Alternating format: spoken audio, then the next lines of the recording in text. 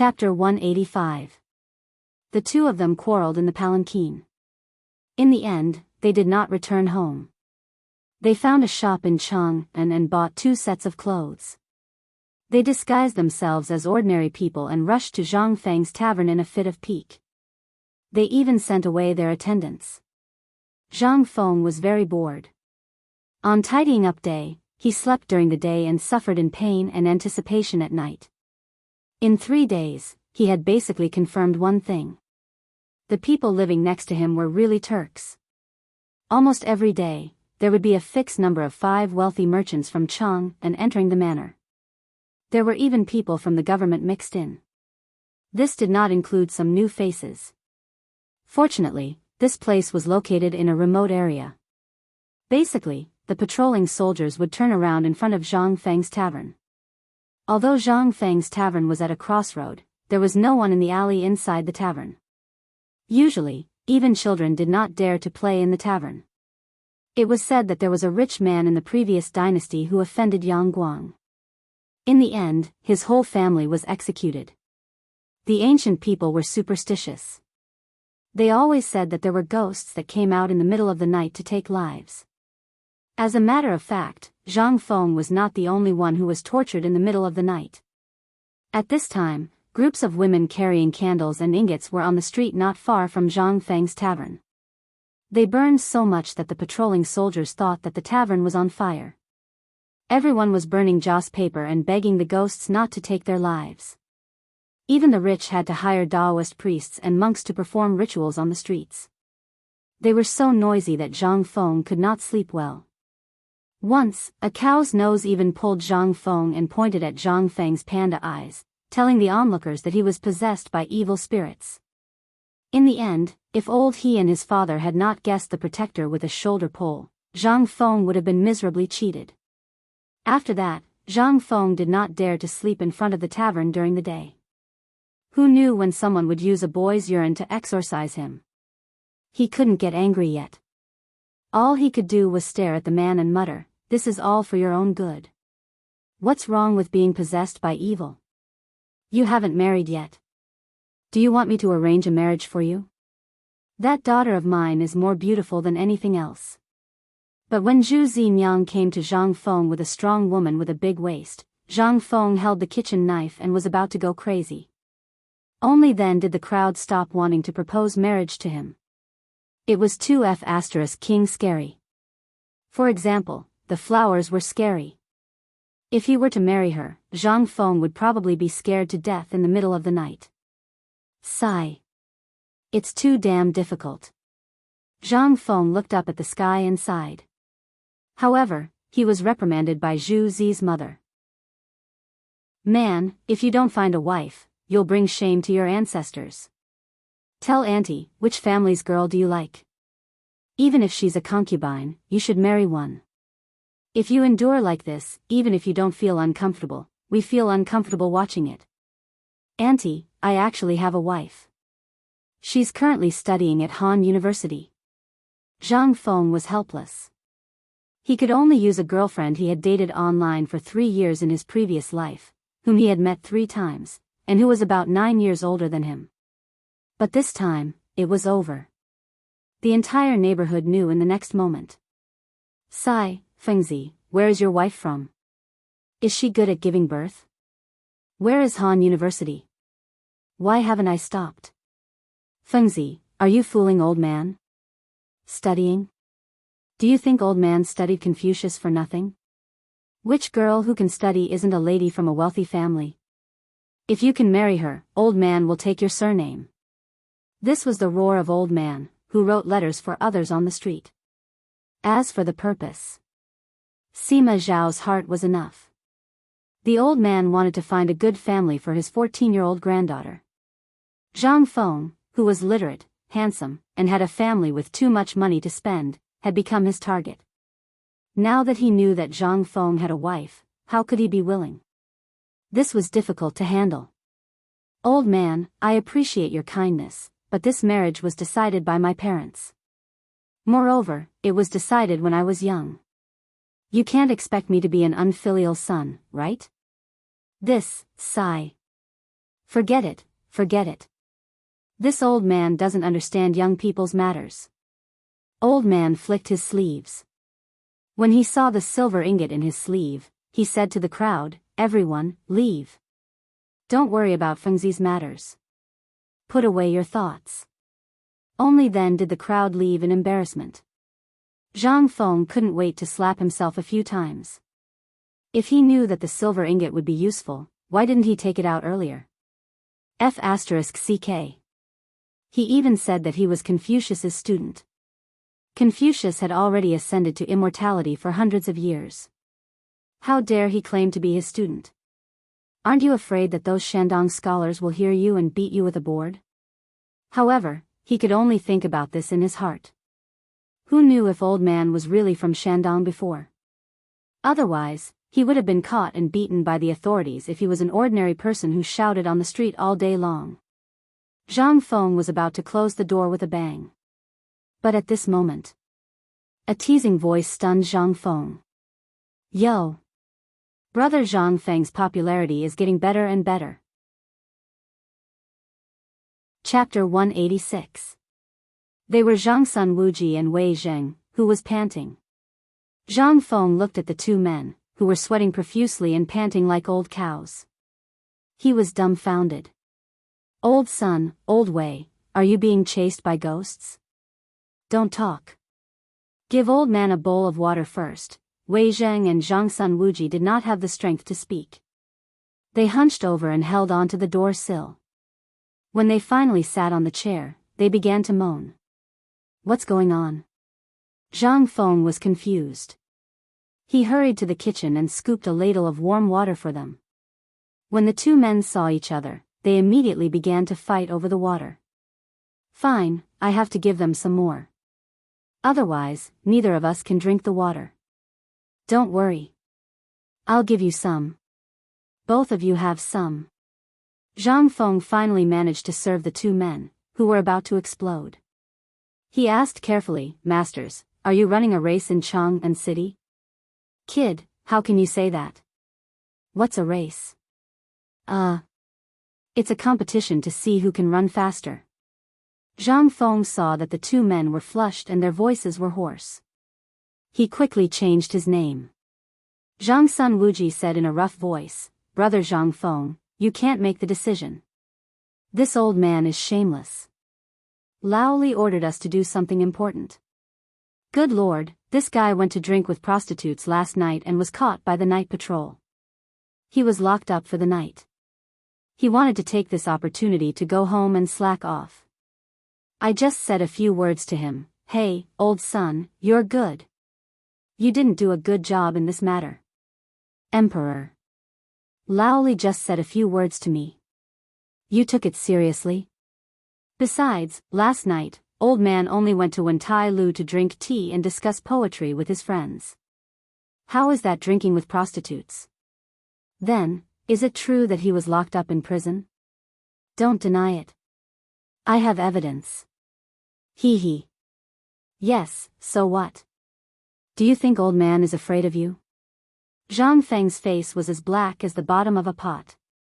He looked speechlessly at the two old men, who were in their 50s, talking about each other like two old kids. What the hell is going on? Lao Tzu was annoyed enough. Zhang Feng was furious. Just as the two old men rolled up their sleeves and were about to fight, Zhang Feng roared, "Don't make a ruckus. Shut up." Needless to say, this roar instantly stunned both of them. After a while, the two of them looked at Zhang Feng with red eyes and thick necks. Zhang Feng shrunk his neck. Please continue. Just pretend that I didn't say anything. He was terrified. But how could they continue now? They said fiercely to each other. They sat on the chairs and sulked after fighting again in the future. Zhang Feng carefully hid in the kitchen. He chopped up the pig offal that he had just braised in the morning and put 2 jars of wine on the table. Until now. The two old men wrinkled their noses and sniffed the aroma. Without waiting for instructions, they picked up their chopsticks and waited with shining eyes. Without waiting for Zhang Feng to put down his plate, the two of them took out the plate and picked up a piece of pig intestine. They started to fight over it. When they saw Zhang Feng, they frowned. "Old son, I can see that you two have a lot on your mind. Did something big happen?" "Yes." When it came to serious matters, Zhang Sun Wuji didn't beat around the bush. As he ate the large intestine, he said vaguely, "Today, there is indeed a big matter. But before we talk about it, shouldn't you tell me where Han University is?" "Yes." Old man thought that he had seen more than half of the Tang dynasty, but I have never heard of Han University. Zhang Feng patted his head. The people were fooled, but how could he deal with these two old men? He could not say that it was a university thousands of years in the future, right? It would be strange if they were not monsters. Haha. Well, let's drink. This is good wine. Come, come, come. Zhang Feng changed the topic and said vaguely. But the two old men were smart people. How could they not know that he was changing the topic? "Brother Zhang Feng, you should talk about Han University. It's not too late to drink while talking." "Yes. I'm really curious about this matter. I was thinking if I should go to Junla to find you a beautiful woman. But I just heard that you have a wife. What's going on?" "Fine. I can't hide anymore," Zhang Feng sighed. At this time, he finally understood the price of lying. Often, a casual lie would require countless lies to make up for it. This was just the beginning, and it was already like this. What about later? Zhang Feng felt a headache just thinking about it. Han University, it's a place in the southern foot of the Qinling Mountains. We call it Han University. It's a place between Liangzhou and Lizhou. Oh. The two of them thought for a long time and finally asked. "I've heard of that place. I heard that it was the place where Liu Bang rose to power during the Three Kingdoms period. Is it there?" Old Wei, you know that place too." "Yes, it's there. My house is in a place called Nyangzi Pass in the southern foot of the Qinling Mountains." "Nyangzi Pass?" Wei Jing thought for a while and looked at Zhang Sun Wuji. "I've been there before. It's a good place, but it was destroyed in a war and a flood. I haven't been there in recent years." "Oh right, there's a big family there. I think their surname is Zhang. Are you the son of that family?" Hearing Wei Zhang's words, Zhang Feng slapped his thigh and said, "Yes." "Are you talking about the family at the dam in Nyangzi Pass?" "I think so. It's been too long. I can't remember where I stayed when I was marching, so I have some impression of it." Zhang Feng sighed in his heart. Finally King fooled them. Chapter 187. Zhang Feng had the urge to cry. Status was the most taboo thing for a person. Previously, when he was with Lao Li and the others, they would ask him about this and that when they had nothing to do. However, he always played dumb. He knew that there would be a day when he could not hide it. However, there was nothing he could do. However, just a few days ago, when Zhuzi's father was squatting under the crooked tree and telling him about their escape, he found out about the existence of such a place. When Zhuzi's father talked about the glory of the Zhang family, he almost thought that Zhang Feng was the young master of that family. From what he said, Zhang Feng's age seemed to be the same as the young master of that family. They also looked very similar. All right. Since that was the case, Zhang Feng and Zhuzi's father talked about the Zhang family in detail. Basically, the Zhang family's 18 generations of ancestors were revealed. He even clearly stated who the young master of the Zhang family was engaged to. In the end, Zhang Feng asked how he knew so much. In the end, he found out that Zhuzi's father was someone who lived near the Zhang family. He worked for the Zhang family all year round. How could he not know the situation of the main family? This was the reason why Zhang Feng could casually mention these places just now. The matter was explained clearly. At this time, Zhang Feng also seemed to be very comfortable. People had to have roots. The faster they rose, the more they had to have roots. This was the origin of the so-called roots in the feudal era. Zhang Feng was someone who would enter the imperial court in the future. Even if he did not enter the imperial court, he was destined to be extraordinary. If he did not have a status, he would not be able to stand tall. This was society. The system of feudal society was like this. If you wanted to climb up, there would always be people who would obstruct you and want you to be smashed to pieces. Now, Zhang Feng was not afraid. Although he did not know how high the price would be, at worst, at the last moment, he would use a big lie to cover up today's lie. However, he knew that if he stood high enough one day, even if the emperor found out that there was a problem with his status, he would not do anything to him. Because. In his blood flowed the blood of the Han people. That was enough. What's more, the emperor was someone who could even spoil the daughter-in-law of the Chang people. To him, it was a piece of cake. Identity? In the eyes of the emperor, that was nothing but a fart. If he says you have it, you have it. If he says you don't, you are nothing. Now, whether it was Zhang Feng, Zhang Sun Wuji, or Wei Zheng, they were all relieved. Only now did they truly acknowledge Zhang Feng. At the same time, he was shocked. How could a 20-year-old youth have such godly talent? Brother Zhang Feng, do you know what I'm thinking now? Wei Zheng looked at Zhang Feng and patted him on the shoulder. I used to think that a man would definitely protect his country or enter the imperial court as an official. That would be the most important thing in life. But today, I don't see these two things in you. Don't tell me you don't want to. Yes. Zhang Feng nodded honestly. Who doesn't want to stain the battlefield with blood and be buried in horsehide? That kind of hot-bloodedness makes one's blood boil just thinking about it. Who doesn't want to be in that kind of situation? But. Zhang Feng shook his head. Zhang Sun Wuji sucked a piece of small intestine in one gulp and patted his oily hands, praising, what a great saying, the bright mirror grieves for white hair. Brother Zhang Feng, then, you want to. Zhang Sun Wuji never forgot his original intention. He wanted to rope in Zhang Feng. Now that he saw the opportunity, he hurriedly tried to rope him in. No.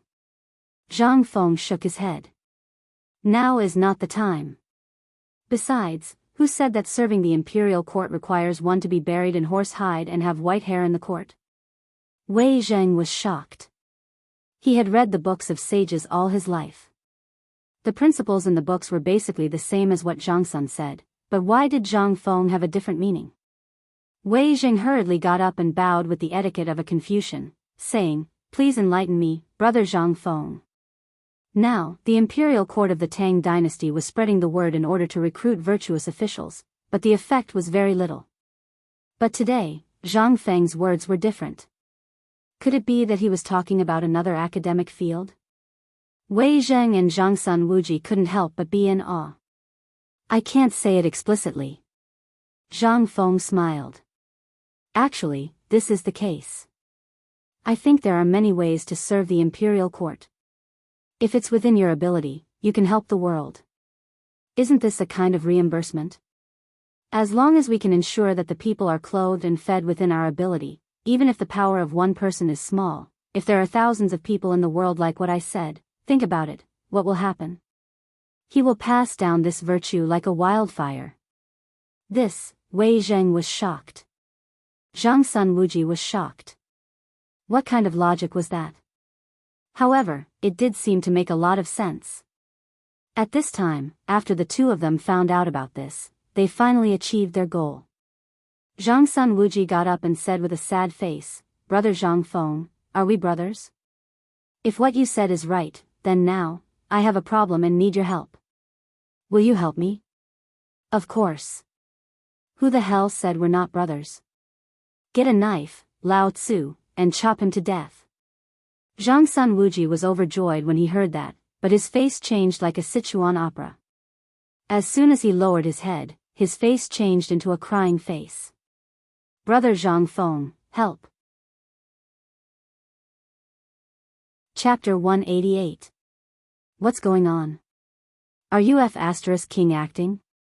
Why don't you go to the Oscars? Lao Tzu guarantees that you'll get the Best Actor award. Really? I swear. Zhang Feng gave Zhangsun Wuji the middle finger in his heart. However, the corners of his mouth twitched as he asked, "Old son, do you have to do this? We're brothers. Just tell me what it is. As long as it's not life-threatening, Zhang Feng will definitely help you." Really? I'll keep my word. Good. I've been waiting for you to say that. Now, the emperor is furious. He heard that there are many Turkic spies operating in Chang'an city. Lord Zhangsun was scolded badly. In the end, he came to me and scolded me. He wants us to cooperate with them to find out who's hiding in Chang'an city. If we can't stop. Zhang Feng didn't feel good at all. He immediately got up and gave a fist salute. Please enjoy. I'll take my leave now. As he spoke, he was about to slip away. This is King Deadly. Just a moment ago, he was still warning his neighbors not to provoke these people and to run as far away as they could. He was even considering if he should find another place to hide. Now, look at the unlucky Zhangsun Wuji. The emperor scolded you because he thinks highly of you. Just let him scold you. You shouldn't King hurt others. Now, you've King hurt others. Lao Li too. If you have nothing to do, what can't you do? Even if you wash a piece of mud in the river for fun, Lao Tzu will still praise you. Now, look at what you've done. You've flattered the wrong horse. No. You've hit the horse's balls. If you want to die, why are you dragging me into it? Wei Zheng and Zhangsun Wuji were completely dumbfounded when they saw Zhang Feng making such a big commotion. However, when Zhang Feng opened the door and was about to go out, the two of them sped up and grabbed the back of Zhang Feng's collar to bring him back. I say, little brother. Why are you running? I need to pee. Come on. I knew you were a coward. Zhangsun Wuji curled his lips and said, "This isn't difficult at all. I heard from Lao Li that the group of kids at the entrance of your shop are all your informants. You're really a genius to have someone like that in front of you. That's why we're here to ask you for advice. As for other matters, the officials will naturally take care of it. If you're afraid, I'll have someone send you a few well-dressed boys. By the way, my son has practiced a few moves before. Old Wei's silly son has also learned martial arts for a few years. Old Chen's son is also there. Is that enough to ensure your safety? Fine. You bunch of cheaters. You're thinking of ways to stuff your son here with me." Zhang Feng said snappily, "I'll take care of my own safety.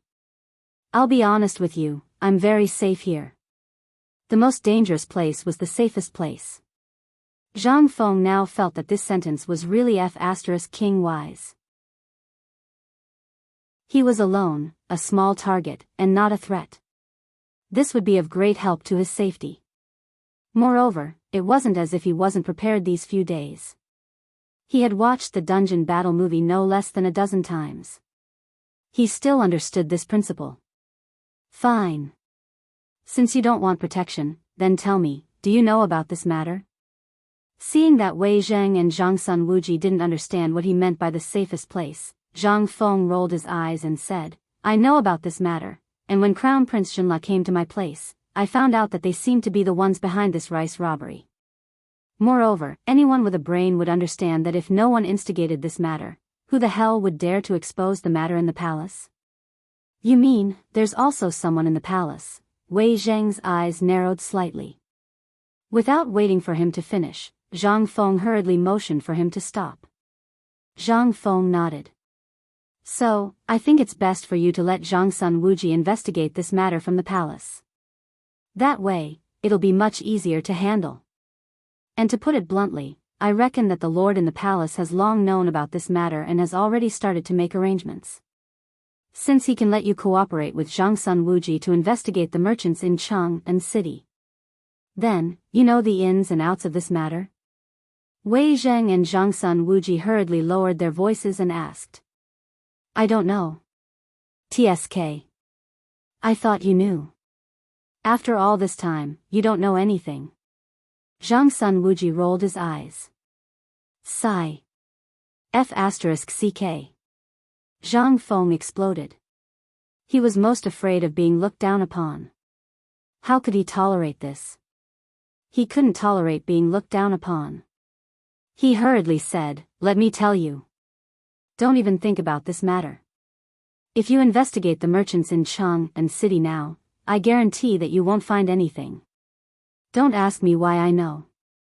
If you ask, I just don't know. Let me remind you, if you want to investigate this matter, you have to go outside. Go outside and investigate. You'll be able to find the source of this matter once you investigate that place." Outside? You mean, they've shipped it out? Chapter 189. Ahem. Zhang Feng drank a bowl of wine mysteriously. He leaned back on the recliner and snorted a few times. There are some things that need more of this. If you don't use it, you'll lose it sooner or later. Zhang Feng pointed to his head. These inexplicable words made Zhang Sun Wuji and Wei Jing confused. But seeing that Zhang Feng stopped talking about this matter, they could only jest with Zhang Feng for a while. After drinking, the two of them left contentedly. But it was obvious that they left with a lot on their minds. The Imperial Palace. On the Vermilion Bird Bridge of the Imperial City. Wei Zheng and Zhang Sun Wuji squatted on the bridge in a daze. They wanted to go to the Emperor, but they didn't dare to. They could only sit here and think. "Hey, old man, what do you think Brother Zhang Feng meant by his last words? He said you're brainless. Get out." Zhang Sun Wuji frowned and said, "I have a feeling that Brother Zhang Feng always wanted to say something but stopped. Did you notice?" "Yes." Wei Zheng nodded. "That's really a rare thing. Didn't you talk about it in detail before? What's going on this time? Is he really afraid of death?" "Him? Afraid of death?" Zhang Sun Wuji smiled. If this guy was afraid of death, he wouldn't have said those words in front of the Emperor. Think about it, if these words were said to others, who would still be alive? That's true, the two of them fell into silence again. However, at this moment, from afar, a small yellow door ran over, gasping for breath. "Prime Minister Wei. Lord Zhang Sun. Your Majesty. Your Majesty." The two of them were shocked. They took a closer look and found that this person turned out to be Xiao Gizi by the Emperor's side. They hurriedly got up and asked, "What's wrong with the Emperor?" "Your Majesty. Your Majesty asked you to go see him. In the pavilion in the middle of the lake in the Imperial Garden." Li Shimin sat on the soft couch and flipped through the memorials. As for Zhang Sun Wuji and Wei Zheng, they were like air, standing outside the pavilion with their bodies bowed under the sun, standing there. Sweat and the effects of alcohol almost made the two of them faint. However, the Emperor acted as if he didn't see the two of them and continued to read the memorials. Even Xiao Gizi, who was beside him, wanted to speak twice, but after thinking about it, he still closed his mouth. After an unknown amount of time, just as the two were on the verge of collapsing, Li Shimin lightly coughed and dismissed the crowd, indicating for the two to enter the pavilion in the middle of the lake. She handed a pot of herbal tea to the two of them and said with a playful expression, "I told you to do something, and you just sat on the Vermilion Bird Bridge to embarrass me? No, Your Majesty, you've wronged this old subject." "Oh." Li Shimin put down the memorials, looked at Zhang Sun Wuji, and asked, "Then I'd like to hear how I've wronged you." "This old subject and Prime Minister Wei went to Zhang Feng's little tavern today." "Oh. I remember now. I still remember that the two of you ran wildly through the streets of Chang'an city in a fit of pique. Is that true?" The two of them couldn't help but lower their heads at this question. Li Shimin said again, "I remember that the chamberlains of Jin Wu secretly caught at least 30 people who were following you. I'll say it one last time. Brother Zhang Feng is my brother. His safety cannot be compromised. If you're angry, I don't care. However, if you implicate Brother Zhang Feng, you know the consequences. Hearing this, the two of them hurriedly knelt on the ground. This subject knows his mistake. Forget it, get up. Sit. Tell me, what did Brother Zhang Feng say? The two of them heaved a sigh of relief when they heard this, but they couldn't help but feel a chill in their hearts. More than 30 people who were following them? Weren't the Turks too arrogant? If they secretly shot an arrow at them, then the two of them couldn't help but break out in cold sweat. However, this was clearly not the time to think about this. Wei Jing collected his emotions and said, "Today, this subject and I have confirmed Brother Zhang Feng's identity. He's from Nyangzi Pass. Your Majesty should have known that place at the time." Nyangzi Pass? Could he be a descendant of the Zhang clan? Didn't I hear that his family was destroyed in a flood and landslide, and no one survived? Zhang Sun Wuji thought for a while and said, "Your Majesty, when this subject heard about this, I specially sent someone to Nyangzi Pass to inquire about the young master of the Zhang clan. His whereabouts were unknown, and even his body was not found. He must have come ashore in the flood and then came to Chang'an to seek refuge. And his tavern now is considered the property of the Zhang clan in Chang'an." Oh. With Zhang Sun Wuji's explanation, Zhang Feng's identity was finally revealed. If Zhang Feng was here, he would really be excited to go to Nyangzi Pass and set off a cart of firecrackers for the missing young master of the Zhang clan. Then what does this matter have to do with the task I asked you to do? Yes. At that time, this subject also felt that the place where Brother Zhang Feng was at was too dangerous, so I wanted to ask my son to protect him. But he said where was the safest place? Hearing this, Li Shimon's face suddenly changed. He asked, "Did Brother Zhang Feng really say that?" "It's absolutely true." Li Shimon's eyes suddenly burst out a trace of killing intent. "Oh no. Idiot, Brother Zhang Feng is in danger." Chapter 190. What? This, Wei Zheng and Zhang Sun Wuji suddenly had goosebumps. How could there be danger? However, the next moment, Wei Zheng immediately felt the world spinning around him. He cried sadly, "I finally know why Brother Zhang Feng always spoke so strangely today. Why he was so eager to drive us away. It turns out that he didn't want us to be in danger. God. I know I was wrong." Wei Zheng wailed. Zhang Sun Wuji was not any better. Li Shimon was anxious. He grabbed Zhang Sun Wuji's collar and asked, "Tell me, what is going on?" "Your Majesty, this is what happened. We originally wanted to ask Brother Zhang Feng to help us find information about the spy in Chang'an. However, Brother Zhang Feng avoided the topic. Finally, after I asked, he said that the cause of this matter was Your Majesty's stockpiling of grain." What? Li Shimon was shocked. And then?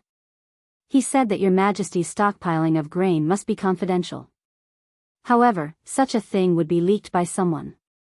This person either wanted his whole family to die or was a spy. A spy? There is a spy in my palace? Li Shimon's face was so gloomy that it was about to drip water. He asked again, "Tell me everything that Brother Zhang Feng said, without missing a single word."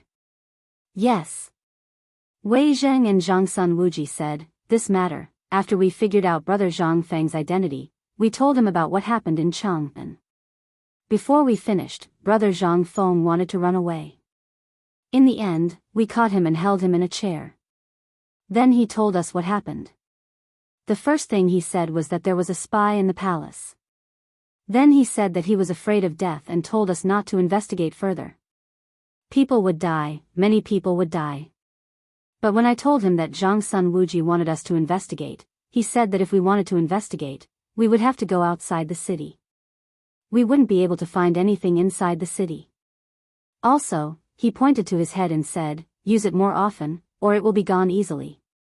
I didn't know what was going on back then, but now, the two of them couldn't continue. Was there even a need to ask? There's no need. Li Shimon and the others were not fools. It was clear now. Can't Chang'an investigate? Why couldn't they investigate? There must be someone from the government covering for them. Moreover, the merchants also seem to have hooks and sickles. Under such circumstances, how could they investigate? Who could find out anything? If they were to investigate now, all the clues would be lost.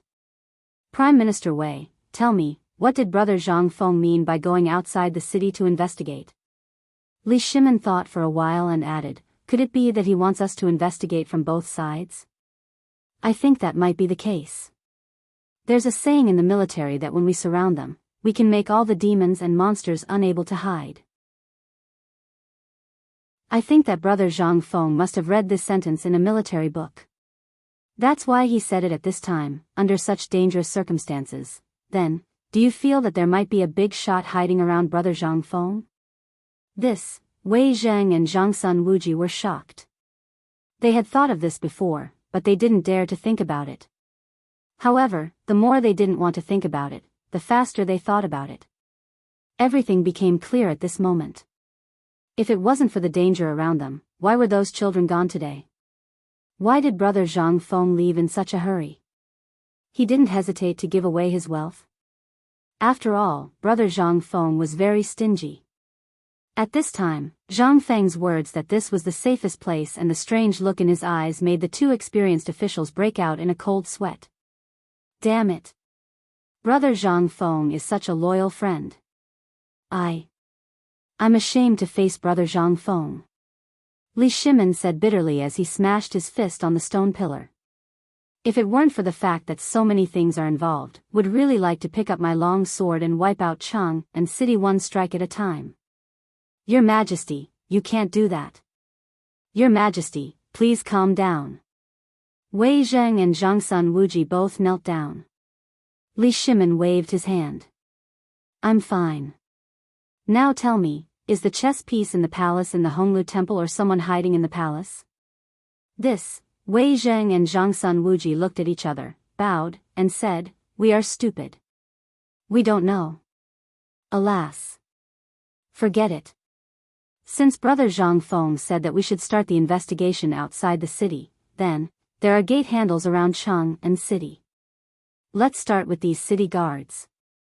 Your Majesty, the city guards are basically old Chang's subordinates. I think, here should be, Zhangsun Wuji wanted to say something, but stopped. Li Shimin said impatiently, if you have something to say, just say it. I have an immature idea. Then don't say it. Zhangsun Wuji almost choked. He said quickly, I think the rivers that run through the palace are the biggest suspects. I think we can start the investigation from there. Oh. Li Shimin's eyes lit up. Then which river do you think is the most likely? The Yong'an Canal. The Yong'an Canal goes straight down and then enters the Ba River. It can enter Luozhou in the south and Qinling in the west. The waterways are complicated. We can't trace it. The Yong'an Canal. Chapter 191. The conversation in the imperial palace soon ended. But after the conversation, Zhangsun Wuji no longer cared about anything in Chang'an city. He even stopped working on the cooperative and focused on the construction of the cooperative in Luozhou. Wei Zheng finally returned home after the conversation. It was as if nothing had happened just now. This caused the triangular-eyed man's eyes to flicker slightly. Then, he disappeared from the palace. After a few leaps, the man's huge palm clung onto a wall of the Chamberlain of Dependencies like a bat. The man's eyes were like a poisonous snake, but his arms were like an ape. After the group of guards from the Chamberlain of Dependencies had left, he quietly entered a room in the Chamberlain of Dependencies. As soon as he entered, a man in a purple robe glanced at him and asked, "Is there any news from the Imperial Palace?" "No, it seems that His Majesty didn't say anything." "Well." The other two men, a strong man named Sok, grinned. "Want to investigate us? Let's see how the Tang Emperor will find out." The eyes of the other Tuyuhan man with a curly beard flashed. "Sok, don't say that. I think our people should be more restrained for the time being." I think His Majesty the Tang Emperor should have noticed something. Haha.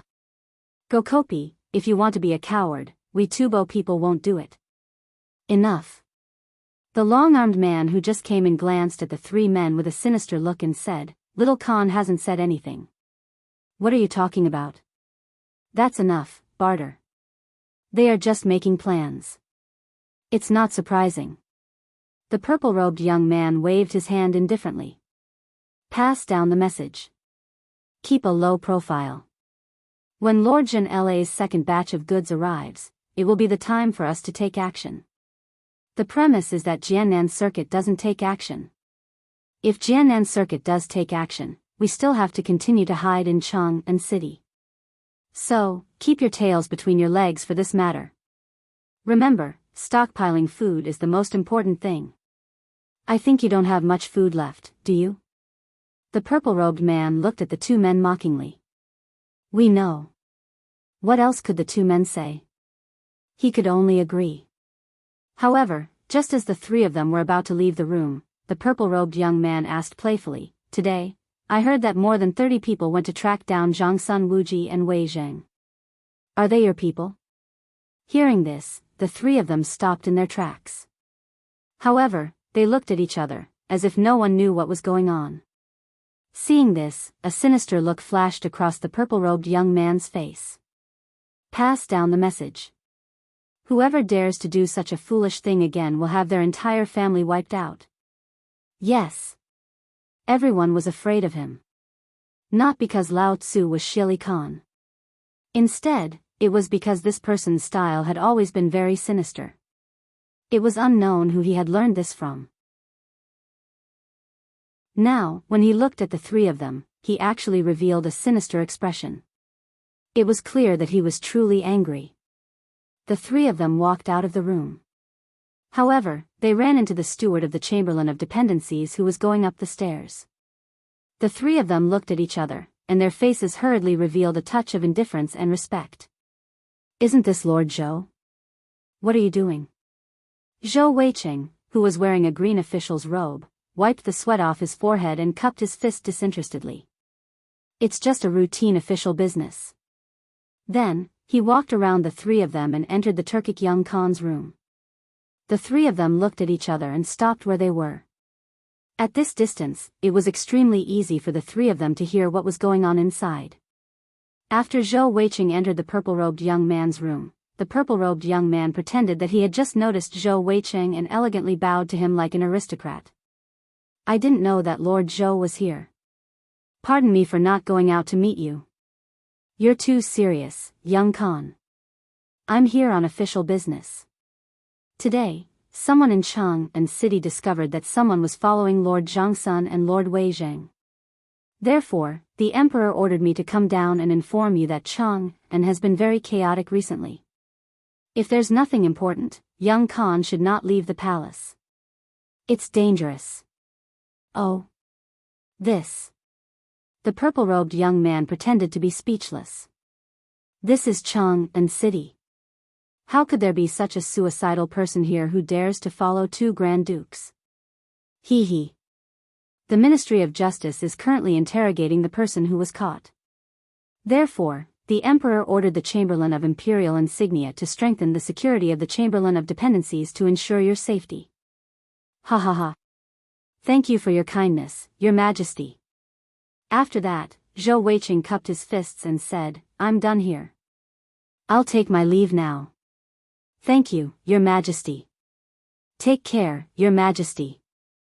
After seeing Zhou Weicheng off, the purple-robed young man's face was so dark that it was about to drip water. If this Khan finds out who is messing around, this Khan will grind the bones of 18 generations of your ancestors into powder. You're just an animal who can't do anything right. He was furious. This was a critical moment. Zhangsun Wuji and Wei Zheng are the Grand Dukes of the Tang dynasty, right? If you have nothing better to do, why the hell did you go to Chang'an City? King bastard. The purple-robed young man clenched his fists so tightly that his knuckles cracked.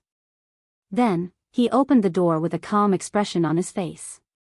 Under his gaze, groups of heavily armored soldiers surrounded the Chamberlain of Dependencies. How are those the Chamberlain of Imperial Insignia? They're the garrison of the Tang dynasty stationed in Chang'an. Chapter 192. Zhang Feng was depressed.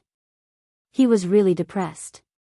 Ever since he found out that there was a Turkic spy living next door, he had been panicking. He had cursed the system hundreds of times in his heart. Then, he kept his head down and ran in the tunnel, digging out the tunnel with shovel after shovel to make it as comfortable and spacious as possible. There must be a vent in the tunnel. He thought for a long time and finally decided on the chimney. On one side of the chimney, there was a fire outlet. In this fire outlet, he put a bamboo pole and opened the bamboo pole. This was a simple vent. Then, he installed bamboo tubes in all the places in the room where the vent could be placed. On one hand, it was for safety, but more importantly, it was for light. He had watched many ancient movies and TV series. Basically, all the houses in this era were made of wood, so it was easy to catch fire. They also took advantage of this. When there was no other choice, everyone's favorite thing to do was to set the house on fire and destroy the evidence. At that time, if Old Wei could guess what he meant from his words, then he really had to make sure he was safe. This tunnel was his safety barrier. The tunnel was not big, only enough to fit a bed, a toilet, and some simple toiletries. Zhang Feng even stored a lot of dried meat here. Just in case, he could come in at any time. He did not know how long he would have to hide. So, he had arranged everything here properly. However, even so, he was still very depressed. He thought that Old Wei was the smartest person besides Lao Li. He did not expect him to be so blind. She just didn't know if he had understood the last sentence clearly. If he did not, then it would be fine. But if he did, then it would be best. He was not afraid of their intelligence, but he was afraid of the emperor in the palace. If he got angry and sent a large army to attack, then it would be terrible. He did not want the small tavern to suffer. He did not know if this small G tavern was directly related to the binding of the system, so he had to stay here until the activation of the system. Otherwise, he was afraid. The Tang dynasty was too dangerous. If he entered the palace one day and did not have the system with him, he was afraid that he would not be able to defeat this guy. In history, if this man was a good man, he would rather chop off his own head if he dared to mark the streets of Chang, and with the words, 9982 Li West Straight Road, to show his sovereign territory. The people around this master were all King shrewd. There was no need to talk about Wei Zheng. To be able to be called a human mirror, it was easy to imagine how powerful he was. However, he wasn't afraid of Wei Zheng. He was confident that he could toy with Wei Zheng. But this Chang person, Zhang Sun Wuji, and the emperor, made him feel uneasy. Sigh. Zhang Feng shook his head. He chewed on a piece of straw that he pulled off from the bed to stop himself from thinking about those annoying things. Now that it was quiet, he had the urge to go next door and take a look. After shaking his head hard, Zhang Feng got up and walked out of the small tavern. He squatted at the entrance of the small tavern and looked at the bustling street on the other side. Compared to the empty street he was on, Zhang Feng suddenly felt excited. That's right. If he could build a house on the second floor of Lao Tzu's small tavern, he would not have to be afraid anymore. Even if he was surrounded by soldiers, he just needed to climb down the rope ladder and say Zhang Sun Wuji's name and Lao Tzu would be fine. At this thought, Zhang Feng hurriedly found the dog and asked him to buy a wooden plank for him. He wanted to tidy up a room on the second floor of the tavern. While Zhang Feng was busy building because he had found a sense of security, he encountered an extremely troublesome matter in Luozhou City. At this moment, in Luozhou City, in a single night, the hair on the head of the Luozhou provincial governor had disappeared without a trace under the demonic claws of the shrew. At this moment, the Luozhou provincial governor was squatting in front of the residence of Duke Lu, Ho Junji, waiting for an audience. A moment later, a servant opened the door and lazily said, "Come in." The Luozhou provincial governor hurriedly got up and followed the servant into the residence. The moment he entered, Ho Junji put down the book in his hand and laughed. "Lord Wei, what happened to your hair?" Hearing these words, the Luozhou provincial governor Wei Yujie wanted to cry. "Lord Duke! You have to save me. What's wrong?" Ho Junji deliberately frowned. He pretended to be displeased and said, "As an official of the imperial court, how can you cry like this?" "Lord Duke! It's not that this lowly official is crying, it's because this subject really couldn't do it. Moreover, this subject has distributed all the money in the Luozhou treasury. 3 days have passed. This official brought people to check the accounts, but those people lied and said that they didn't know about this matter." Oh. Only now did Ho Junji realize that this matter had truly gotten out of hand. Moreover, the emperor had secretly ordered him to cooperate with the Luozhou provincial governor and unfold this matter in Luozhou. But now, he realized that this matter had gone a little too far. "How much money did you release?" "This subject has released it.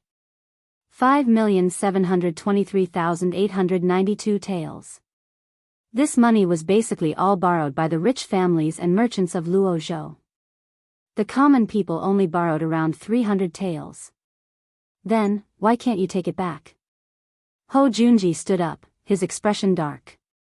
"Don't they know that this is His Majesty's money? They're rebelling." Chapter 193. More than 5 million taels of silver. This was a huge sum. If it was just a small sum, he really wouldn't have cared. Moreover, the emperor had already prepared himself to suffer some losses for this matter. But if this 5 million taels were all wasted, the emperor would really kill them.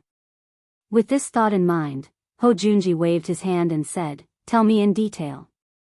What is the reason for this matter?" "Yes.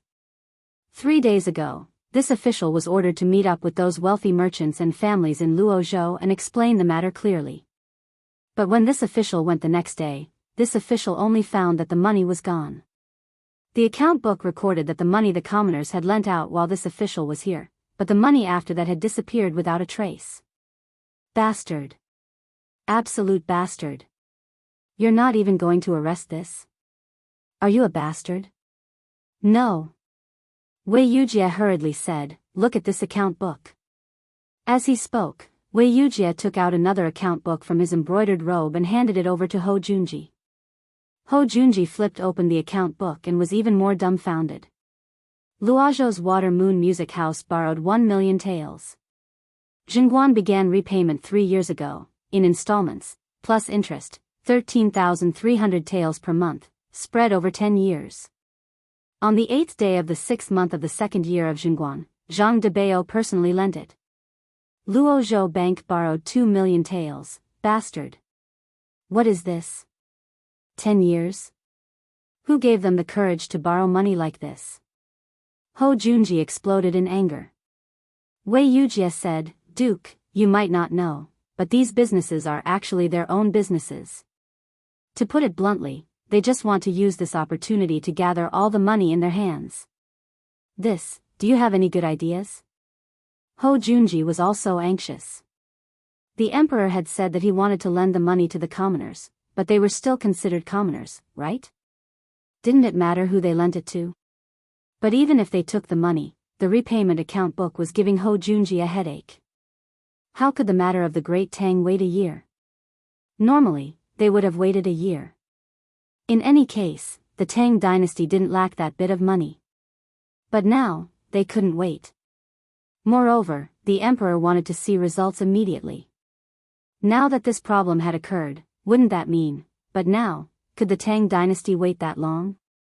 Moreover, he was clearly trying to take advantage of the situation, and not even Ho Junji could say anything about it. "Duke, regarding this matter, what do you think? What should this official do? This lowly official only has a month's time. If this continues, not only will I not be able to get back the 5 million taels of silver, the commoners won't be able to get any benefits at all. I begged the Duke to think of a way." As Wei Yujie spoke, he was about to kneel down. Ho Junji frowned and said, "Governor, there is no need for this. This matter needs to be discussed at length. This is also His Majesty's experiment." Ho Junji thought for a long time. Then he said, "How about this, you take out the taxes in Luozhou first. This time, you must personally supervise this matter and immediately write a letter. You must report everything that happened today in detail." "Will this work?" "Duke, there's less than 1 million taels of tax left in Luozhou. Moreover, unauthorized use of taxes is a crime punishable by the execution of 9 generations of the family. Right now, we can only do this. Old man should also write a letter to report this matter to His Majesty. Be at ease and send this letter as well." As he spoke, Ho Junji wrote down a detailed memorial to the throne and handed it to Wei Yujie. Wei Yujie thanked him profusely and left. Once Wei Yujie was gone, Ho Junji called out, "Steward. Master. Immediately take out all the silver that the manor can take out, and then have Ho Jia personally deliver the silver to every citizen." "Master, the steward was dumbfounded. The Duke residence had less than 10,000 taels of silver in total, and this was clearly a bottomless pit. How could it fill the stomachs of all the people of Luozhou? Go and handle this matter." Yes, Ho Junji did not return the account books to Wei Yujie, because he saw an enormous benefit in them. Since the emperor was in such a hurry to do this, and while the monthly profit of 1 tael of silver was only a few copper coins, if this continued, wouldn't all the money in the world end up in the emperor's pocket? If each person contributed 1 copper coin, how much would the hundreds of thousands of people in Luozhou be worth? And this didn't even include the loans from the merchants. If the hundreds of thousands and tens of millions of taels of silver were added into the equation, then, Ho Junji was no fool. Although he could only see a vague shadow, he was a smart man and an ambitious schemer. From the emperor's every move, he could see one thing. The emperor's butcher's knife had been raised high. These idiots still dared to take advantage of this loophole? He. Ho Junji coldly chuckled, his hands held behind his back as he looked at the words on the table. These words were bold and forceful. The content of the words was the poem that Zhang Feng had written on the wall that day. "Zhang Feng, just who are you?" Chapter 194.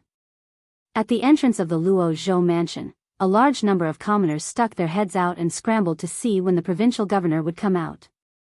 Yesterday, they heard that the emperor was going to give out silver. How could this be? Everyone was stunned.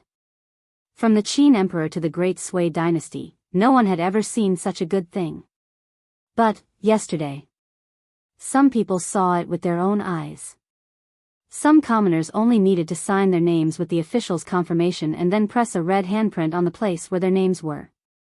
After the official proved their identity, they would get the silver they wanted. Every month, they only needed to pay a few copper coins and pay the interest. What was this? It was a good thing that money fell from the sky. Yesterday, some people received the silver and went home happily. But more people were watching. But in the end, when they heard that millions of silver had entered the pockets of those merchants, they couldn't help it. All the commoners were poor. Even the house they lived in was propped up with wood. They did not have the money to repair it. However, if they could really get the money from the government, not only would they be able to repair the house, they would also have some money left over to buy some furniture. They could even have a few meals to fill their stomachs. There were also some people who were squatting at the entrance of the provincial governor's mansion with their identity certificates, hoping to get some silver to buy a set of things to live on. It's almost the end of the day. The provincial governor's certificate still hasn't come out? Yeah. Yesterday, he said that he would give out silver at the entrance of the provincial governor's mansion. Why is he still not here at the end of the day? Could it be that the provincial governor is making fun of us? It can't be, right? I saw with my own eyes that Galftover's father received an ingot of silver. That fellow seems to be in high spirits today and is working especially hard. Hiss. He really got it? Everyone was shocked. Creak. just when everyone couldn't wait any longer and started to talk about it. The tightly shut door of the provincial governor's mansion finally opened. Following the opening of the heavy door, a group of armored soldiers wearing shining Mingguang armor and shining Immerse sabers with threatening cold air could be seen. They neatly divided into two groups and walked out of the provincial governor's mansion. When the crowd saw the armored soldiers, they were even more shocked. He hurriedly shut his mouth and let go of the gate of the provincial governor's office. Following the appearance of these two groups of armored soldiers. Soon after, civil officials and government officials carried thick stacks of account books and hurriedly appeared at the entrance. Then, soldiers carried 10 large tables and surrounded the provincial governor's manor. As for the officials and civil officials, they sat in front of these tables and spread out their brushes and ink. Until now. Only then did the provincial governor appear in front of everyone. Behind him, boxes with seals were being carried out with great difficulty, placed in front of the provincial governor's office, and opened. The dazzling silver ingots made everyone aghast. However, just at that moment, the 2 rows of soldiers also revealed twisted expressions. They pulled out their Modeo blades and coldly swept their gazes over the crowd. Wei Yujie first cupped his fists to the crowd and then said, "Today, the release of the silver ingots officially begins. But I still have a word of advice for everyone. This is the imperial family's silver ingots. The emperor empathizes with the people and gives you the capital to live a better life. If I find out who dares to squander the silver ingots in brothels, taverns, and gambling houses instead of using it for daily life, I will first punish him with 30 strokes of the cane, and then I will wait for the emperor to punish him. Today, I have 3 requests. Those who are addicted to gambling, alcoholics, and debauches, get out of my sight. If you are found by the officials, you all see these soldiers, right?" Wei Yujie pointed at the soldiers wearing Mingguang armor and said, "Once you are found, if you still dare to deceive me. First, ask this Immerse saber if he is willing." Provincial governor. Don't worry. We are all the people in this city. We all want to take some money back to live a better life. If anyone is a debauchee, let alone the provincial governor, we will not let him go.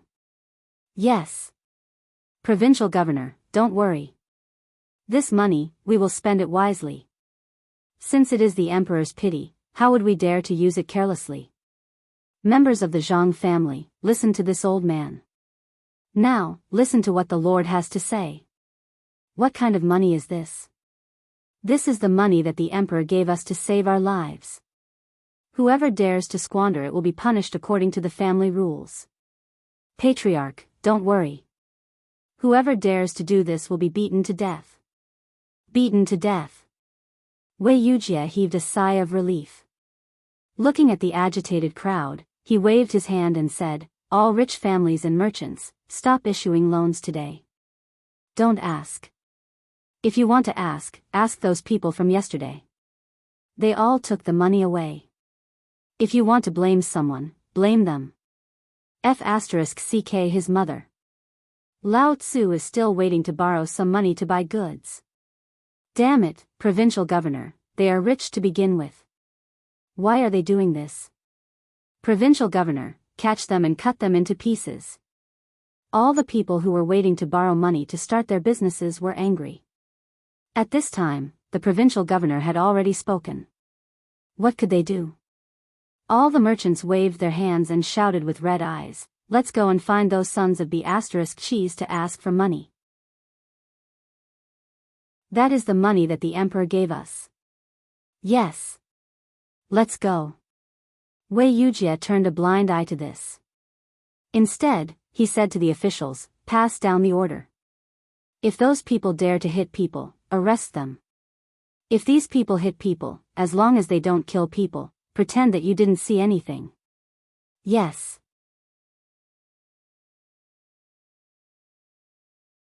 Chapter 195. Liangzhou. This was the main trade route from Chang'an to Longyu Road, which was connected to the western regions. At this moment, Liangzhou was also facing the same problem. The provincial governor of Liangzhou, Wei Ani, was a distant relative of Wei Zheng. Today, he sent 3 secret reports to Wei Zheng. A few days ago, he received a letter from the palace, asking Liangzhou to release all the tax money that was supposed to be sent to Chang'an and lend it to the people according to His Majesty's order. However, everything was fine on the first day, but on the second day, they ran into trouble. This was the center of commerce. Basically, half of the residents in Liangzhou city were merchants. On the first day, Wei Ani took out 7 million taels of silver and distributed less than 30 to 40,000 taels of silver to the small merchants in the city. Basically, the people were watching.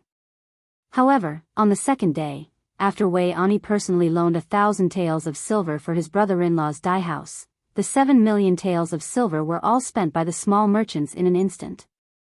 Wei Ani was overjoyed. He had finally solved the matter that His Majesty had asked him to do perfectly. However, on the third day, he was dumbfounded. He had wanted to wake up early in the morning to play with his favorite golden thrush bird in the cage, but he had lost the desire to do so. The clamor outside the mansion scared the birds to the point that they were shivering. How could he not be angry when his beloved bird was frightened? He rolled up his sleeves angrily and was about to go out to see what the guard was doing. Why didn't he care about the commotion outside? However, he was completely dumbfounded as soon as he stepped out of the backyard. There were more than a dozen servants and maids in the courtyard, but now they were all hiding in the room and did not dare to come out. From time to time, there were piles of dried or fresh cow dung flying in from outside the courtyard. How could this be?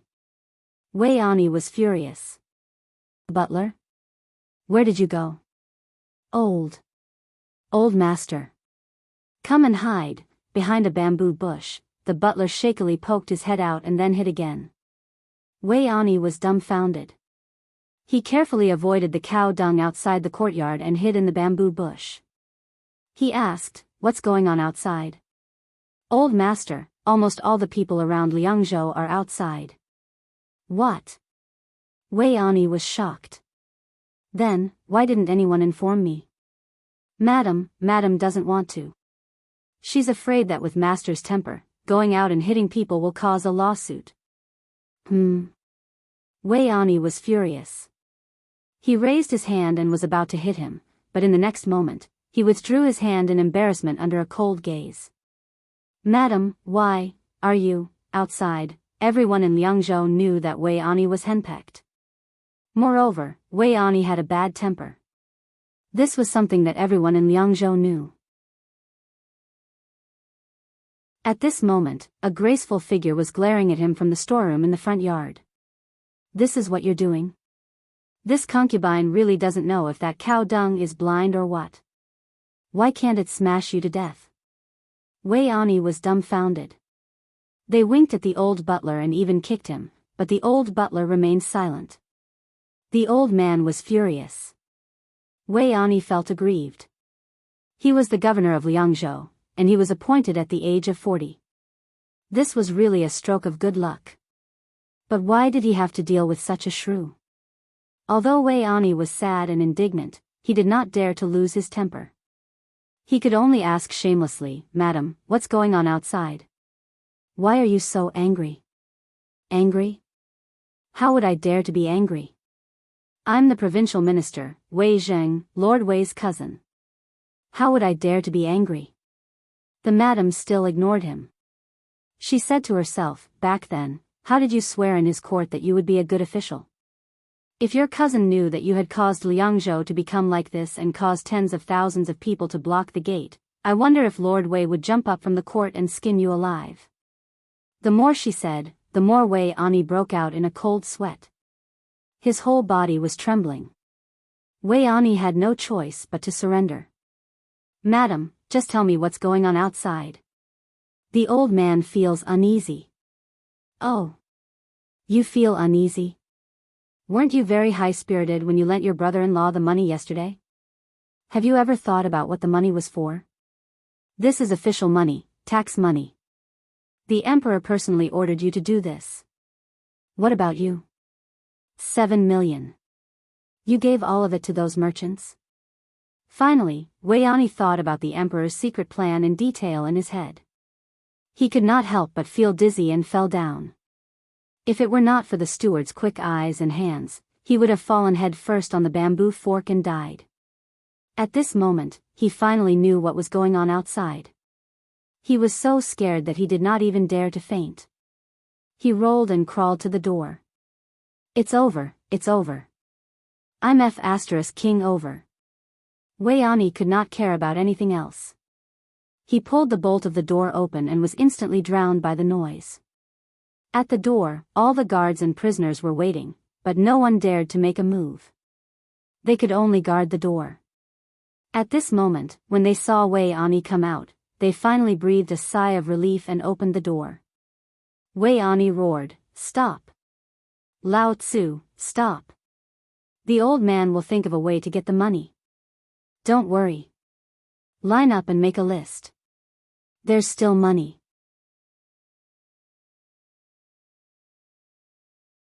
Chapter 196. It seems that Lao Li and the rest have messed up the cooperative. Zhang Feng was lying on a recliner by the door as he listened to Guzi, whose face was covered in snot, spittle flying everywhere. Zhang Feng couldn't help but sigh in his heart. "Brother Zhang Feng, let me tell you. Early this morning, I saw signs hanging at the entrance of a few banks opened by the officials. I asked Lao Xiao to take a look, and he said that it was a closed day. At the entrance of the shops, the people looked as if they were possessed. Their eyes were bloodshot. And I heard from the guards at the entrance that there were thousands of people outside the city gates last night. They heard that Chang'an was distributing money, so they came overnight. But I don't know why, but the officials didn't care about it. They acted as if they didn't see it.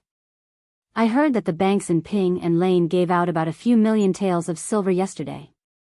TSK, I don't know how many steamed buns can be bought with a few million taels of silver. I heard that one steamed bun costs 5 copper coins. In the world of children, they were not interested in anything except for eating, which was considered to be very clear on the subject. But at this moment, Guzi was also dumbfounded. To him, a few million taels of silver was money that he had never seen before. How much money did it cost him to force a bank to close down? But these words had a different meaning in Zhang Feng's ears. "Guzi, go and find Lao Xiao. Tell him that I want to drink with him." Zhang Feng waved his hand. Guzi heard this, wiped his nose with his tanned arms, and then hurried away. He didn't even wear grass shoes. He waved his hand and let the little boy beside him enter the house. Zhang Feng then slowly went to the kitchen and brought a big pot of steamed buns and a big basket of steamed buns.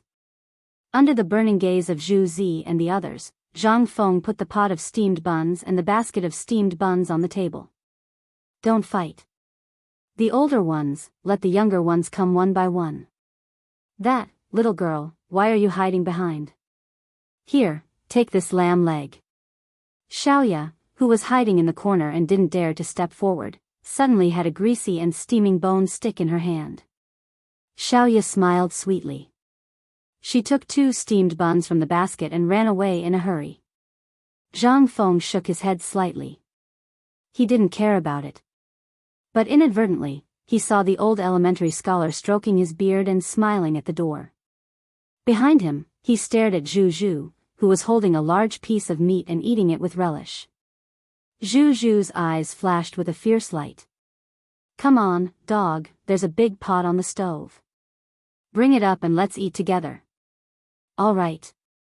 Hearing this, Go Zi ran away with a smile on his face. "Ha ha ha. Brother Zhang Feng, you're really. This old man thinks that he's well read, but this old man admires your actions. If there were more people like you in the world, then our Tang dynasty would not be afraid of being strong and prosperous. Where is the chaos of war in this world? That day will come." Zhang Feng smiled. Come. Old elementary scholar, please sit. It's too boring to be alone, so I came to drink with you to relieve my boredom." "Damn Zhu Zhu's father, I can't drink with him. That guy was born to be a slave. And old he, too. He always wants to find a wife for me. Sigh. You're still the best." Zhang Feng sighed.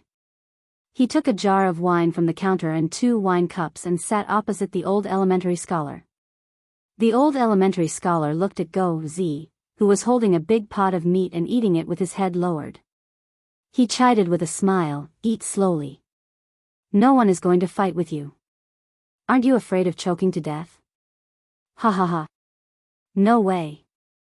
My mother said that I'm easy to feed." Go Z wiped his mouth.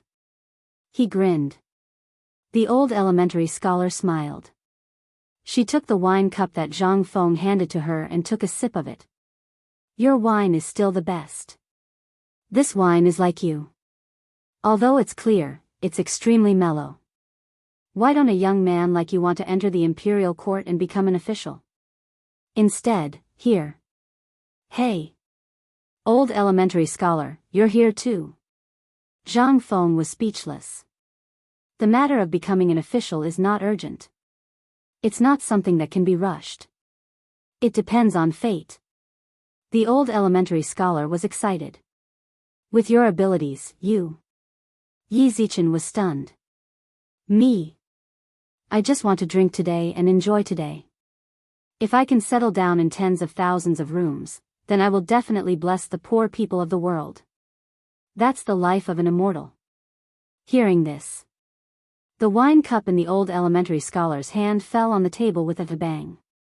He asked with a trembling voice, "Was that a poem you recited just now? This was done by you?" This is a poem written by a senior. I was fortunate enough to hear it. But that senior is no longer in this world." Sigh. The old elementary scholar's eyes dimmed slightly. What a pity. To be able to recite such a good poem, he must be a great scholar. "Do you know the name of that person?" Zhang Feng shook his head. He could not say that the person who wrote this poem had not been born yet, could he? Wouldn't that be sending the old elementary scholar away? Zhang Feng shook his head and said, "Old elementary scholar, let me ask you. Do you know what happened on the street?" "Yes." The old elementary scholar's wrinkled face was filled with seriousness. "This matter has been spread all over the neighborhood. I also went to take a look." Zhang Feng heard this and asked, "What do you think of this matter?" "What do you think?" The old elementary scholar shook his head slightly. "A failure, a complete failure."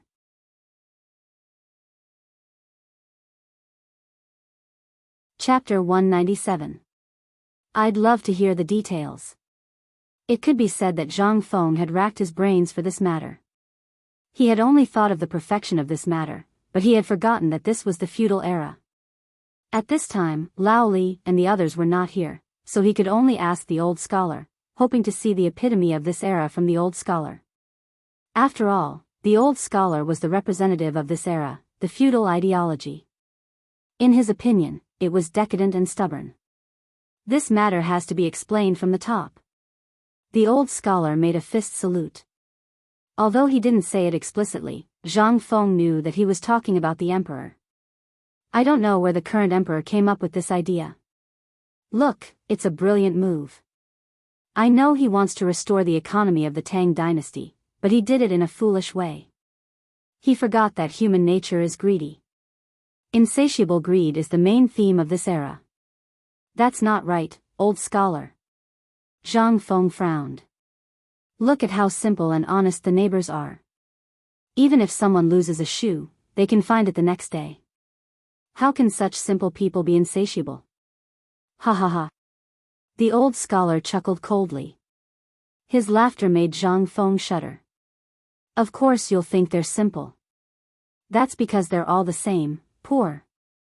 If you put a pot of this in the midst of the poor, try it, just like. Look at them, you understand, don't you?" The old scholar pointed at the children who were fighting for food. Were they so friendly and harmonious when they didn't have this pot of food? But this thing is rare, and they all dream of eating it. Now you think you're helping them, but you don't know that you're actually harming them. Zhang Feng was dumbfounded. How could this be harming them? The old scholar waved his hand, motioning Zhang Feng not to worry. Then he said slowly, "I'm not saying that your approach is wrong. On the contrary, you're doing the right thing. Just like that person, your starting point is right. You all want to help the people around you as much as you can, but you have to remember one thing. They're used to being poor. Now, if you give them a piece of meat, they won't forget the taste of meat. On the contrary, when they see the food at home, they can't help but think of your food. They'll do everything they can to win your favor, just to eat your food. Zhang Feng frowned slightly. Was this the bad habit of feudalism? The old scholar continued, actually, it's not their fault. Who asked them to be poor and can't afford to eat meat? Your original intention was to let them satisfy their cravings, and at the same time, let them get some benefits. But you didn't know that under the beautiful dream of sleeping together, there is a filth that can't be hidden. Think about it. When the day comes when you no longer give them meat to eat, what will they do?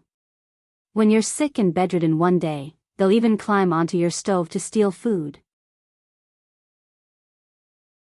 You're spoiling a child and making him go astray.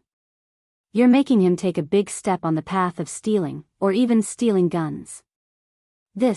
It can't be that serious, right? At first, Zhang Feng agreed and listened carefully. But after a while, the tone of the old elementary scholar's voice changed. He could tell that the old elementary scholar was looking down on these children. That's not right. You're saying that you're a scholar. Although you've read a lot of books, you've forgotten your roots? However, Zhang Feng was silent. Because this was the Tang dynasty, the most prosperous era of feudalism. Everyone valued their status more than their lives. Many people, in order to get rid of their status as slaves, would work hard for generations to do so. They just wanted to get rid of their status as slaves one day, so that their descendants could straighten their backs and be upright people. However, some people were born with a disdain for slaves that came from their bones. However, they had forgotten the meaning of Chao Zhi's poem. Born from the same root, why are we so anxious to destroy each other? Zhang Feng sighed and recited the poem. The old scholar was unmoved. Instead, he tried to persuade Zhang Feng. Fengzi, I know you're ambitious and you want to change, but it's easier said than done. Just like what I said just now, I know you know the meaning of my words. You don't want to argue with me because I'm an old man. But if you understand it, you understand it. This is part of the composition of this era. No one can change the fact. Slaves and commoners. Everyone wants to make their household register noble. They are working hard. If one day, the emperor suddenly announces that he is going to distribute the wealth and everyone can get a sum of money, do you think it is fair? Will anyone object? This is going to kill people. The old scholar said it very ambiguously. However, Zhang Feng understood what he meant. This was the tragedy of this era. He forgot this point. In this era of strict hierarchy, if you want everyone to be equal, what is that? That's courting death. I understand, old scholar, thank you.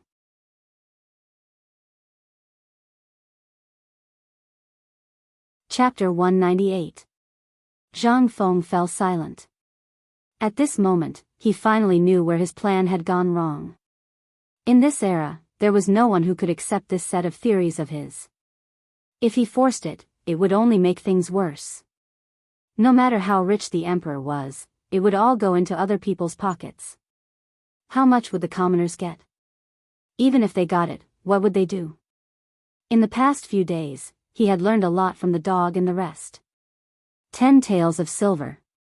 They had to repair their houses, buy clothes, make a set of tools to eat, fill the food tanks at home with food, and even return the high-interest money that they had borrowed from their employers. Perhaps he would buy an animal, or marry a wife. In this way, was there still a surplus of 10 taels of silver? No more. Moreover, at this moment, they were only at the beginning stage of reaching the standard of living, but at this moment, they had to face the problem of returning the money. Although they were motivated and had stimulated their spending, this was simply not the case. In the short term, nothing could be seen, but in the long run, the commoners would have to bear even more burdens. This was the root of the evil in this era. The endless repayment of money would make a person numb. Then, from the motivated actions, they would become numb and depressed. Then, they would return to their previous state. And at that time, their lives would be even more difficult and strained. Initially, Zhang Feng wanted to revive the economy and make the people more motivated. But now, it seemed that he had no choice. Haha. He had thought too much. And in this way, how could the government take back the money? He had thought too much. Zhang Feng could not help but want to slap himself. He finally understood why the old scholar said that this was not helping people, but harming them. This was the F***king knife that he had handed to Lao Li. This was terrible. He hoped that they had not created a huge hole. Otherwise, it would not be as simple as losing his head. At that time, Zhang Feng would really become a street rat. Old scholar, thank you. I understand. Zhang Feng sighed deeply. The old scholar chuckled and didn't say anything. On the contrary, he looked even happier. Eating the braised intestines was like drinking water. By the way, old Xiaozai, you don't look like an ordinary person. Why don't you become an official? Moreover, wasn't the emperor looking for talented people? Why did you? I'm old. The old scholar shook his head. This old man is 73 years old this year. If I were 10 years younger, this old man might enter the tiger's den to fight, but I'm old now. In the old scholar's eyes, there was an unconcealable sense of vicissitudes. He seemed to be reminiscing about the glory of the past. Zhang Feng couldn't help but be even more curious. From your accent, you seem to be from Yuzhou. Why are you? Zhang Feng seemed to have thought of something. He suddenly opened his eyes wide and said in shock, "You are the former Qin." Cough cough. Hearing this, the old elementary scholar's eyes flickered with an intimidating light. The ancient aura emanating from his body caused Zhang Feng to feel somewhat oppressed. At this moment, Zhang Feng was shocked. Although he usually laughed with old Xiaozai and could tell from his words that he was extraordinary, at this moment, he seemed to have suddenly opened a door to a whole new world. He was shocked. There were not many records of the Qin dynasty in history. It was all related to Emperor Yang of Sui. After he destroyed the Qin dynasty, the palace of the Qin dynasty was basically reduced to ashes by his looting. When he destroyed the Qin dynasty, Yang Guang's bloodlust terrified everyone. Basically, all the ministers and generals of the Qin dynasty were killed by him. That was how the history of the Qin dynasty was researched in the future. There were only documents in the ancient tombs and unofficial records. However, right now, there was a powerful person from the Qin dynasty in front of him. How could Zhang Feng not be shocked? Where was this place? This was Chang'an city. No one knew how long the old elementary scholar had lived in compassionate and peaceful alley. Although the courtyard was big, it had basically collapsed. If not for the money and effort of the neighbors, he would have been fighting with beggars to live in a run-down temple. However, such a person was actually a member of the former Qin dynasty. Zhang Feng was 100% sure that this guy's status in the former Qin dynasty was not low. Otherwise, how could he be basking in the sun so comfortably in Chang'an city? He would have been sent to the quarry a long time ago. Seeing that Zhang Feng was silent, the old elementary scholar smiled faintly. Why? Are you afraid of getting to know me, a remnant of the former Qin dynasty? Are you thinking about how to cut ties with me? T. Zhang Feng could not help but roll his eyes. You're the old elementary scholar who writes letters, couplets, and palmistry. What do you mean by the former Qin dynasty? Ha ha ha. You're also a genius. The old elementary scholar laughed. But everything was in his words. That's enough. Drink your wine. I'll smash all the wine tomorrow. Whoever wants to drink will have to pay. Boys, eat to your heart's content today. Lao Tzu will collect money tomorrow.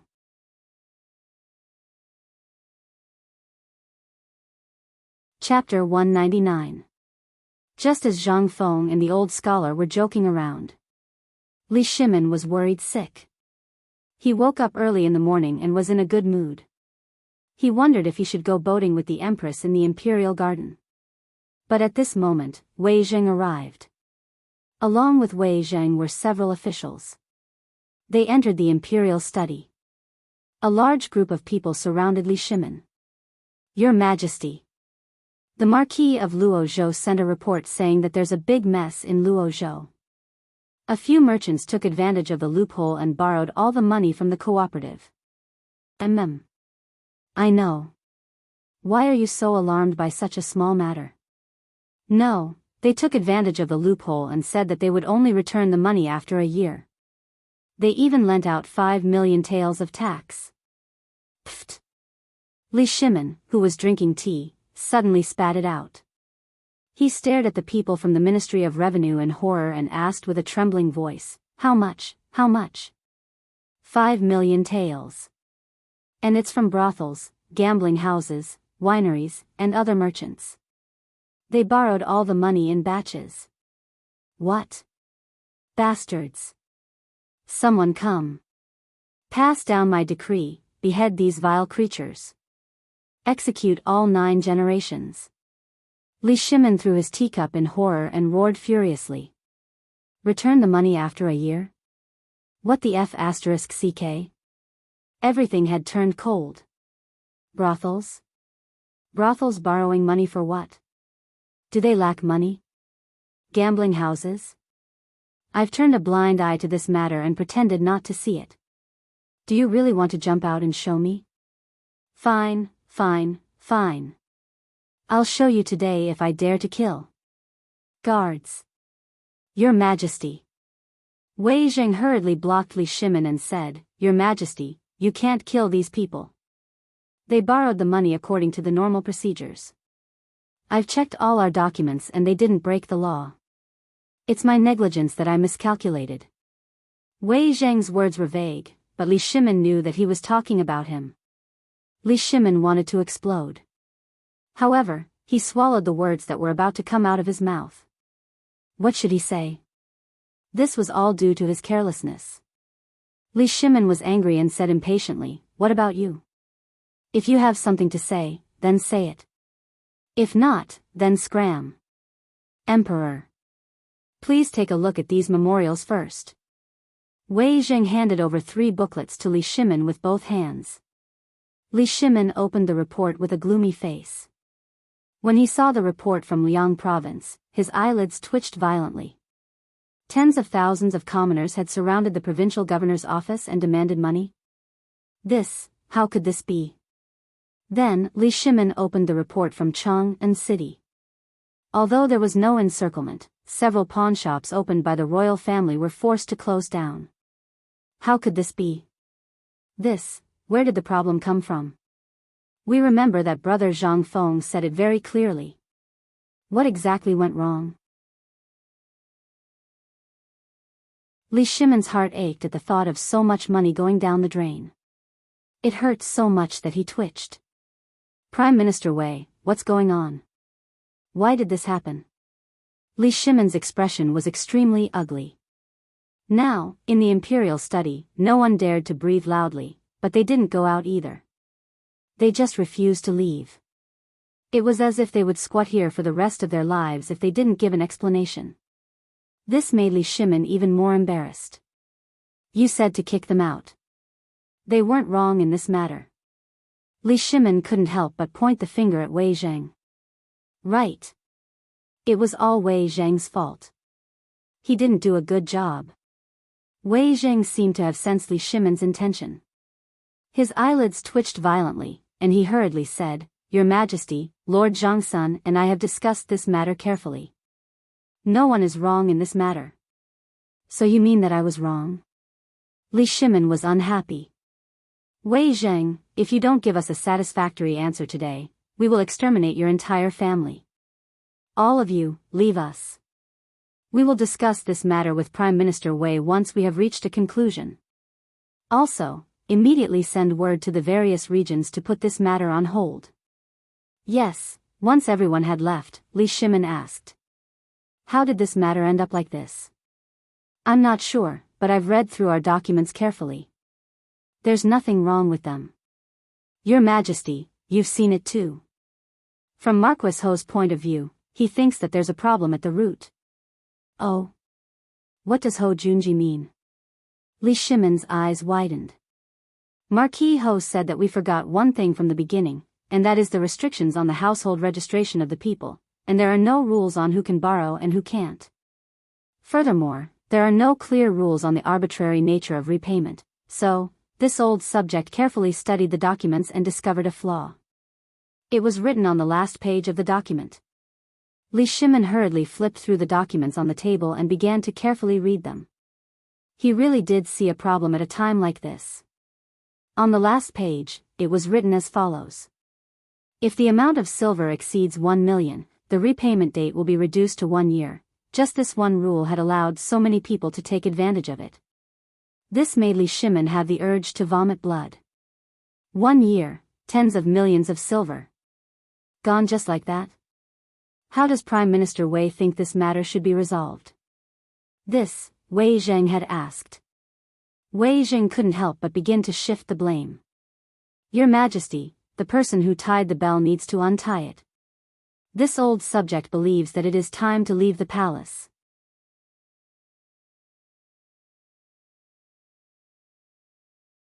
Chapter 200. Then, what are you waiting for? Hurry up and accompany me out of the palace. Your Majesty, then, what should we do outside? Everyone is waiting outside. Moreover, several big banks in Chang'an city have been scared out of their wits after learning about this situation. If we don't solve this problem, it will cause panic. Li Shimon thought for a moment. He waved his hand and asked Xiao Gizi to change his clothes. Then he said, send a message to the Ministry of Revenue to restore order in Chang'an city as soon as possible. Tell them that the banks will be open as usual tomorrow morning. Moreover, this matter must be reported by someone. The government must not intervene. Strictly guard against Honglu Temple. If there are any suspicious people, arrest them. Yes. After that, Wei Zheng hurried out to settle the matter outside. Li Shimon, Xiao Gizi, and Wei Shuyu, who had been waiting outside for a long time, hurried into the depths of the harem. After dealing with the matter at hand, Wei Zheng hurried to Li Shimon's place to meet Li Shimon. Then he hurried to Zhang Feng's tavern. But now, Zhang Feng was very worried. He seemed to have gone too far with the words he said to scare the children. However, he could not spoil them like this. At this time, he was squatting at the door, thinking about how to deal with this group of children. He was bored, so he sent the children to inquire about the situation in Chang'an city for him. Before, he had felt that Chang'an city was full of hidden dragons and crouching tigers. The streets were full of beards, and there were even tubo people who smelled of rank meat. Now, he actually saw a kind old scholar who was always smiling in his tavern. At the thought of the old scholar, Zhang Feng rolled his eyes and cursed in his heart. What time was it? It was the Zhengguan period of the Tang dynasty. Who the F***ck cares about your previous identity? Moreover, if Chang'an city wanted to investigate you, they would have found out long ago. Do you think that if you don't say anything, the people from the Ministry of Justice and the Ministry of Revenue won't dig into your background? Was there a need to be so secretive? Isn't he just a descendant of a great Confucian scholar from the former Chen? Do you think that the imperial court doesn't know about such a trivial matter? Are they stupid enough to let an old man like you wander around blindly under their noses? Do you think they're stupid? Truly, rottenwood cannot be carved.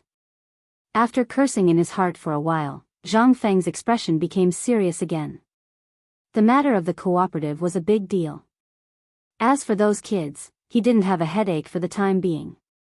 He was just afraid that more and more of them would gather, and that would be troublesome.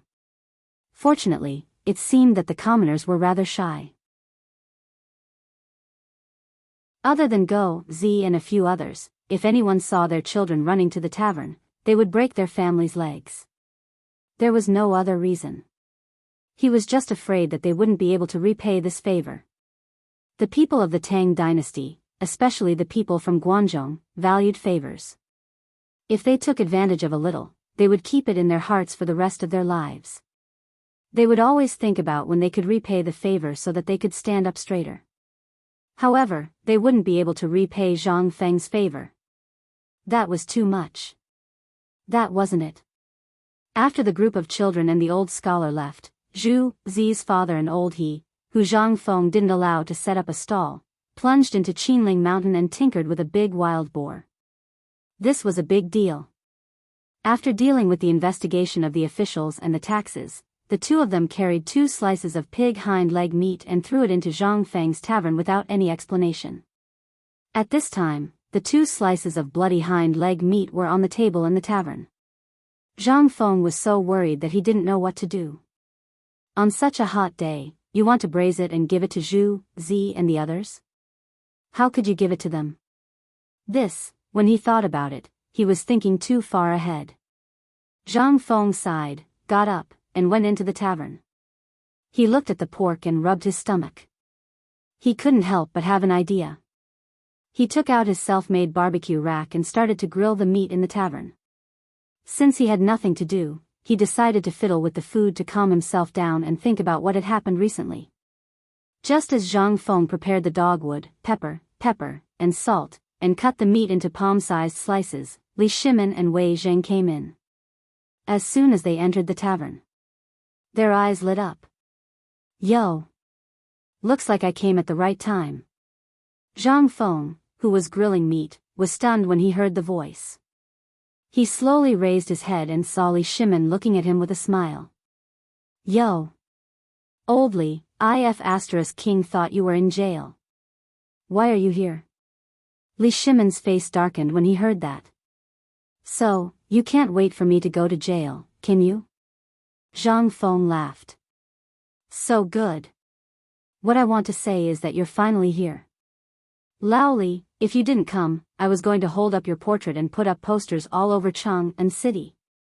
Li Shimin was shocked when he heard that. If the posters were to be put up, what would happen? He hurriedly asked, are you in trouble? Do you need a bodyguard? When Zhang Feng heard that, he glanced at Li Shimin with disdain. So, you want to send your son who knows martial arts to be my bodyguard?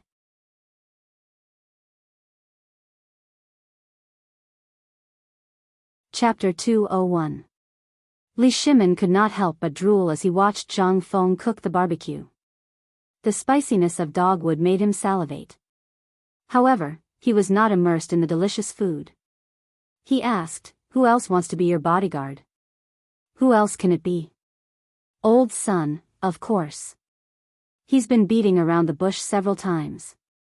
He wants to send his precious son here. I'm not stupid. Why would I look for trouble? Old son? Li Shimin glanced at Wei Zheng. The threat in his eyes was strong. However, Wei Zheng did not seem to see it. He only stared at the barbecue and drooled. He was almost squatting on the ground and waiting. It's okay. I'll talk to him later. However, I think if you need a bodyguard, just tell me. Besides, isn't this small tavern of yours a little too? Okay. I'll tell you when I think about it. Come, try the barbecue this time. See if there's any difference. Zhang Feng had spent a lot of effort to find all the spices. Especially the substitute for chili. In the era of China, there was no such thing as chili. Everyone liked pepper and wild pepper.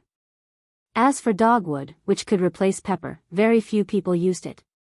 However, ever since Zhang Feng found cinnamon and other spices by chance in the medicinal shop, he was happy. He could finally find a trace of modern life in the Tang dynasty. Li Shimin was also interested. The barbecue he had eaten before was delicious, but it was all pork and mutton. However, this time, looking at the big fan of meat on the table, it turned out to be wild boar. He did not know where Zhang Feng got it from. Anyway, Li Shimin had not eaten this for a long time.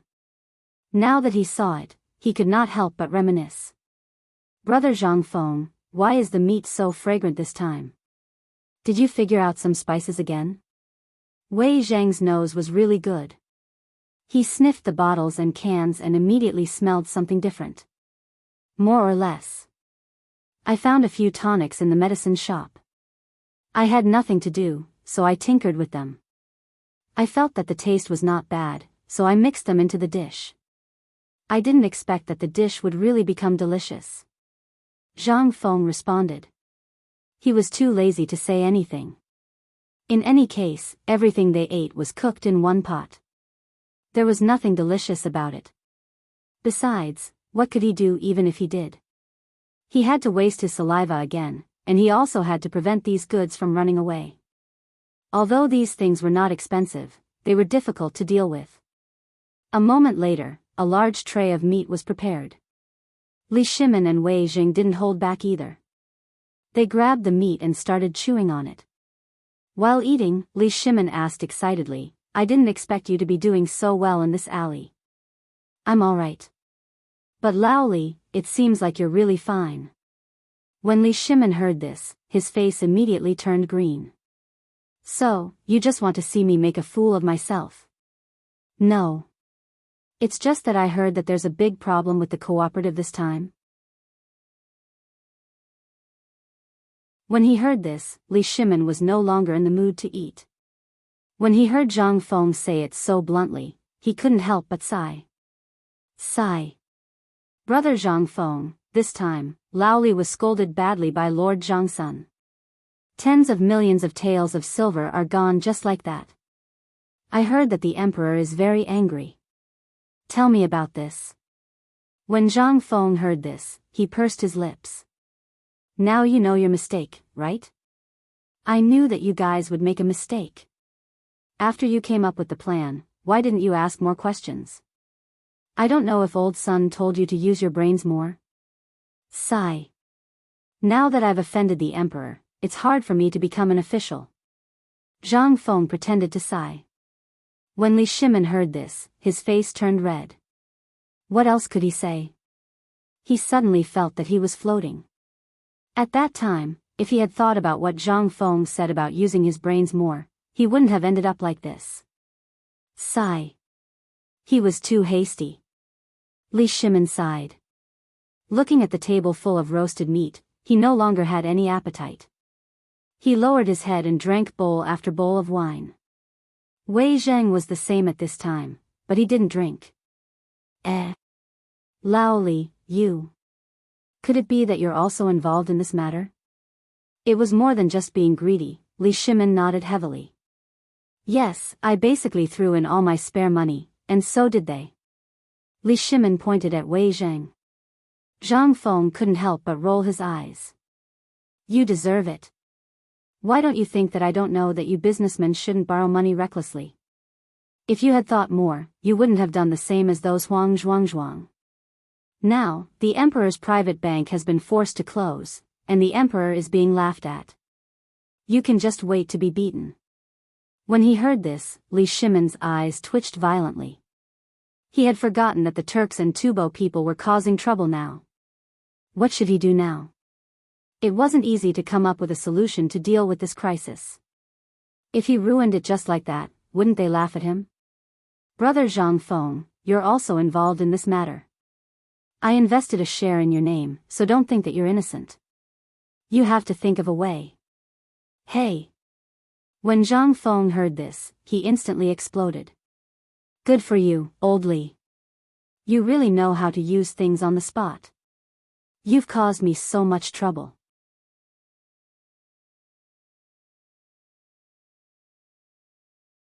Chapter 202. This was King Unbearable. Zhang Feng was going crazy in his heart. He knew that Lao Li and the others had good intentions. From the water wheel incident last time, he could see that they also wanted him to make more money and get in touch with that layer of relationship. But this time, it was different. Li Shimin did not expect Zhang Feng to have such a big reaction. He hurriedly pressed him down on the chair and put his arm around his shoulder, saying, Brother, good brother, don't worry, don't worry. I also know that with your talent, you will definitely enter the palace in the future. We have taken so many benefits from you, and we feel guilty in our hearts. So we thought about letting you be in the limelight for the first time. At least Zhangsun Wuji and the Emperor will remember your name. This way, no matter what you do in the future, it will be good for you. We don't want anything to go wrong. But now that something has gone wrong, we don't want it to go wrong either. Don't worry. As brothers, we still have this. Don't be afraid. When the time comes, if this thing goes wrong, Lao Li, will take care of it for you. Zhang Feng heard this and felt a little better. Good brother, actually, there is still a way to solve this matter. Oh. Is that true? Really? We are brothers. Since I can say this out loud today, do you think that Zhang Feng, have no way to solve it? Zhang Feng was infinitely pretentious. He looked at Li Shimin contemptuously and said, actually, you have made a big mistake. But actually, you are not wrong in this matter. Li Shimin and Wei Jing scratched their heads in confusion and stared at Zhang Feng like curious babies. What do you mean we are wrong? What do you mean we are not wrong? You should be clearer. What the F***ck do I know what you are talking about? Li Shimin was almost driven crazy by Zhang Feng. Yet, this guy was still leisurely eating barbecued meat right now? Li Shimin couldn't wait to pick up the big brush full of peppercorns and ruthlessly draw a line on Zhang Feng's face. He was too F***king despicable. Alright, I say, that's enough, right? Zhang Feng was finally defeated by Li Shimin and Wei Zhang's resentful eyes. He slowly said, actually, you did the right thing. Do you still remember Long Yu Dao's advertisement about the locust eggs? You mean, Li Shimin seemed to have understood something. He had learned his lesson and immediately asked, you're talking about using the method of creating public opinion to spread this matter? But if I do this, won't I still not be able to recoup my capital? Moreover, the matter had not been resolved yet. What kind of method is this? That's right, brother Zhang Feng. What you're doing won't help us in the slightest. Wei Jing also asked. This matter was already like this. Why would they let it spread? Wouldn't that mean that the Tang dynasty would be in chaos? Not only that, how would they deal with the conspiracy of the Turks? Wasn't this a joke? You're really, Zhang Feng said speechlessly, I don't even know what to say to you. You're losing money because your business is not big enough. If I didn't know you well, who would believe that you're doing business? You're doing business? Tell me honestly, what do you do? He doesn't look like he's cut out for business. Zhang Feng spread his hands. He looked at Li Shimin and Wei Zhang. Seeing the embarrassed look on their faces, he said, actually, I really think that you're not doing business. You're doing good deeds. I really don't understand. How can you do business in Chang'an city like this? Ahem. Brother Zhang Feng, tell us about it. We've never come into contact with this kind of thing. Li Shimin touched his nose and said. Zhang Feng glared at him. Then why are you still saying such things? How can you even say such things? So, you really don't want the money, do you? What I'm trying to say is that everything you're doing right now is actually to promote this matter. Now, enough publicity. What do you mean? Li Shimin's eyes lit up. He knew that Zhang Feng was about to get to the point, so he asked hurriedly. Actually, you don't have to worry about this matter. I think that before tomorrow, the storm of this cooperative will be suppressed by His Majesty. Think about it. His Majesty must know about this, and the money is spent on him. Now, the Tubo, Turks, and others are staring at him. Do you think His Majesty won't be anxious? I'm very anxious. Who said I'm not anxious? Just tell me, what should we do about this matter? Li Shimin urged. Zhang Feng clinked his wine bowl, and Wei Jing tactfully filled it for him. Zhang Feng sipped his wine slowly and said, the best thing to do now is to wait. Wait? This matter can wait? Li Shimin and Wei Jing exclaimed hurriedly. Zhang Feng waved his hand, motioning them to sit down.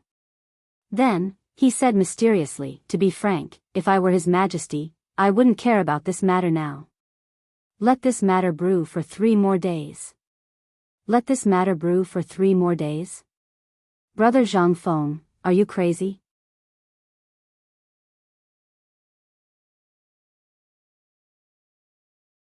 Chapter 203.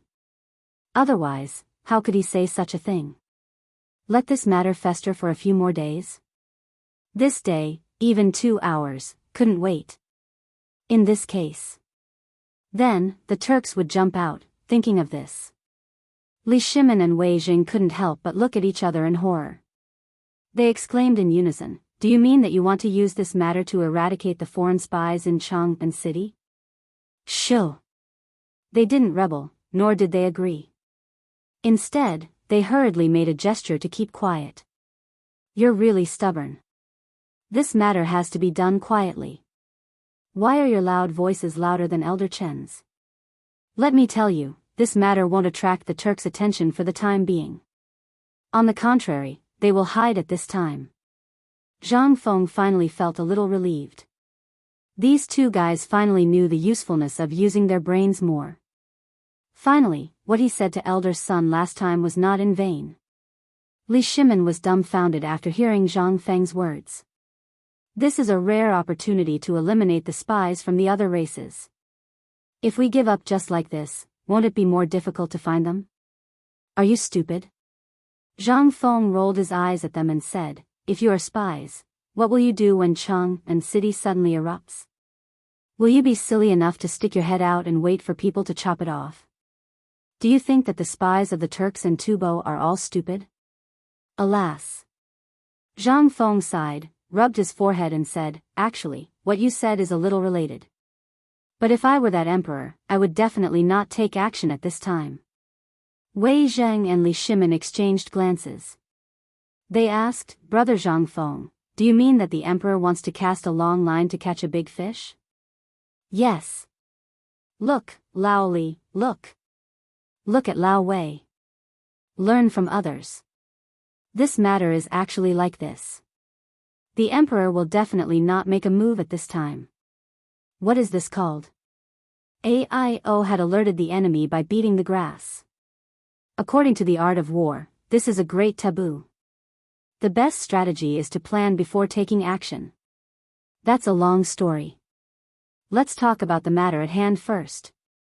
Zhang Feng thought for a while, trying to think of words that they could understand. Then, he said, "Actually, what happened this time was indeed wrong. The only mistake is that the matter this time is too small. If it were me, I would spread the net across the entire Tang dynasty." Li Shimin curled his lips and muttered, "What are you talking about? Just a few provinces have already spent an entire year's worth of taxes. If all of the Great Tang was like this, what would the Great Tang eat? What are you talking about?" When Zhang Feng heard this, he immediately exploded. He got up, put his hands on the table, and said, "Let me tell you. This matter is very profound. It's something that you can't understand at this stage. This is why you can't do business well. Don't ask. Asking is being stingy. Think about it. If you can't bear to part with the child, how can you trap the tiger? Right? To put it simply, he's not wrong in this matter. That's how it should be. That's why I said that this matter needs to be prepared for 3 days. 3 days is enough for some people to know about this matter, and they can't sit still. What will happen if the people can't sit still? Of course, they'll go and see if this matter is true. Then, they'll think about whether to borrow some, and then let this matter spread among their relatives and friends."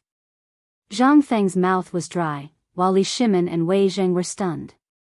When it was over, while Zhang Feng was drinking to moisten his throat, Li Shimin looked at Wei Zheng, who was sometimes pulling his beard and sucking in cold air, and asked, "Old Wei, do you understand?" "No, this old man is stupid. If this matter happened in other places or other businesses, it might really be a novel innovation. But what was this? This was gambling with the fate of the Tang dynasty. Did Li Shimin dare to do it? Of course. He didn't dare to. When this matter happened, everyone's first reaction was how to cover it up, not how to make a big deal out of it. If this matter was made big, then wouldn't the Tang dynasty really be in danger? But the two still suppressed the doubts in their hearts. After all, they were businessmen at this time, and Zhang Feng only gave his answer from the standpoint of a businessman. They also wanted to know how Zhang Feng would arrange this matter. What was his plan? At this time, after drinking a bowl of wine to moisten his throat, Zhang Feng put 3 pieces of roast meat on the plates of the 3 people, and said while eating, "Let me tell you. If you think the worst about this matter, then you're really wrong, and you're really narrow-minded. Tell me, what on earth happened in Chang'an and other places?" Although he didn't go out, he had many eyes and ears, so it was not surprising that he knew this. After hearing this, Wei Zheng said, according to Lord Zhang's son, in 3 days, Chang'an city consumed 30 million taels of silver, and in Luozhou, Liangzhou, and other places, the total consumption was about 23 million taels of silver. Hearing this, Zhang Feng was dumbfounded. Why, so little? This is the annual tax of these 3 places?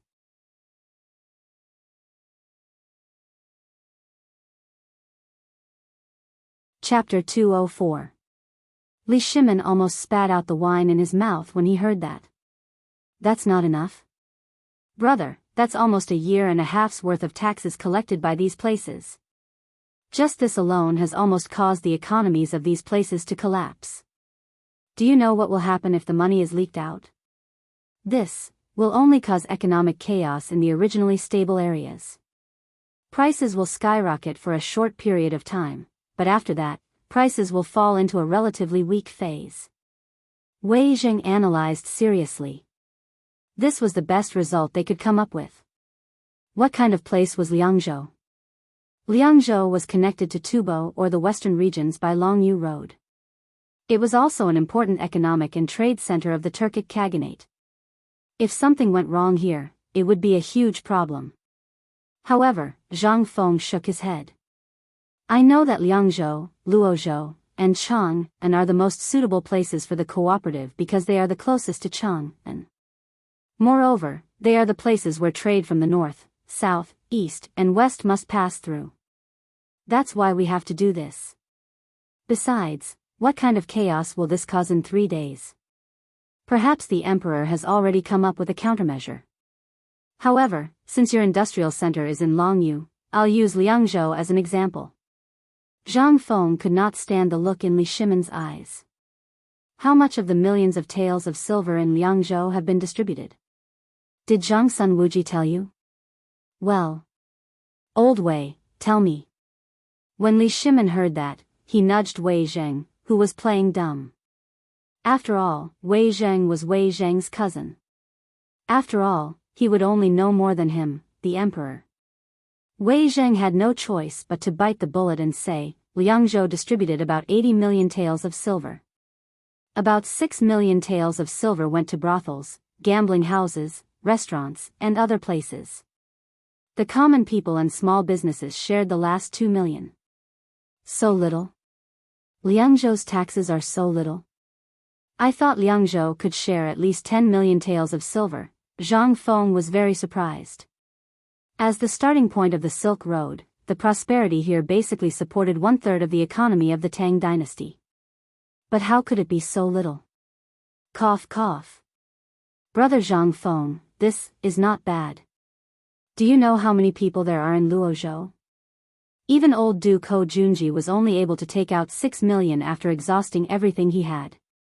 Liangzhou took out 8 million, so it should have been able to hold on. Then, how long can Luozhou last?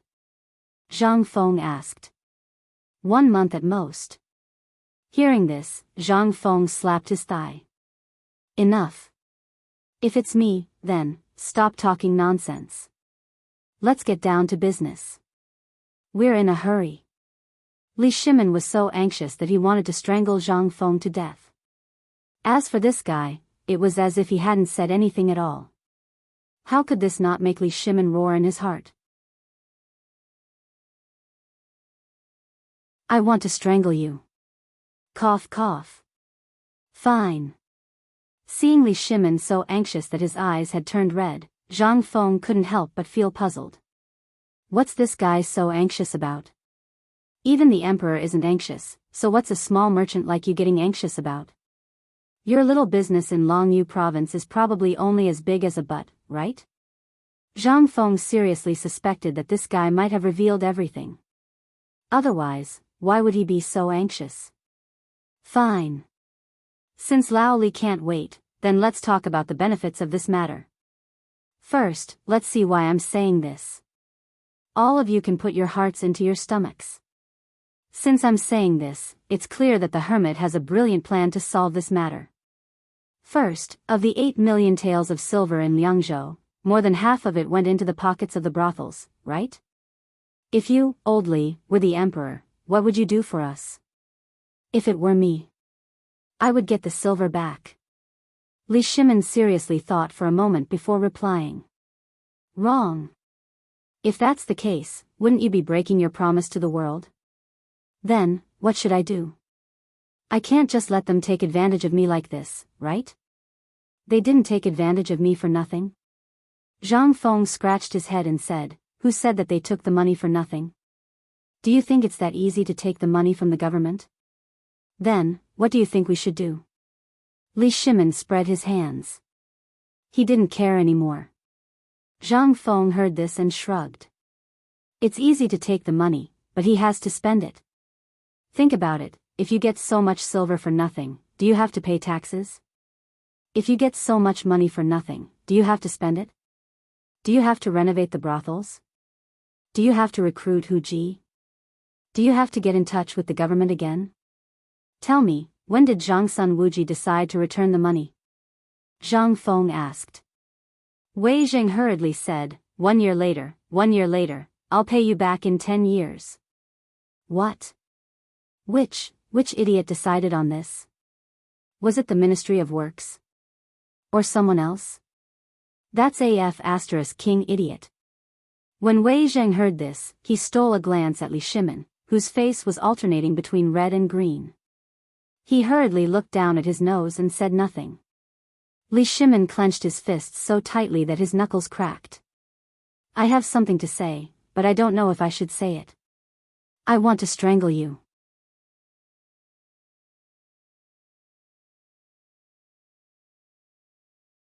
Chapter 205. Li Shimin wanted to point at his own nose, grab Zhang Feng's collar and say, this idiot is me. But after thinking for a while, he still wanted to be thick-skinned. If he told others about this, he would probably be laughed at for the rest of his life.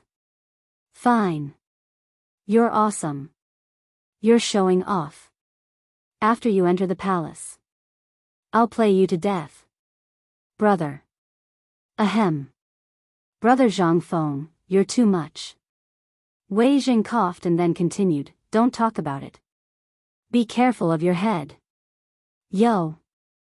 Now you know that your head is more important. Zhang Feng looked at Wei Zheng with some curiosity. Why did you always like to inquire about it before? Now, okay, I'll talk about this loophole. Is there any way to make up for it? Li Shimin asked hurriedly. No. Zhang Feng shook his head. Li Shimin was disappointed. He said that he was awesome. Was there no way? But at this time, Zhang Feng said in a low voice, although I don't know who made up this loophole, but this matter, although it seems a little strange, he did do a good thing. Hearing this, Li Shimin's eyes suddenly lit up. Wasn't he talking about him? This time, it seems that all the money has flowed into the pockets of those merchants, and it's from places like gambling houses. But think about it, they will return it sooner or later. How? Will he be able to take out these things from the gambling house and bank after accepting the money? Li Shimin was puzzled. If you said that it was a brothel, there was a slight possibility.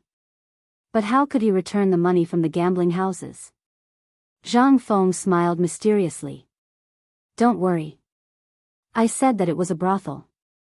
Let's talk about the details. They accepted the money, and they even signed it. That's right. Although they took advantage of the loophole, we also have countermeasures, right? This money is the emperor's. Even if it has flowed into the pockets of these people, it is still the emperor's. Li Shimin agreed with this point. Zhang Feng said again, this money. If he didn't, he would just be a piece of trash. Since he took it, let him take it. How are we going to take it back now? We'll have to do some research. Zhang Feng pondered for a while.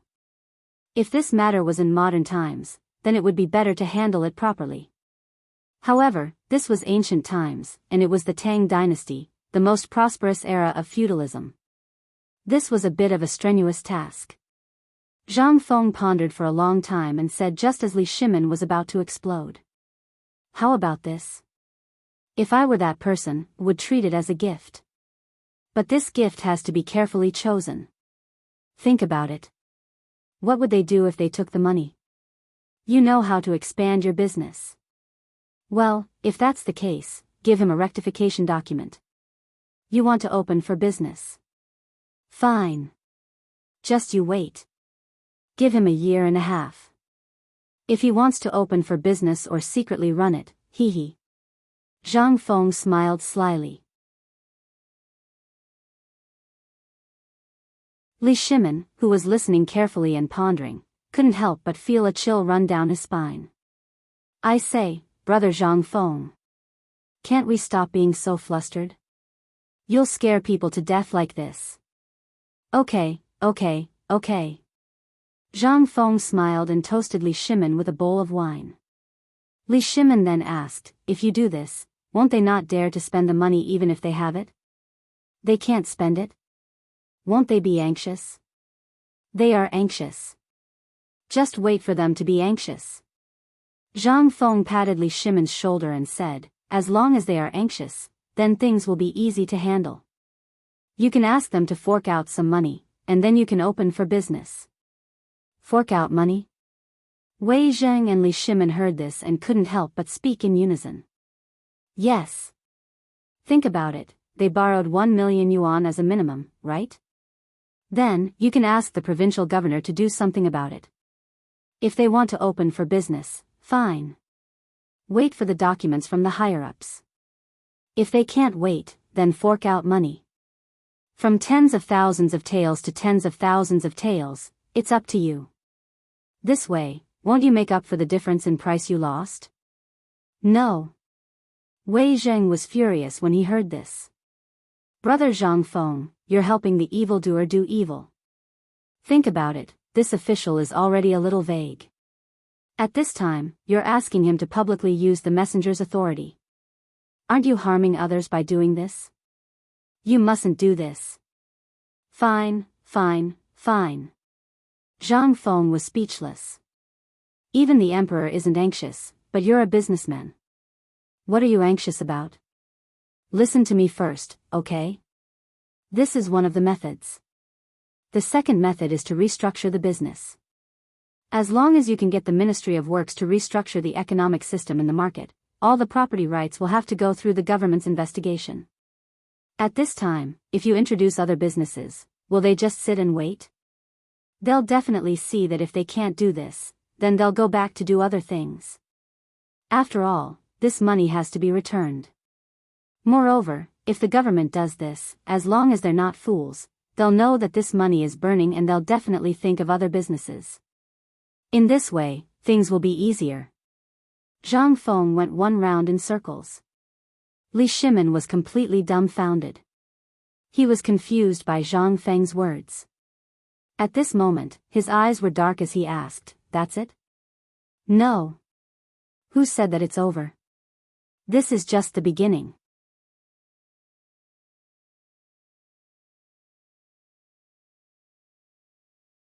Chapter 206.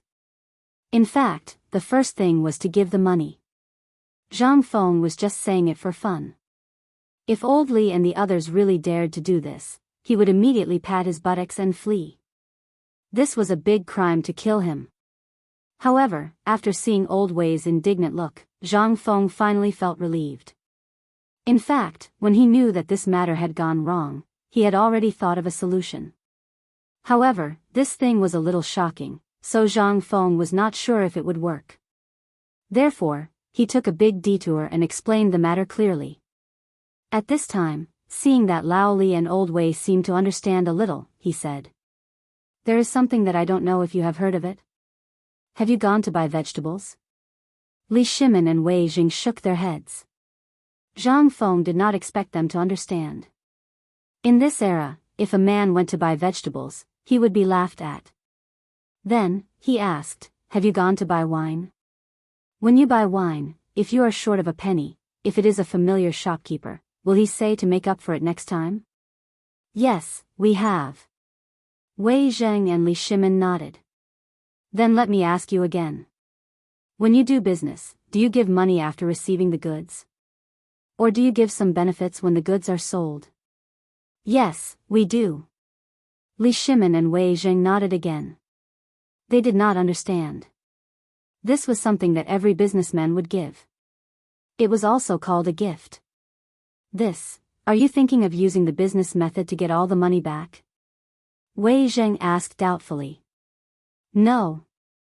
Am I, Zhang Feng, such an unscrupulous businessman? Am I that unscrupulous? Zhang Feng pointed at his own nose. Li Shimin and Wei Zheng nodded seriously. This made Zhang Feng feel a headache. If he wasn't black-hearted, would he have created such a meticulous plan? This plan had now been quietly launched. It was fatal for the entire Tang dynasty and its surrounding countries. It meant that Zhang Feng's words had already firmly controlled the lifelines of these countries in the hands of the Tang dynasty. However, this was just the beginning, and the results had yet to be seen. Zhang Feng was a little speechless. In the end, he opened his mouth but didn't say anything. All right. Let's continue. Just pretend I didn't say anything, okay? Zhang Feng shrugged and said, "Actually, this is a small favor between merchants or acquaintances. For example, if you eat wontons for a month, even a small stall vendor will give you a few more wontons or a side dish." What is this? This is their subconscious, as if they want to hold on to these customers. What if we expand it 100 times? Let's take this matter from the merchants to the common people. These are all things in their subconscious minds. What do you think will happen? Li Shimin was shocked. Wei Zheng's face couldn't help but suddenly freeze. Zhang Feng continued, "Think about it. Take my small tavern as an example." Zhang Feng pointed to the side dishes on the table and said, "If I reduce the dishes every time, and then give some side dishes to the customers after they come, do you think they will be grateful? Take the butcher who sells meat for example. If you buy 3 caddies of meat, the butcher will give you a pig bone. Is this a way to win business? Take the grain shop for example. If you buy 1 caddy of brown rice, and after paying the bill, you give him a handful of rice. What do you think will happen at that time? Yes. I know you will definitely say that it may be good if there are only 1 or 2 people, but if there are many people, won't the merchants lose money?" Li Shimin and Wei Zheng nodded thoughtfully. Zhang Feng shook his head and said, "No. You are wrong. Although it seems that there are some losses in this period of time, but this little loss is not enough for that rat to steal food. But this handful of rice, a side dish, and a pig bone, what is that? That's the foundation for his long-term business. The commoners, after receiving the favor, feel that the merchants have given them face.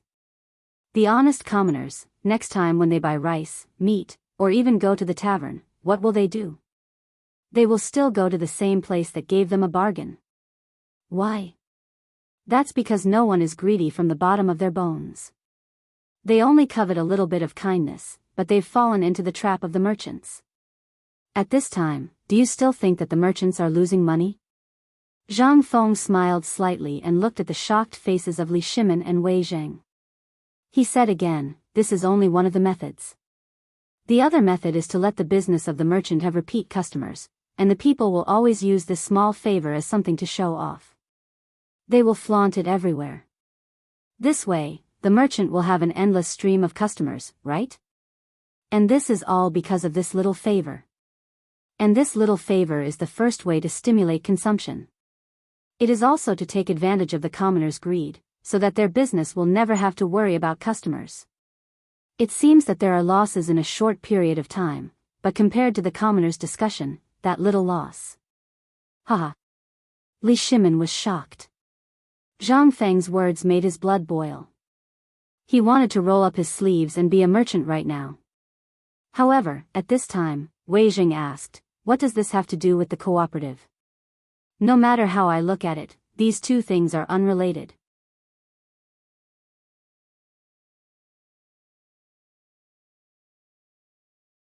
Chapter 207. Although Zhang Feng was talking about a battle of words, did it have anything to do with solving the current crisis? Could it be that brother Zhang Feng was drunk? Otherwise, how could he not know about this? Li Shimin could not help but patiently advise Zhang Feng to give him a lecture.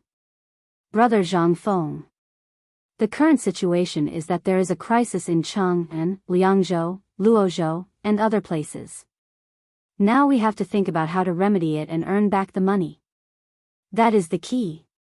Although what you said is good, it has nothing to do with the current situation, right? That's right, brother Zhang Feng. Think about it again. How should we deal with this matter?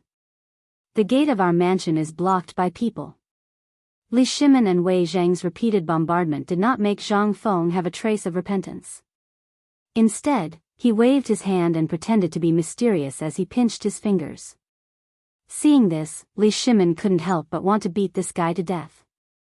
I pinched my fingers to calculate, don't calculate. Say it. Li Shimin urged. Zhang Feng closed his eyes slightly and looked solemn as if he was really pinching his fingers to check. This made Li Shimin's head spin. Why was this guy so similar to that old faker Yuan Tiangang? But, this guy was deliberately mystifying things. I pinched my fingers to calculate. This matter is still related. Is it related? It has nothing to do with it. I think it has nothing to do with it at all. Li Shimin roared. Yes, it does. Think about it. What was the cause of this incident? Is it because of the cooperative? If so, it will be easy to deal with it. How can it be easy to deal with it? Wei Jing signaled Li Shimin not to be anxious with his eyes. But even if his throat was hoarse, Li Shimin did not care about him. Instead, he was forced to drink several bowls of wine by Zhang Feng and dozed off at the table. Basically, only Li Shimin and Zhang Feng were sober at the table. Basically, Li Shimin did not drink much. How could he be in the mood to drink? Now he was almost worried to death. He could foresee the scene in the political announcement hall tomorrow morning. Zhang Feng didn't intend to tease him anymore. He said, everything happened at the same time. Think about it, if you borrowed millions of dollars from the government, and then the government asked you to close down for rectification, but didn't say when you would reopen, all your plans at this time would be put on hold, right? Li nodded. That's right. Then that's it. If you're burdened with so much money and you don't know what the government is planning to do, then at this time, if someone were to use the method I just mentioned to change their profession, or directly use the method I mentioned to do business, what do you think his voice would be like?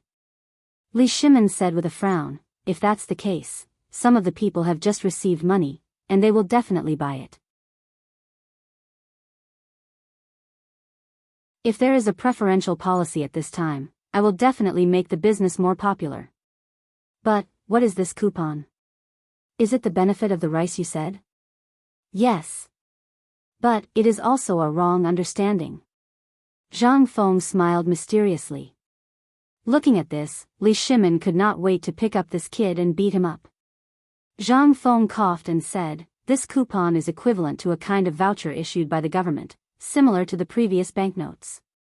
Starting from the government's bank, not only will it get rid of the current shortage of money, but it will also make the government's voice more popular.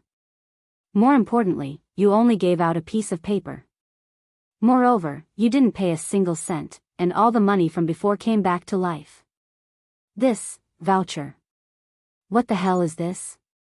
Li Shimin was getting more and more confused by Zhang Feng's wild and imaginative narration. He hurriedly stopped him and asked him to explain properly. This kind of thing seemed like money falling from the sky. Zhang Feng slapped his head and only then did he remember that this was the Tang dynasty. If the people here knew what a voucher was, then they must have seen a ghost, or they must have met a time traveler, all right. Let me tell you about this voucher. Actually, this thing is just like what I said before. It's similar to delivering rice or bones.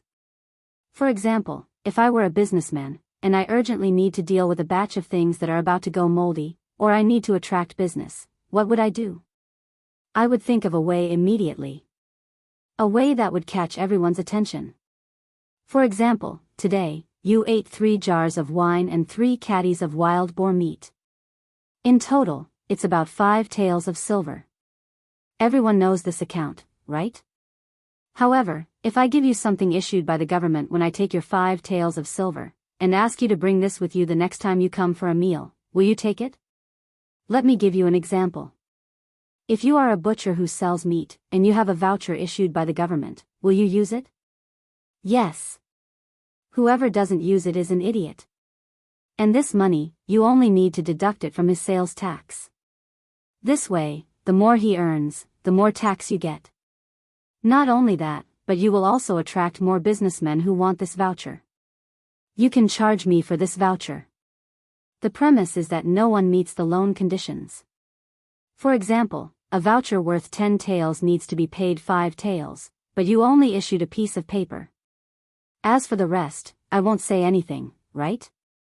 When Zhang Feng finished speaking, Li Shimin opened his mouth wide and looked at Zhang Feng in a daze, his whole body trembling uncontrollably.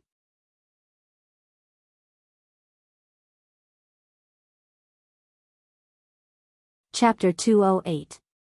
Li Shimin was completely dumbfounded. Although Zhang Feng was talking about a business model, it could be seen that once such a business model was launched, the income tax of the Tang dynasty would increase exponentially. In that case, Great Tang's tax revenue alone would double.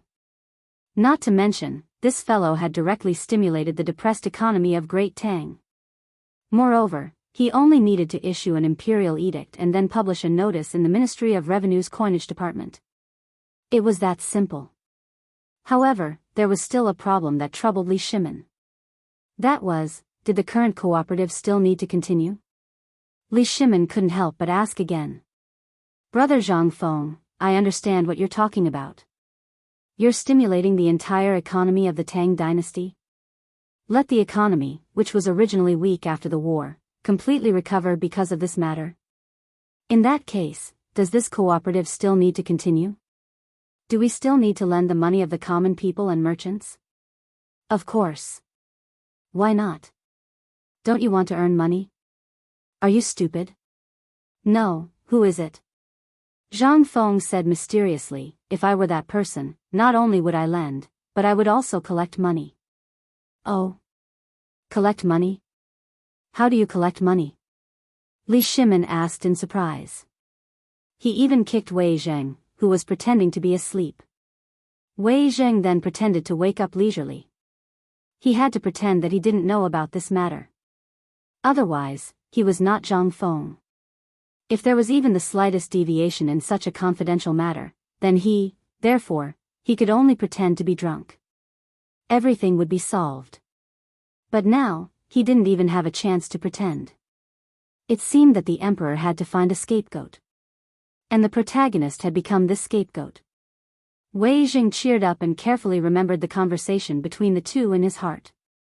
Zhang Feng said, actually, think about it. I've already given you the answer.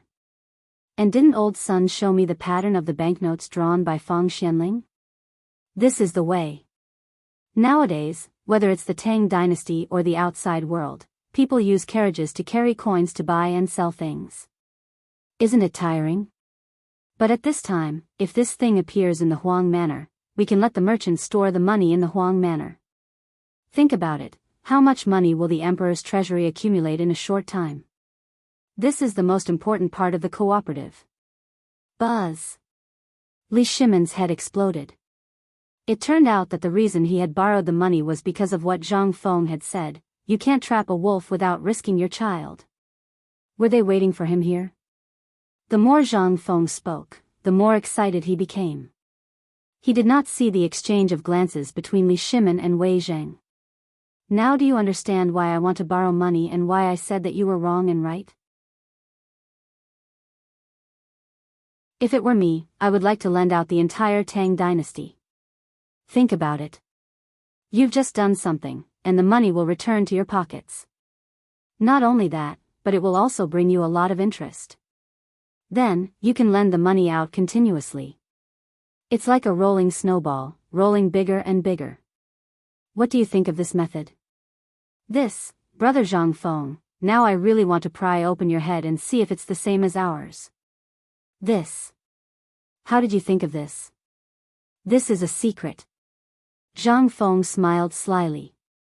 This is not the end. They won't give you the money for free. At this time, you can also add some interest. It's like they're lending you the money. This time, Li Shimin and Wei Zheng were dumbfounded. How did it become us borrowing money? In that case, didn't we do all this for nothing? Zhang Feng waved his hand slightly.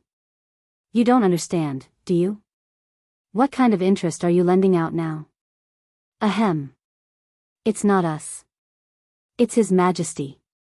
His Majesty is lending it out. Wei Zheng reminded. The interest of the money lent by His Majesty is set at 1 tael of silver. In general, it's 1 tael of interest per year. In the Tang dynasty's currency decimal system, 100 copper coins were equal to 1 tael of silver. 10 taels of silver were equal to 1 tael of silver. In other words, 1,000 copper coins were equal to 1 tael of silver. The interest of 1 tael of silver was not low. The ordinary people in the Tang dynasty, including the people in Chang'an city, only earned about 10 to 20 copper coins a day. It could be seen that the interest of 1 tael of silver was equivalent to 10 days' income. It could be said that it was high, but it could also be said that it was not high. After understanding the currency system of the Tang dynasty, Zhang Feng said, the interest of 1 tael of silver is about the same. The problem is the interest of 1 tael of silver. If you lend it out, it's 1 tael of silver. But if you deposit it with you, you're a fool. Li Shimin rolled his eyes. How could he be so stupid? However, Zhang Feng grinned again. You can also use the calculation of merchants. What calculation? The interest of 1 tael of silver is unchanged. Maybe it can be increased a little later. That depends on their ability to borrow money and the purpose of borrowing money. If it's a merchant, it's not too much to add 1 tael of silver to the interest. However, the interest of deposits is also divided in this way. From low to high, but the highest interest must be half of the interest of the loan.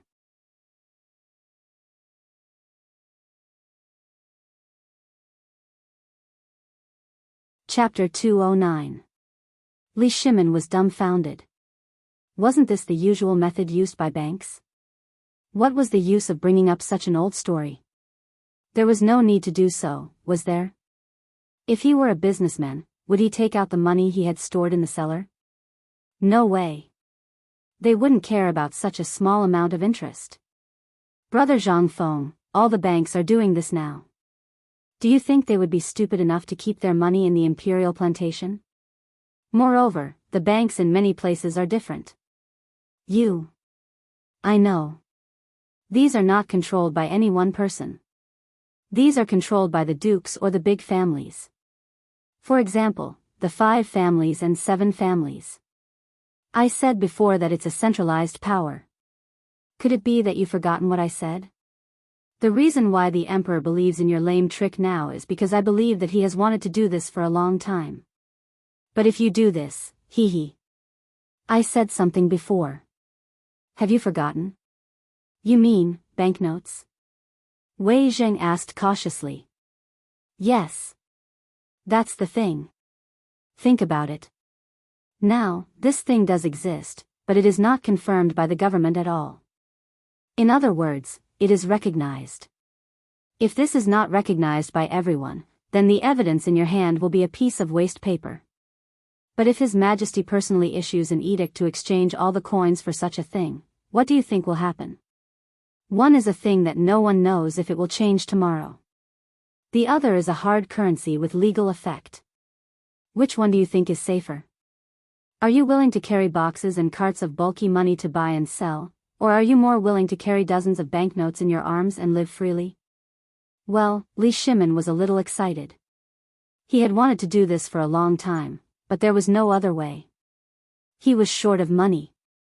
However, because of some things, he put this matter aside.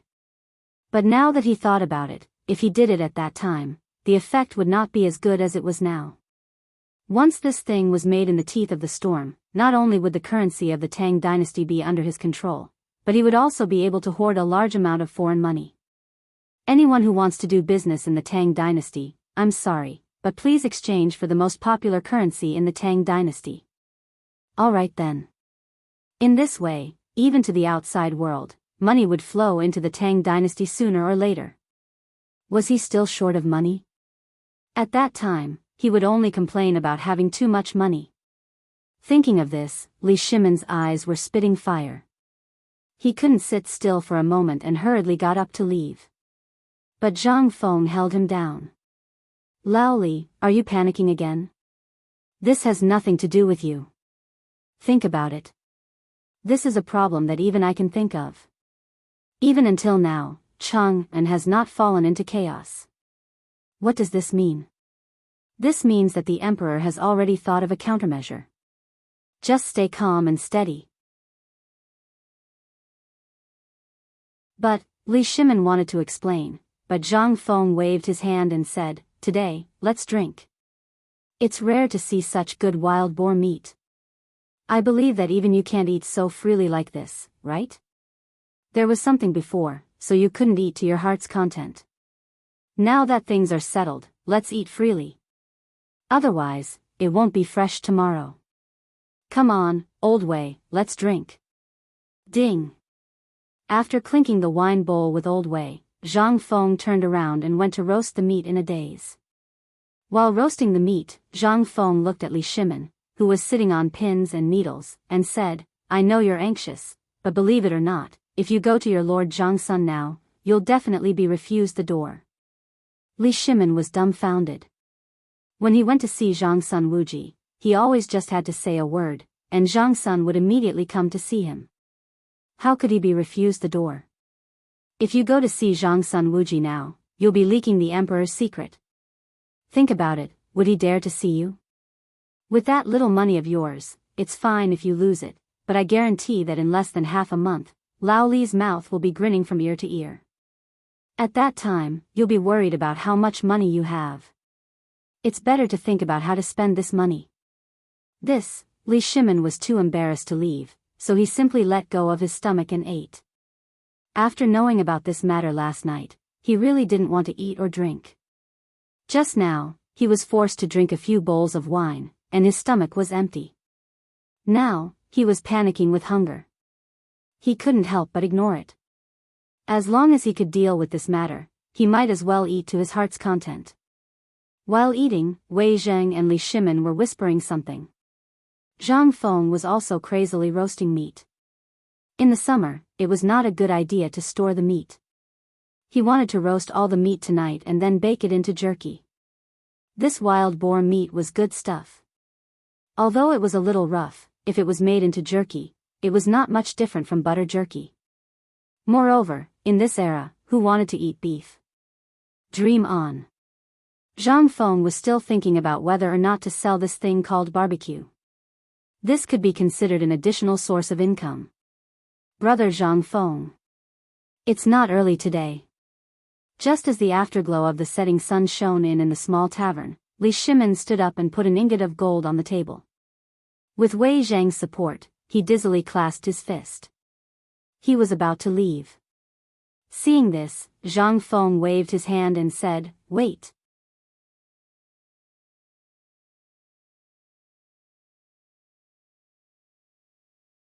Chapter 210.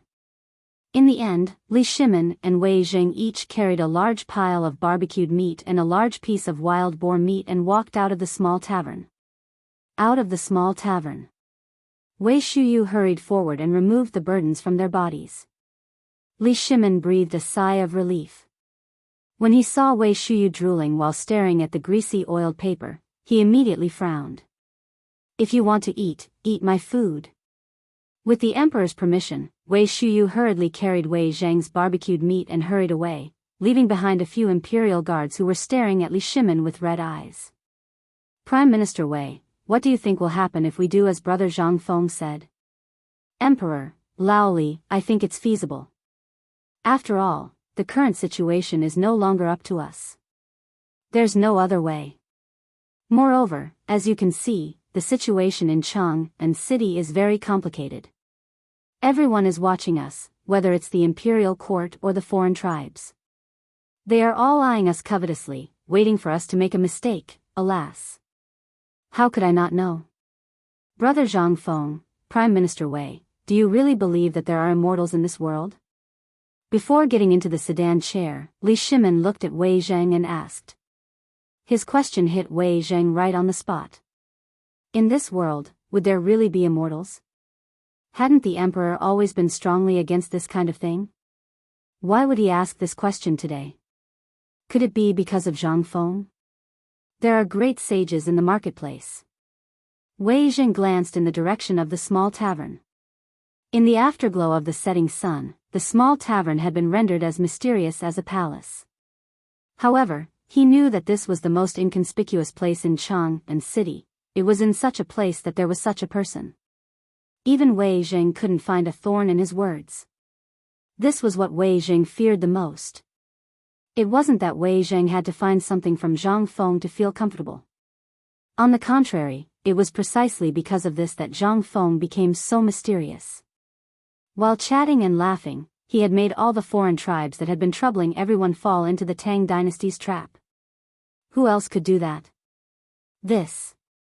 Only the legendary immortals could do that, right? Everything was under his control as he chatted and laughed. What kind of heroic spirit was this? Zhang Feng had yet to enter the palace or the imperial court, but his performance was already so outstanding. Wei Zheng couldn't help but feel a little worried. If there was a day when Zhang Feng became an official in the imperial court, even with the few of them around, they would not be able to guarantee his safety. The imperial court was a place full of murderous intent. Zhang Feng's temper was so bad that he couldn't stand the slightest provocation. Was he really suitable for the imperial court with such a temper? But if he was not suitable for the imperial court, where would he go? If such a talent hid in the mountains and returned to the mortal world because of this, the Tang dynasty would suffer a great loss. Alas! It seems that Brother Zhang Feng has made the right choice. But when will His Majesty let him enter the imperial court? Wei Zheng sighed. In the end, he followed the sedan chair and entered the depths of the palace again. Taiji Palace, Imperial Study. After a brief discussion with Fang Xianling and the others, Li Shimin entered the bedchamber with the help of Xiao Gizi and the others. At this time, it was already 9:00 in the morning, but Zhang Sun Wugo was still embroidering the upper of a pair of shoes meticulously, needle by needle. It seemed that this was a pair of men's shoes. The bright yellow shoes were embroidered with 2 rusted dragons playing with a pearl. A top-grade pearl was cleverly wrapped in the dense needle and thread, as if a real dragon had come back to life. Li Shimin quietly dismissed all the palace maids and eunuchs, and personally put the barbecued meat wrapped in oil paper on the table. Then, he took out the fine wine Zhang Feng gave him and gently filled 2 glass cups. The aroma of the meat and the temptation of the fine wine finally woke up Zhang Sun Wugo, who was immersed in the needle and thread. Looking at Li Shimin and the delicious food on the table, she sighed slightly. It seems that second brother has gained a lot tonight. Have you solved this matter? Nothing can escape the eyes of Maid Guanyin. Li Shimin shook his head and patted the chair beside him with his right hand. Maid Guanyin, come and drink with me.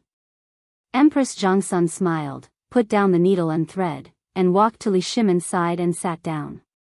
Looking at the delicious food, she said, I really want to see what kind of young man this is. This barbecued meat, why does this concubine feel that it smells even more tempting than Hanyang Mohu? You will see. Sometimes, I really want to get up and tell him that I am the emperor. But... Second brother, are you still hesitating? Yes. Li Shimin nodded heavily. I don't know, second brother, you think too much. In fact, there is a famous saying in Buddhism, follow fate. You and Zhang Feng are coincidentally like this. In my opinion, everything should be left to fate. What do you think? Leave it to fate, Li Shimin muttered, and then no longer spoke. He only ate the barbecued meat and drank the fine wine with Empress Chang'an, and did not speak anymore. When the gong of the night watchman sounded, Li Shimin sighed softly and hugged Zhangsun Wugo's slender waist. Maid Guanyin, go to sleep.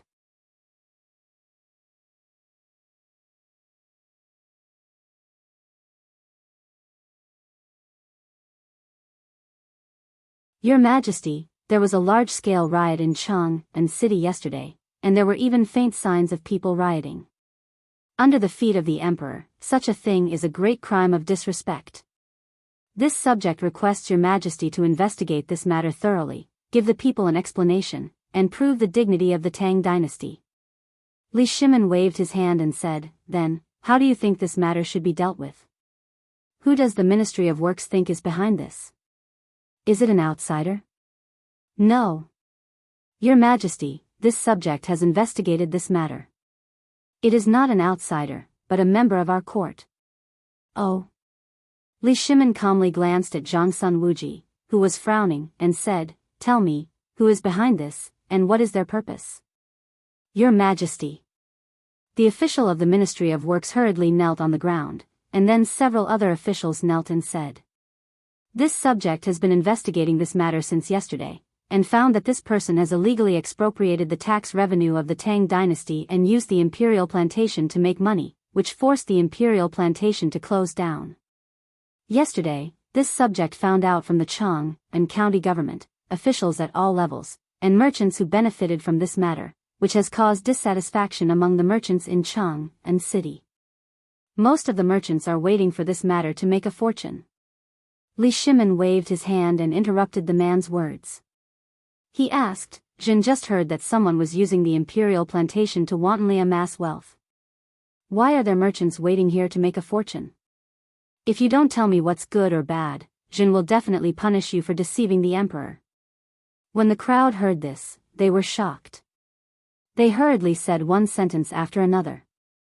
In the end, they really told the whole story. It seemed that this group of people was really fast in the face of benefits. Usually, when they were asked to investigate the tax revenue, they would delay it for a month or so. Unexpectedly, they were so concerned about this matter. Li Shimin smiled slightly.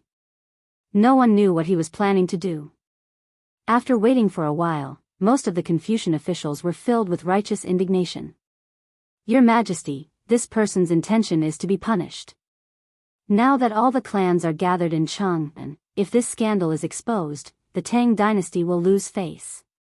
Your Majesty, stealing tax revenue is a serious crime, which is punishable by 9 exterminations. Your Majesty, please punish this person to correct the law of our country. Your Majesty, Li Shimin's face gradually darkened. He shouted, then, the person you are talking about, is it me? Or someone else?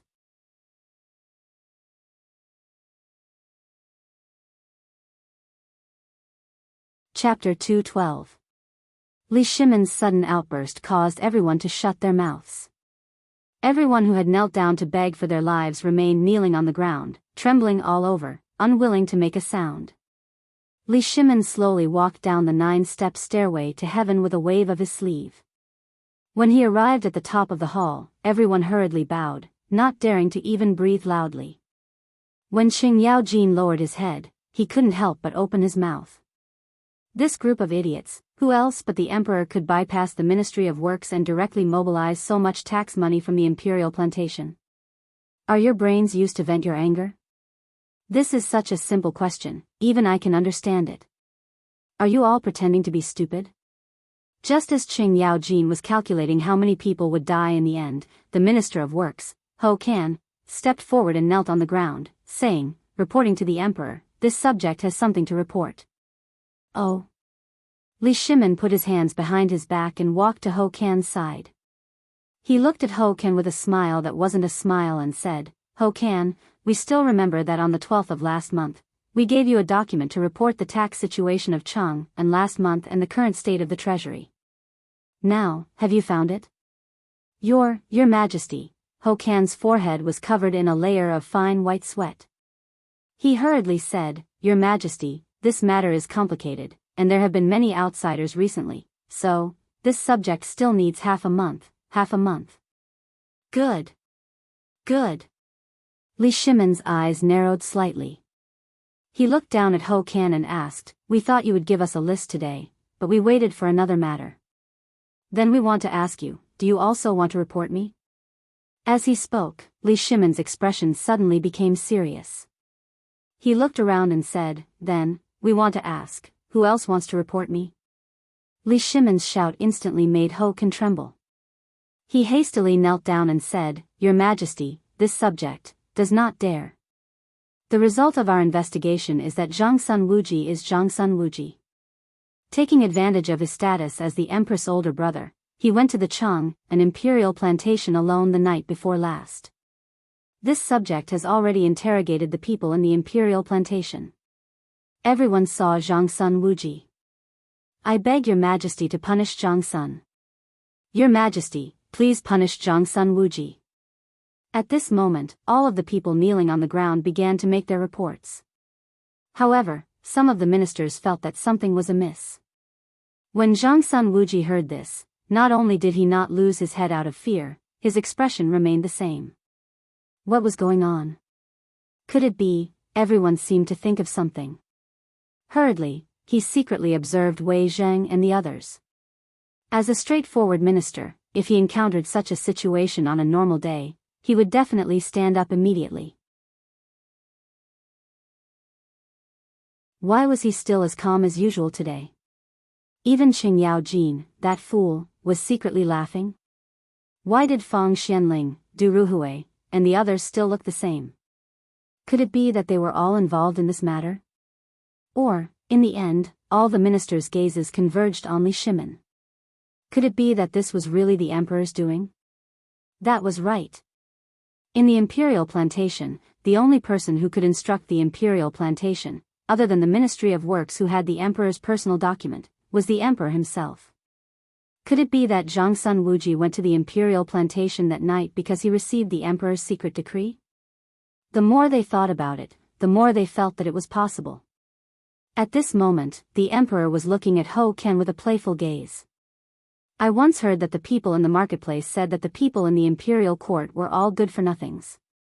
Other than eating and waiting for death, they only know how to scheme against each other and fight for their own little interests. I didn't believe such rumors before. After all, they were false. Previously, I gave you the document, Ho Kan, and asked you to immediately send me the taxes of Chang'an last month and the money in the treasury of Chang'an city. However, until today, I received the answer that this matter was complicated and that it would take another half a month. However, I want to ask you, the hundreds of good people in the Ministry of Works reconciled the accounts word by word and came to a conclusion in 3 days. Yesterday, such a big thing happened in Chang'an city. But you have already investigated it clearly in less than a day's time. Then I want to ask you, Ho Kan, do you admit to your crime? Your Majesty. Your Majesty, please spare my life. Your Majesty, please calm down. Lord Ho also did it for. Shut up. Li Shimon waved his sleeve. Do you think I'm that easy to fool? I want to ask you, is it wrong for me to want to see the money in my house? I want to know if all this is in the way of your interests, Ho Kan. Or you, Ho Kan, have embezzled the money in the treasury of Chang'an city. I remember it clearly. Since last year, it was clearly recorded in the report that the treasury of Chang'an city was more than 3,970 silver. Why did I ask Zhangsun Wuji, the minister of the Ministry of Justice, to find only 31 million silver last night? And in the past few months, the taxes of Chang'an city were basically postponed. Did the remaining taxes go into your pocket or someone else's? Your Majesty, please spare my life. I didn't leave my post without permission. I just secretly used some money for the birthday of the retired emperor. Li Shimon smiled playfully. He waved his hand and said, Zhangsun Wuji, tell me the result of the investigation of the Ministry of Justice. Yes, Your Majesty. Zhang Sun Wuji stepped forward with a cold face and said loudly, "Since March this year, there should be about 60 million silver in the treasury of Chang'an city."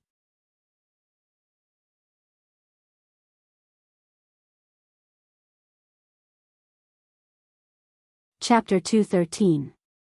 What? How can there be so much? This.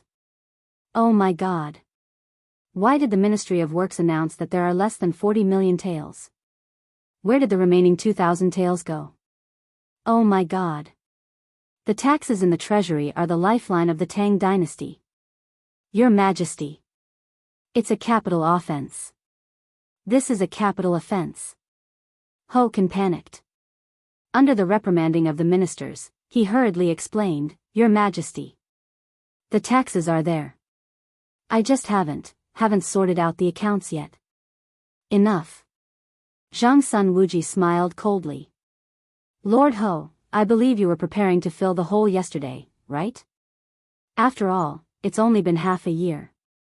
With your ability to embezzle more than 10,000 taels of tax under the emperor's nose, you definitely can't fill it up in a day. Half a month. In your document to the emperor, you said that you needed half a month. I believe you were planning to fill the hole in half a month, right? But did you forget that the emperor would suddenly want to check the treasury?" Zhang Sun Wuji looked at Ho Kan indifferently, then knelt on one knee and took out a bill from his chest. He said loudly, "Your Majesty. I have a copy of the accounts of Ho Kan's various businesses in the past 3 months. Please take a look, Your Majesty." What, the Ministry of Justice, actually found evidence of Ho Kan's crimes? If that's the case, doesn't that mean a capital offense? A capital offense. How dare you, Ho Kan? Do you still want to quibble? Take advantage of the fact that His Majesty hasn't gotten angry yet and quickly admit your mistake. Perhaps His Majesty will spare your death sentence for the sake of Marquis Ho.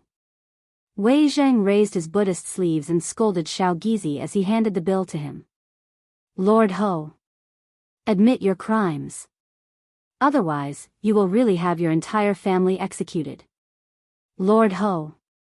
Ho Kan, the ministers of the Ministry of Works and those who had connections with Ho Kan, or even those who had business dealings with him, panicked and hurriedly asked Ho Kan to admit his crimes. "Your Majesty. I admit my crimes." Of course, Ho Kan knew that if this booklet was opened in front of Li Shimin, what awaited him would be the execution of 9 generations of his family. In the end, Li Shimin did not open the booklet. He waved his hand indifferently. "Jinwu guards. Send Ho Kan to the Supreme Court and have him wait for interrogation." He knew that if the investigation continued, more than half of the people kneeling on the ground would deserve to die. But now, he knew that if he killed all these people, then, it was also very difficult for him. Actually, he knew that the booklet Zhang Sun Wuji handed over was not evidence of his crimes. How could he have the time to investigate within a day? To be able to find out the amount of money deposited in the treasury overnight had already expended a large number of people. If they continued to investigate, then, forget it. Since Ho Junji was involved, Li Shimin could not bear to do it. With a wave of his hand, he dejectedly said, "Ever since the founding of the Great Tang, we know that many of you have strived so that the Great Tang can walk out of its current predicament, but how could we not know that everyone has their own selfish motives? We have never asked about these matters. Why is that? For the sake of face. After the Wei River, the foreigners have always been eyeing our Tang dynasty covetously. We also know that this meager amount of money is a little tight for all of you. Thus, we have always turned a blind eye to your businesses. Why did we do this? This subject is guilty." How could the officials still dare to stand after hearing this? They hurriedly kneeled on the ground, and some of them even wanted to cry out loud. But who was really crying and who was faking it? Only the benevolent could see benevolence. Li Shimin did not say anything. As if he did not see the officials, he continued to speak as if he was sleep-talking. "Actually, how could we not be worried about this matter? Do you know that because of this matter, every night when I wake up in the middle of the night, I think that the court robes you all wear are all made of the best golden silk? Do you know how much effort we have put into feeding the people of the Tang dynasty? What kind of place is the treasury?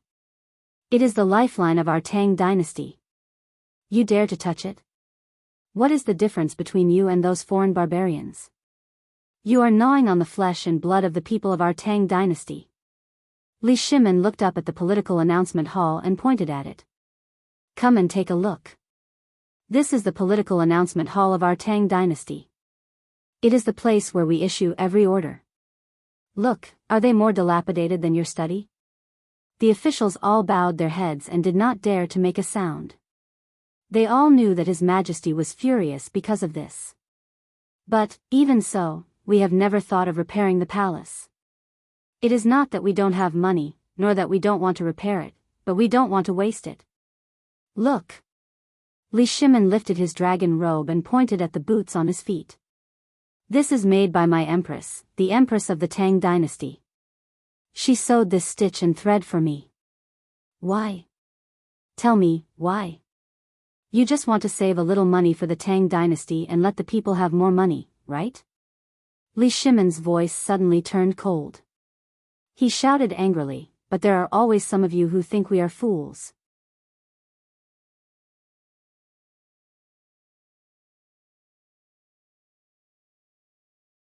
Chapter 2:14. Your Majesty, I deserve to die. Everyone was terrified. They hurriedly kowtowed again and said they didn't dare. Li Shimin waved his hand. In fact, I can see it whether you admit it or not. But since you all want the good of the Tang dynasty, I'll treat you as a fool in your heart. But don't really treat me as a fool. You all know the consequences. Li Shimin waved his sleeve and returned to the dragon throne. He took a sip of tea and said lightly, Fang Xianling. Fang Xianling, who was in the crowd, got up and bowed. Yes, Your Majesty. Once Ho Kin is gone, you'll temporarily take over the position of Minister of Works and immediately thoroughly check all the accounts of the Ministry of Works. I'll give you half a month. If you can't clean up the Ministry of Works in half a month, I'll punish you severely. Yes, Your Majesty. The resignation was over. Some people had a hunch about this result, but some people felt uncomfortable at this time.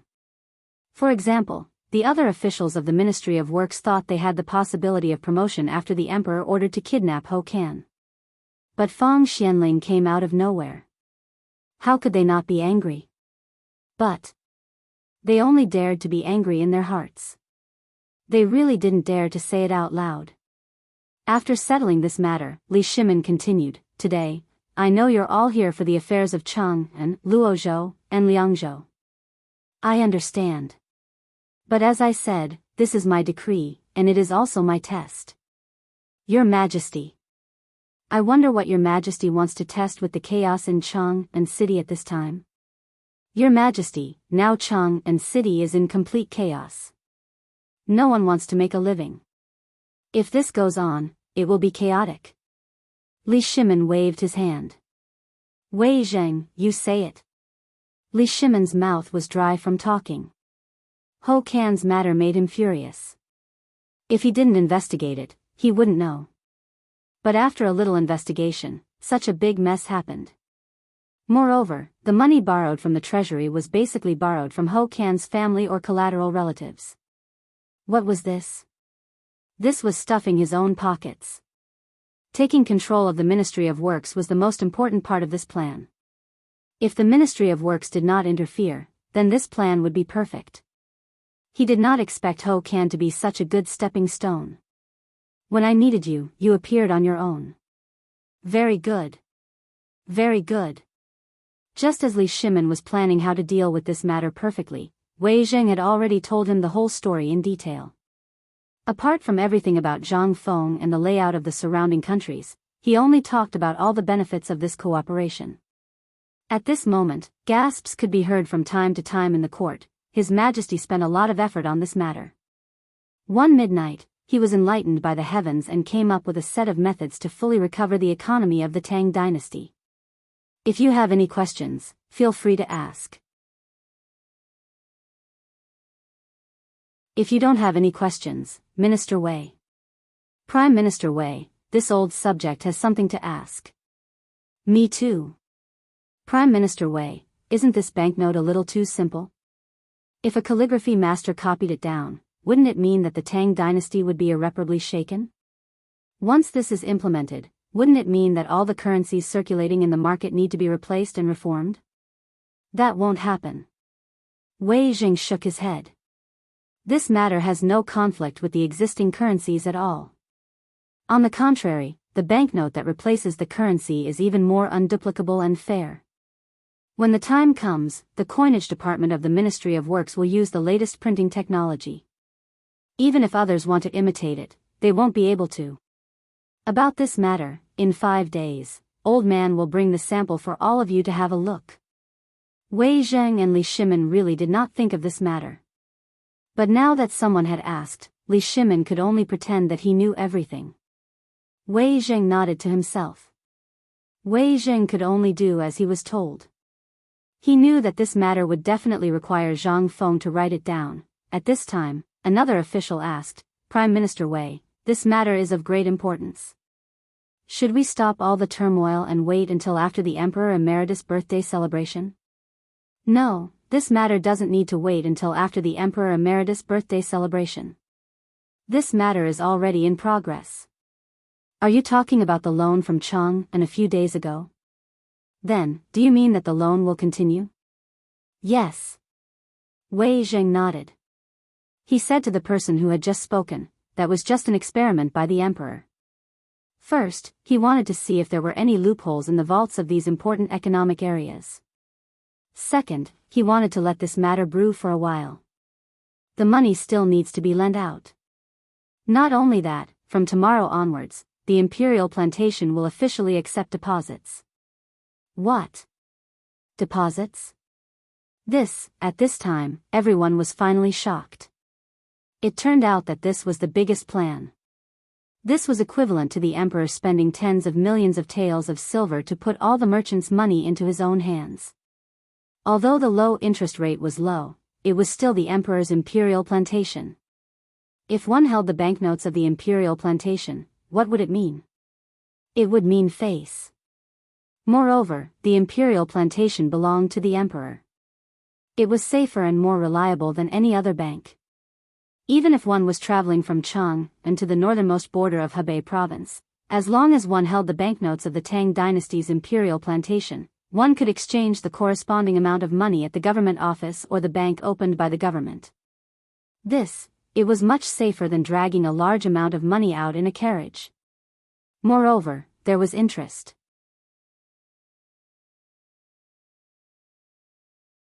As long as one was not a fool, one would choose to do so. The Emperor's move was really ruthless. Seeing that no one objected, Li Shimin and Wei Zheng looked at each other, then stood up majestically and asked, Is there anyone else who objects?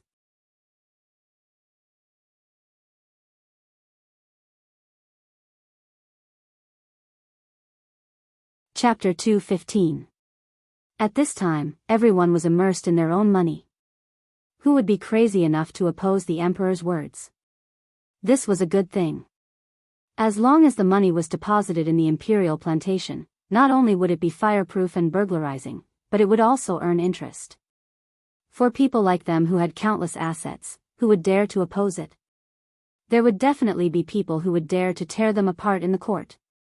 And it was obvious that the Emperor had been planning this for a long time. Who would oppose it at this time? Fool. Wait for the same fate as Ho Kan. Thinking of this. In the hall, there was a burst of chaotic discussion. For the first time, Li Shimin felt the heroic feeling of strategizing. Last night's talk. Suddenly, Li Shimin thought of a way to make quick money. That was to start from the court. Which of the hundreds of officials present didn't have hundreds of mu of land? In Chang'an City, who didn't have a few properties? However, as the saying goes, the higher you stand, the less courage you have. At this time, there was a way for them to deposit their money in the Imperial Plantation without worrying about the danger of fire or theft. Who would dare to oppose it? Thinking of this, and looking at the people in the hall who were getting more and more excited, Li Shimin said again, And for this first experiment, I plan to not care about the identity of the depositor. Even if he is a slave, even if he saves a penny, I will personally give him a token. The person who has this token can enjoy the highest standard of treatment.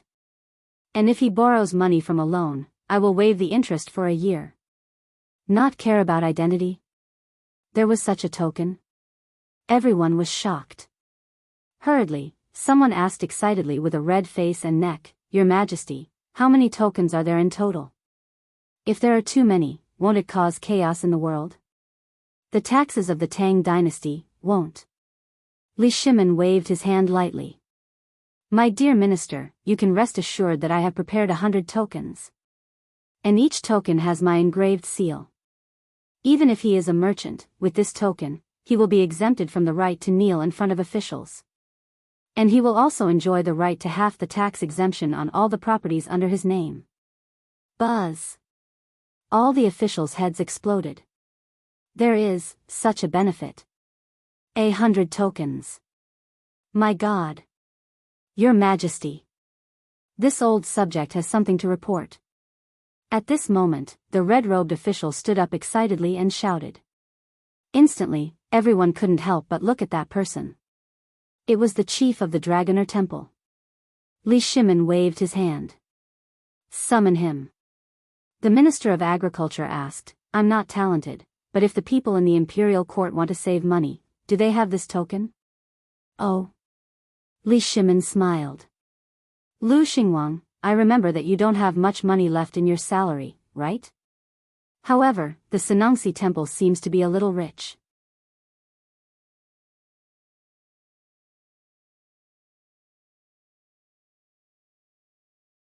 They all showed compliments that they had never shown before, knelt on the ground, and shouted, We congratulate the Tang dynasty on its longevity. Congratulations to your Majesty, the country will be strong forever.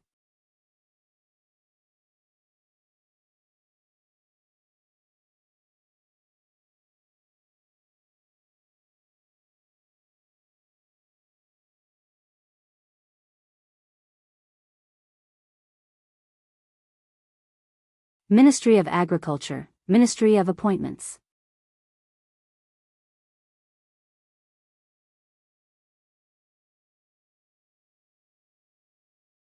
Chapter 217.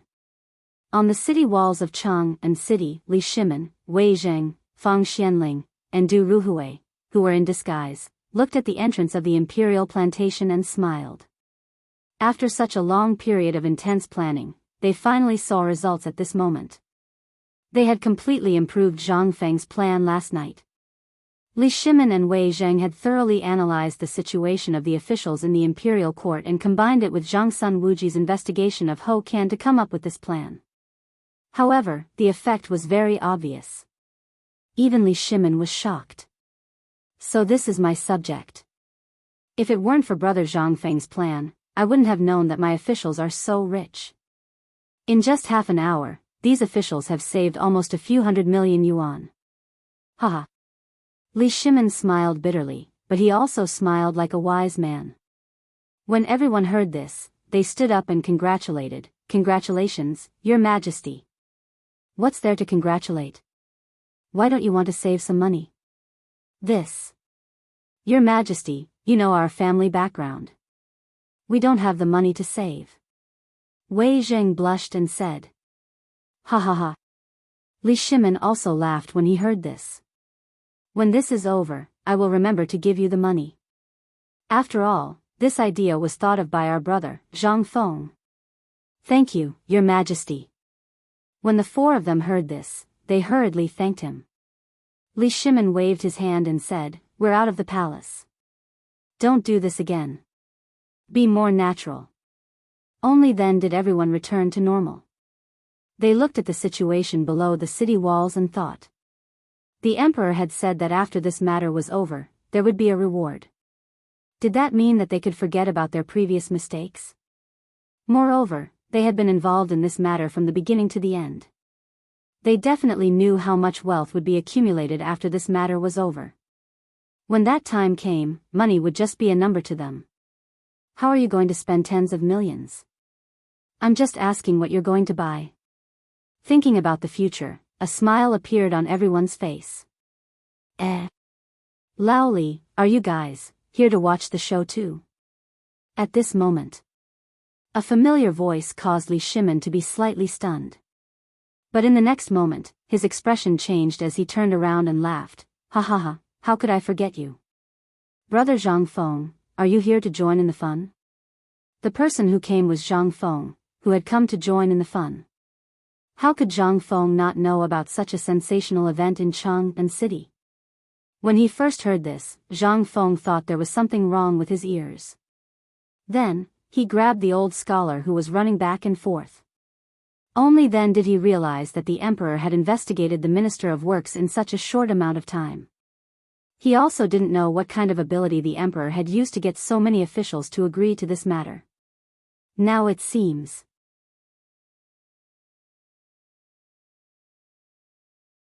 this emperor was really not an ordinary person. This was to trap all the officials in a tight spot. The key point was that this group of people still didn't know and foolishly thought that this was the emperor's favor. They didn't know that if they made a mistake, then the money in the emperor's pocket would still belong to them. It seemed that these officials were attracted by the interest and the token, but they didn't know that they had already fallen into the trap. Brilliant. That's King amazing. Zhang Feng looked at Fang Xianling and Du Ruhui, who were somewhat unfamiliar, and asked doubtfully, these two old gentlemen are, oh. Look at me, I'm confused. Come, brother Zhang Feng, let me introduce you. Wei Zheng took the initiative to volunteer. He pulled Zhang Feng and pointed at Fang Xianling, who was squinting and observing him, and said, this old guy is Lao Li's butler. You can call him the accountant. That one's surname is Du, you can call him Old Du. Hearing this, Zhang Feng clasped his fist. I've heard Lao Li talk about his butler before. It's really better to meet him in person than to hear about him. This temperament, one look and I can tell that he's a scholar.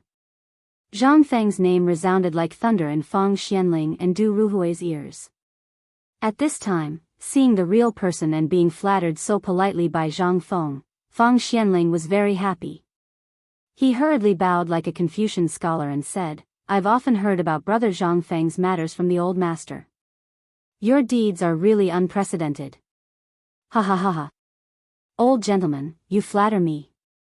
After saying this, Zhang Feng grabbed Du Ruhui's hand and said excitedly, this must be the old Du that Lao Li and old son often talk about, right?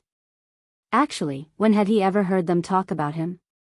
They were just being polite. But this was the first time they met. And he was someone who was together with Lao Li.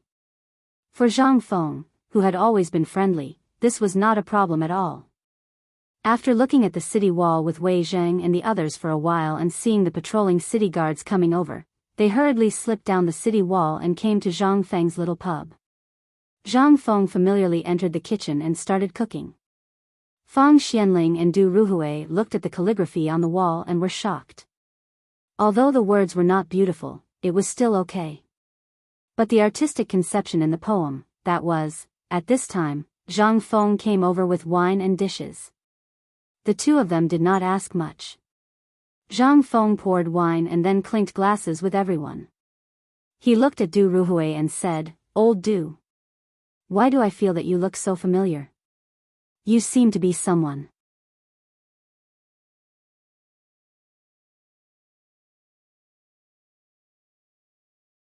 Chapter 218. Zhang Feng's words instantly made Li Shimin and the others tense up. Li Shimin seriously suspected that Zhang Feng had found out about them when they knelt down just now. If that was the case, it would be difficult to handle. Li Shimin was hesitating whether to tell Zhang Feng his real identity.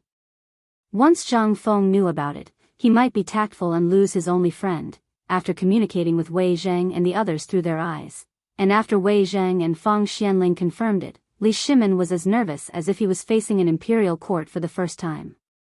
He was even more nervous than before. Brother Zhang Feng, in fact, old Du's real identity is, Du Kong? Is it? Ha ha ha. Old Du's name is Du Kong. Ha ha ha ha. Am I right? What Li Shimin was about to say was made extremely uncomfortable by Zhang Feng's joke. Du Ruhui's face suddenly froze. He was the most nervous one. If Zhang Feng guessed everyone's identity from him, then, although the emperor would not say anything, he would have to bear the guilt of losing his only friend for the rest of his life. But what was unexpected was that Zhang Feng, this fellow, actually managed to make everyone tense up. The moment he spoke, Du Ruhui had the urge to beat him up. Damn it! What the hell is Du Kong? Was this guy talking about his wine jar in another way? After a short period of shock, Li Shimin and the others came to their senses. On one hand, it was because Zhang Feng did not recognize them, and on the other hand, Du Ruhui had a new nickname. Ha ha ha. Old Du, this time, your nickname has become famous. Du Kong. Brother Zhang Feng, I, Old Feng, am really awesome. You are like this. This is the first time I've seen old Du with such a wonderful expression. Fang Xianling held his stomach and gave Zhang Feng a thumbs up. Even Wei Jing picked up his wine and said seriously to Du Ruhui, "Come on, Du Kong, let's drink." Ha ha ha. Cheers. Du Ruhui's eyes were red. But he also knew that Zhang Feng was joking. He gritted his teeth, stared fiercely at these guys, and suddenly drank a big mouthful of wine. But after drinking a bowl of wine, Du Ruhui was dumbfounded. He had drunk Zhang Feng's wine before, but when he looked at the remaining green liquid at the bottom of the bowl and felt that there was still a trace of bamboo fragrance in the dry and cracked wine in his mouth, he couldn't help but be shocked. Brother Zhang, this wine, old Du. Didn't I say you looked like someone? What do you think? Look, doesn't he look like old Shen who drinks like his life? While talking, Zhang Feng put his hand on Du Ruhui's neck and said, "Old Du, I was just joking today, but I didn't expect you guys to really take a joke. Fine. I'll compensate you with a bowl of wine. How about it? Good. Ha ha ha, my brother is so bright. Come, I'll drink with you. Ha ha ha, this is our Lao Li's brother. Come on, old Wei, hey. Don't just eat, drink. Old Feng, come on, let's drink."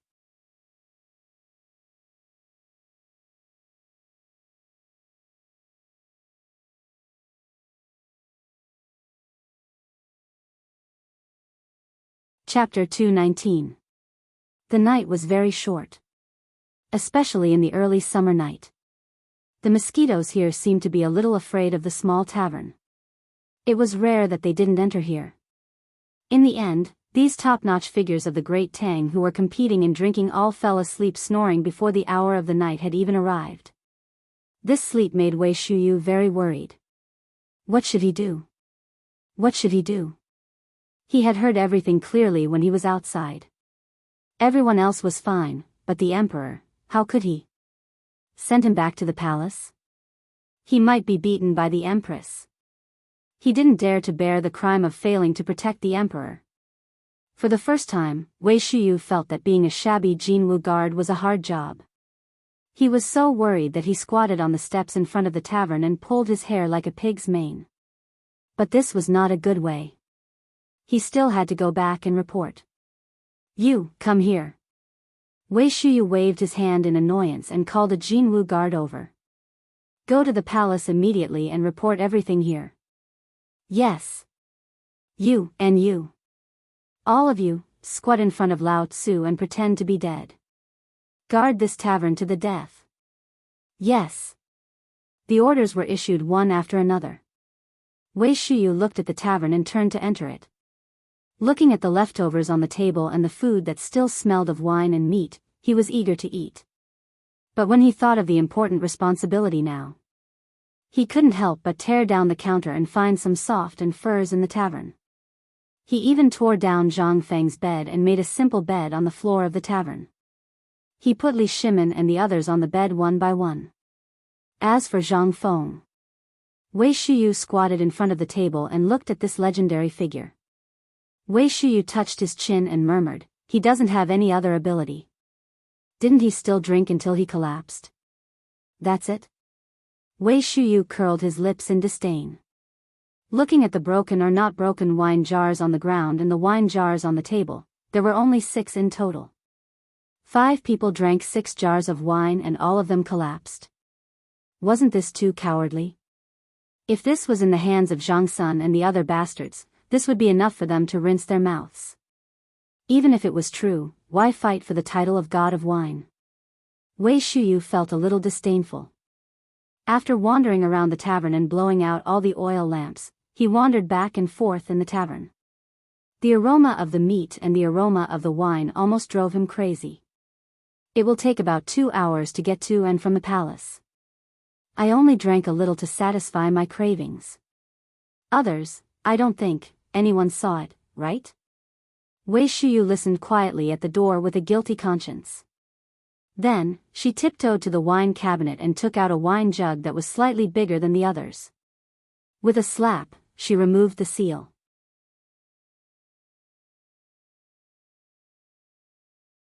Wei Shuyu's eyes almost popped out of their sockets when she smelled the pungent aroma of the wine. He raised his head and carefully took a sip. Spicy. The wine was like a knife as it flowed down his throat and into his body like a ball of fire. Awesome. This is King wine. Wei Shuyu sighed happily. The strong smell of the wine made him feel as if he was breathing out a ball of fire in the dark. At this moment, how could Wei Shuyu care so much? He raised his head and poured the wine into the wine jug.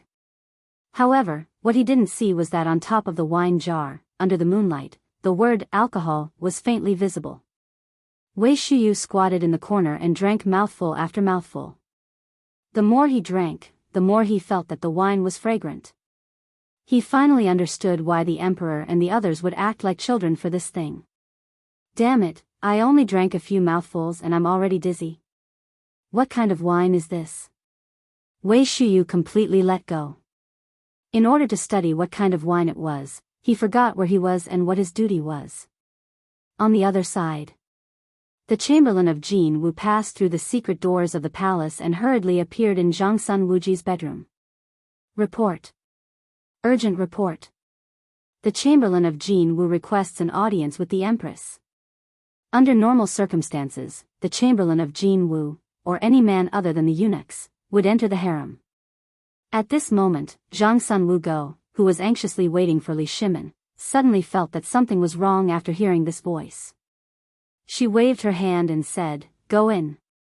The next moment, the Chamberlain of Jin Wu Go entered the bedroom with his head lowered. In front of a screen, the Chamberlain of Jin Wu Go hurriedly prostrated himself on the ground. When Zhangsun Wu Go saw the Chamberlain of Jin Wu Go's clothes, he couldn't help but be shocked. Where is the emperor? The emperor is drunk in a small tavern. What? Zhangsun Wu Go was completely furious. Bastard. Who accompanied the emperor? I asked Prime Minister Wei, Lord Feng, and Lord Du, then why didn't they stop him? What are you doing? Why didn't you stop the emperor when he was drinking? Empress Zhangsun Wu Go was completely furious. The Chamberlain of Jin Wu Go was trembling all over. Reporting to the Empress, the lords are all drunk. Now, Captain Wei Shuyu is personally guarding the place. What? They're all drunk? Good. Empress Zhangsun Wu Go's pretty face was about to contort. She shouted angrily, "Order the Imperial Guards and the Chamberlain of Jin Wu Go to mobilize all of them to protect the Emperor. If anything happens to the Emperor, all 9 generations of the Emperor's family will be executed." The Chamberlain of Jin Wu Go's voice changed when he heard this. He hurriedly cupped his fist and roared mournfully. Yes.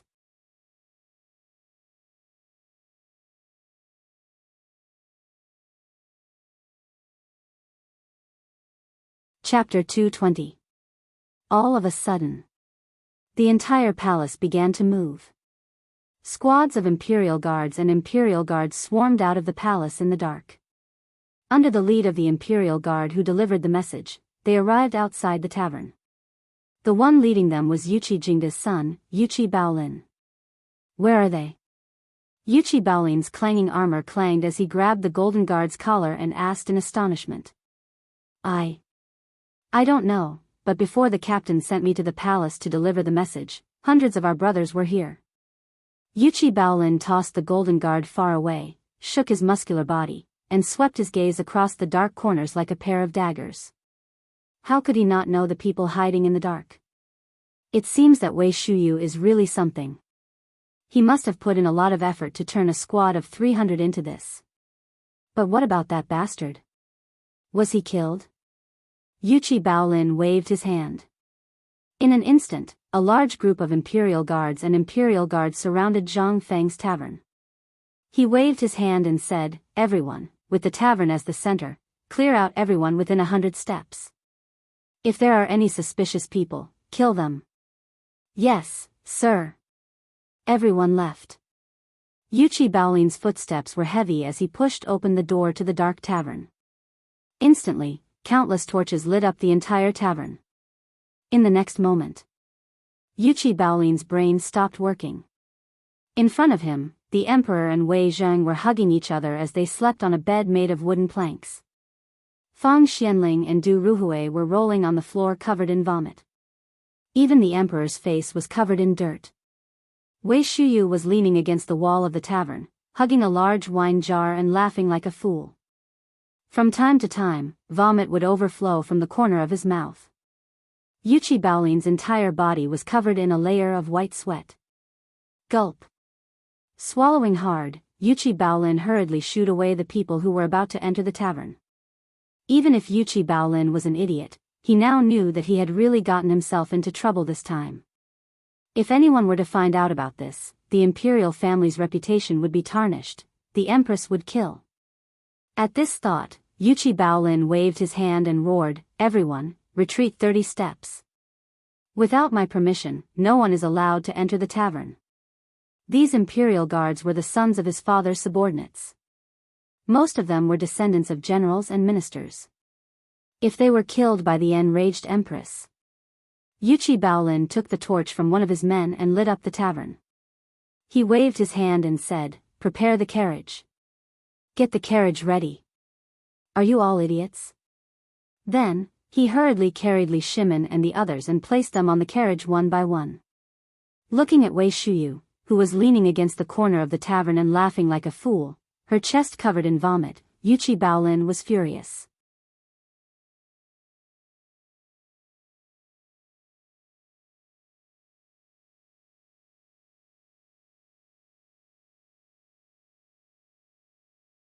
Chapter 221.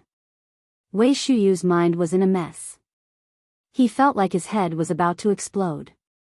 He clearly remembered that he had only drunk a little wine. Had Lao Tzu's tolerance deteriorated? However, at this moment, he suddenly heard a voice that terrified him. The Empress. Wasn't the Empress in the palace? What was going on? Wei Shuyu felt as if he was being held up and Yuchi Baolin was whispering something into his ears. Zhang Sun stared at Wei Shuyu speechlessly and waved her hand angrily. "Tie him to the pillar at the door and let him sober up." "Yuchi Baolin, you said that there's a secret Turkic stronghold next to the tavern?" Yuchi Baolin hurriedly replied, "Yes, Your Highness. I've already captured the Turkic stronghold and it's underground. I don't care what methods you use, but you must investigate this matter before His Majesty wakes up tomorrow. And, old General Cheng." When Yuchi Baolin's men had summoned Qing Yaojin had already found out about the entire situation. Now that he heard the Empress calling him, Qing Yaojin gritted his teeth and feigned ignorance. "Your Majesty. Let me ask you, are you sure you've already removed the Imperial Guards next to the tavern?" Well, I did arrange for some men, but His Majesty was afraid that it wasn't safe and personally replaced the Imperial Guards. Then what's going on?" Zhang Sun slammed the table angrily and shouted, "Then tell me, what should I do if something happens to His Majesty tonight? What if the Turkic people next to the tavern find out about His Majesty's identity tonight?" "Your Highness, please calm down." Qing Yaojin threw everything to the Emperor. "I don't know about this. Perhaps this Turkic stronghold only appeared recently. We didn't hear anything about it when we investigated in the past. Hey, idiot Yuchi, why don't you King tell me, did you find anything useful? Qing Yaojin was anxious. He kicked Yuchi Baolin's buttocks viciously and roared. Yuchi Baolin grimaced in pain from the kick.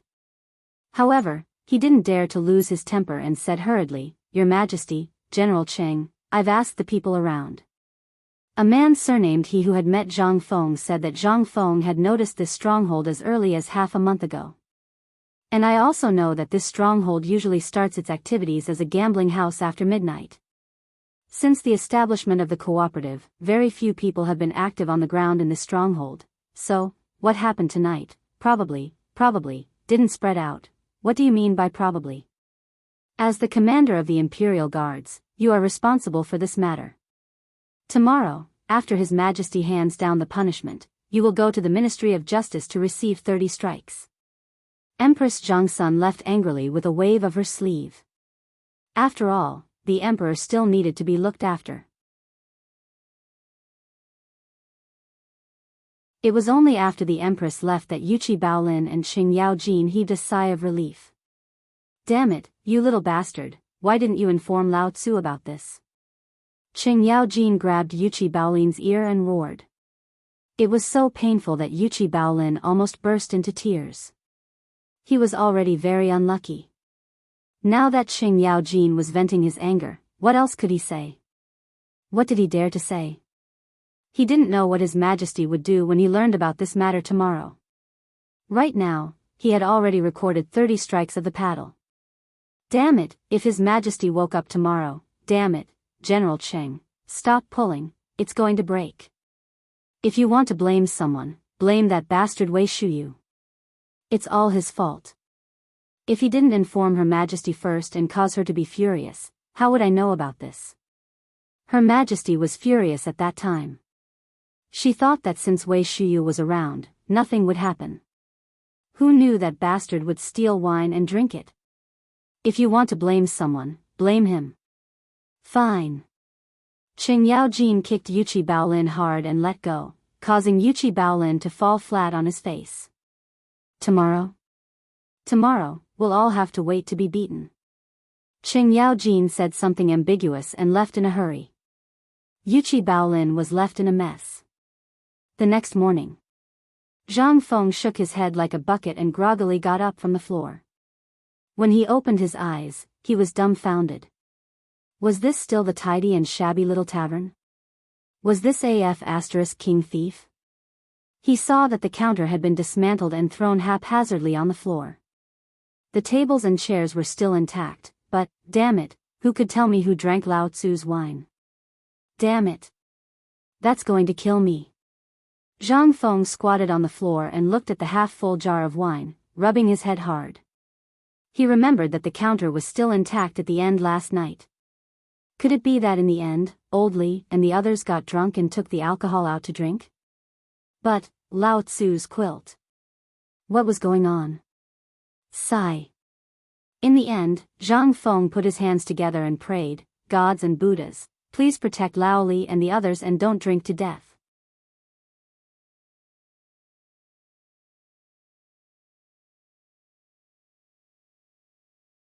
Chapter 222. The Scorching Sun. Especially the scorching sun in June. Behind the horizon, he tried his best to spew out the anger that he had been suppressing for an entire night. It was as if he wanted to barbecue the earth like an iron plate. The palace. It was quiet. Every palace maid and eunuch looked as if their buttocks were on fire. They lowered their heads and hurriedly ran for their lives. Especially the palace maids and eunuchs who were washing the floor in front of Taiji Palace. At this moment, even the slightest sound of footsteps would make them tremble. Cough, cough, cough. Cough, cough, cough. Wei Shuyu slowly woke up with a hoarse cough. However, his head felt as if it had been kicked by a horse's hoof. At this moment, he really wanted to split his head open and dig out the broken things inside. Someone, bring a bowl of water for me. Wei Shuyu habitually yelled, but everyone treated it like a fart. No one paid any attention to her. When Wei Shuyu felt that her hands and feet were trapped, she opened her eyes in a daze. The familiar plaque of Taiji Palace, the familiar palace maids, but who the hell told Lao Tzu? Why was Lao Tzu tied to the pillar? Hey! Who the hell tied Lao Tzu to the pillar? Hey! Are you King deaf? CK. After shouting a few times, Wei Shuyu's throat hurt even more. Seeing that everyone was ignoring him, he finally realized that something was wrong. What did Lao Tzu do last night? That's right. Didn't I accompany His Majesty to the tavern yesterday? What the hell, why am I here? Finally, Wei Shuyu panicked. At this moment, a playful voice came from behind him. Yo! You're awake? Master Wei, it's Master Wei. You're drunk and still want Lao Tzu to serve you. TSK. Awesome. Zhang Sun, dressed in a white robe, slowly chewed a weed in his mouth. He looked at Wei Shuyu and shook his head. Looking at him, Wei Shuyu really wanted to tear his mouth apart. But now, he had to admit defeat. Otherwise, who the hell would know what was going on? Zhang Sun, what's going on? Whoa! Don't you know what's going on? Zhang Sun moved closer to Wei Shuyu as if he had discovered something interesting. How was the wine last night? Even better than the wine in Windward? Wine, right. Wei Shuyu remembered. Last night, he had been guarding the drunk emperor, Fang Xianling, Du Ruhui, and his father. In the end, he seemed to have found some good wine, and then, gulp. On Wei Shuyu's forehead, large drops of cold sweat could not help but emerge. With a sobbing tone, he asked, Master Zhang Sun, please stop fooling around. Tell me what's going on. Also, what happened to His Majesty and the others? You only think of His Majesty now. Grandson Wei. You've King caused Lao Tzu so much trouble. At this moment, Yuchi Baolin, who was being carried, walked over with his buttocks sticking out in pain. Looking at Wei Shuyu made him angry. 30 planks. Not even a single one.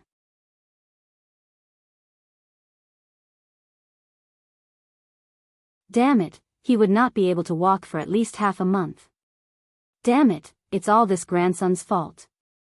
The more he thought about it, the angrier he became. Yuchi Baolin pointed at Wei Shuyu and shouted, damn it, you can't drink horse piss. When was yesterday? Were you King's servant? A servant drinking. Why did you King hide and drink? Are you King stupid? Why did you call someone back to tell the Empress? Damn it. If it weren't for you, would Lao Tzu have been beaten? Yuchi Baolin felt extremely wronged. He pointed at Wei Shuyu, who was still in a daze, and scolded him. Wei Shuyu was dumbfounded. There was only one last sentence left in his mind. Damn it, it's over. This time, it's all King over. Thud thud thud. However, at this moment, a series of clanking sounds rang out. Yuchi Baolin was so frightened that he hurriedly urged the eunuchs carrying him to run away. Zhang Sun also picked up his spear from the ground and stood in front of Wei Shuyu with a solemn expression, looking straight ahead. Brother, please restrain your grief. On this day next year, I'll burn paper money for you. By the Empress decree, I'm bringing this guilty official, Wei Shuyu, for an audience. It's over. When Wei Shuyu heard this, his eyes rolled back and he fainted. Seeing this scene, Zhang Sun Chong was stupefied. Damn it. Was the wine too strong? Or was this grandson too good at pretending? Damn it, but he did not dare to think too much. The Empress' personal guards were here. How could he dare to fart? He obediently slipped away after they took Wei Shuyu away. He did not dare to provoke the Empress at this time, even though she was his aunt, because his aunt liked to take revenge on her relatives, on the other side. Outside the bedchamber, Wei Zheng, Fang Xianling, and Du Ruhui knelt in a row. They hung their heads and looked at the group of palace maids and eunuchs in a daze. These were all people who used to be so arrogant. The sun did not rise from the west today. What was going on? Why were they all kneeling outside the emperor's bedchamber? But they did not dare to ask. They were afraid. At this moment, Zhang Sun Wuji came out of the emperor's bedchamber with a strange expression. He squatted on the ground and looked at the four people. He shook his head and sighed. The Empress summoned you. Everyone, you're awesome.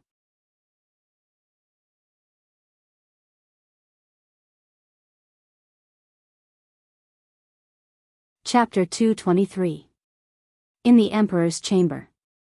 Li Shimin rubbed his swollen head. Even though the palace maids were massaging his head and the imperial physicians were administering acupuncture, the after-effects of being drunk still made him feel nauseous. At this moment, Empress Zhangsun was sitting on one side, staring coldly at the four of them. Prime Minister Wei, you're an old man. Tell me, how should this crime be punished? How could Wei Jing not know this? But how should he treat it? He had a headache.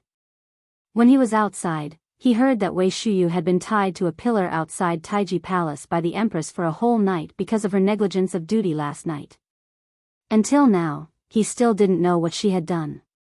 Your Majesty, this, Prime Minister Wei and the others, Li Shimin wanted to say something. But when he saw Zhang Sun Wugo's cold face, he could only shrink his neck and stop talking. This scene made Wei Zhang and the others feel a toothache. The only person who could plead for mercy now didn't dare to speak. What could they do? Wei Jing couldn't help but grit his teeth and bow. Your Majesty, it was this old subject's fault for being greedy yesterday and causing His Majesty to be in danger. According to the laws of the Great Tang, we should be beheaded. Fang Xianling, Du Ruhui, and Zhang Sun Wuji, who was standing on the side and pretending not to see, couldn't help but tremble. This old man, damn you, you still have the temper of a donkey at this time? Can't you say something soft? Good. Good, good. Zhang Sun Wuji. You're the Minister of Justice. What do you think about this? Zhang Sun Wugo was really angry. If they had just given in, this matter would have been over. After all, the juniors had already been punished, and all she wanted was an explanation. The emperor was hungover, and there was a Turkic spy by his side. She wanted an explanation so that she could deal with the mouths of those in the royal court. But she didn't expect Wei Zheng, this stubborn old man, to be so stubborn at this time. This, Zhang Sun Wuji was very depressed. He cupped his fists and said, reporting to the emperor and empress, if this matter was under normal circumstances, it would indeed be beheaded according to the law. But this is different. Oh. How is it different? Li Shimin asked with a wave of his hand before Zhang Sun and Wugo could speak. However, he had forgotten about the silver needles on the back of his hand. When he waved his hand, he instantly felt an intense pain, causing the corner of his mouth to twitch. Zhang Sun Wugo glared fiercely at Li Shimin. Reporting to Your Majesty. Prime Minister Wei and the others are accompanying His Majesty on an errand. Moreover, they are going to a tavern to meet Brother Zhang Feng. Drinking is inevitable. Moreover, they are here to thank Brother Zhang Feng for his advice, which helped His Majesty take control of the economic lifeline of the Tang dynasty.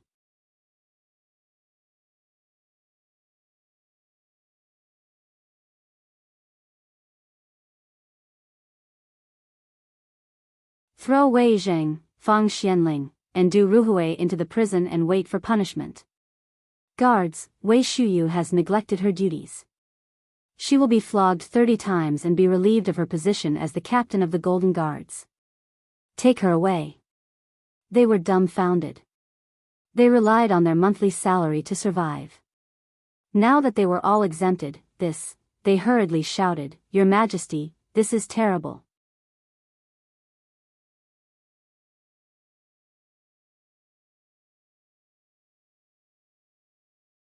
Chapter 224. In the end, Li Shimin didn't punish them.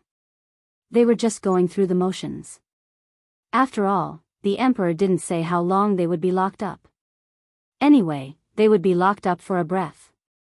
In the end, the three of them swaggered back to the residence, but they really didn't get their salary. This made the three of them groan, but they also knew that this was the best way. However, while they were happy, Wei Shuyu was upset. At this moment, the person carrying out the task of flogging him was Zhang Sunchong.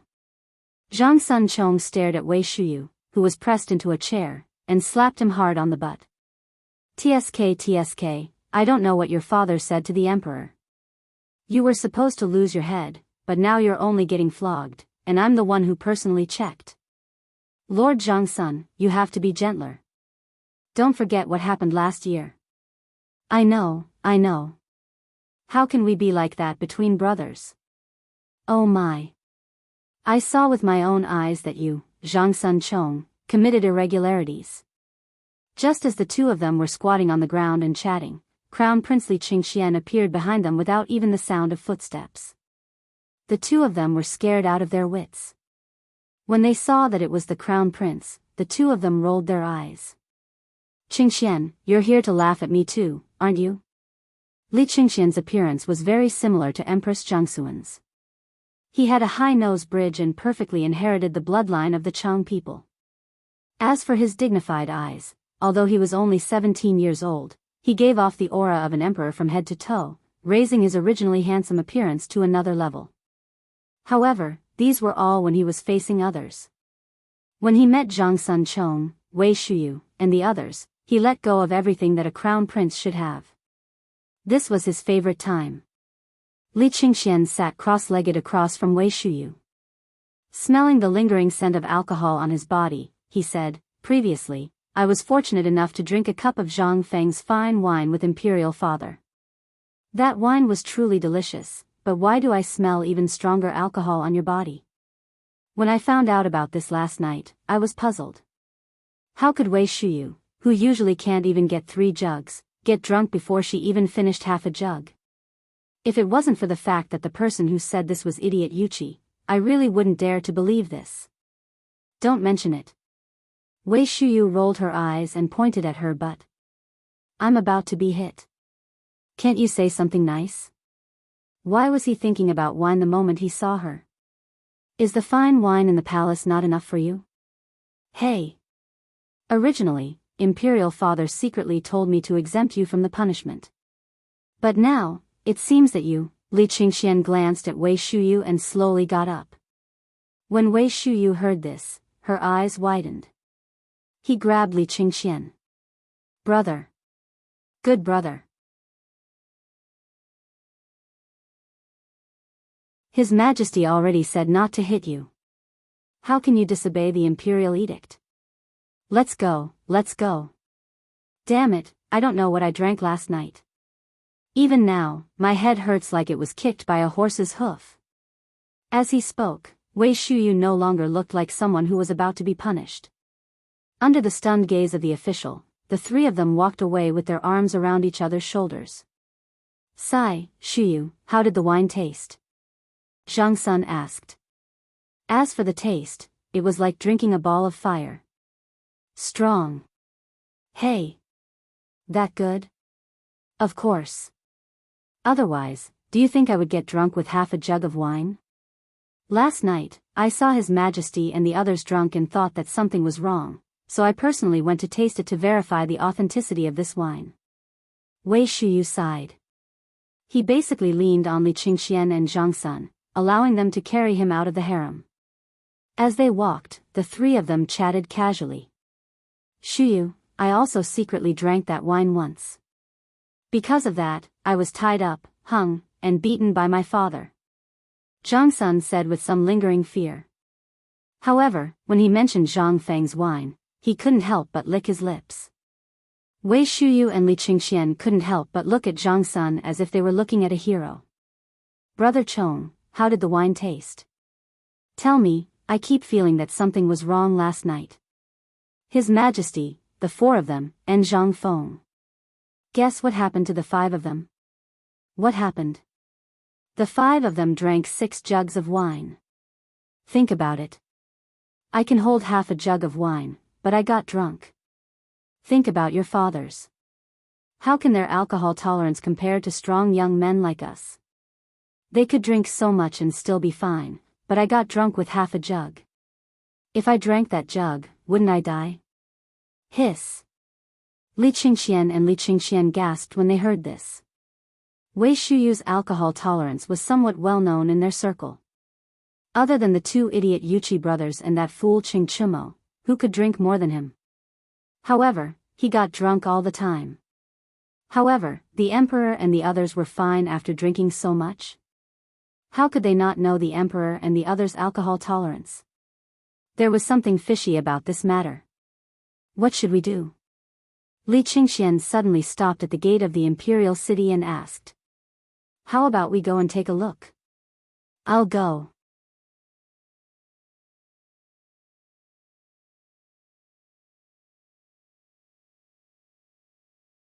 Chapter 225. How could they escape Li Shimon's eyes when the three of them had their arms around each other's shoulders? At this time, in the imperial study, Li Shimon looked at Qing Yaojin and Zhang Sun Wuji playfully and said, I didn't expect the friendship between these little rascals to be so good. It's all thanks to your majesty. It's my son's fortune to be valued by the crown prince. Zhang Sun Wuji hurriedly said. Li Shimon rubbed his head and waved his hand. Come on. Let's think about how to deal with those people in the imperial court. I'm afraid last night's matter is already troublesome enough for us. As for the matter between the crown prince and Shuyu, anyone can see it. But this is a good thing. We will all grow old in the end, and the Tang dynasty needs this kind of friendship. Just like the relationship between me and you. Only this kind of friendship is the prerequisite to ensure that Qingxian can govern the Tang dynasty well.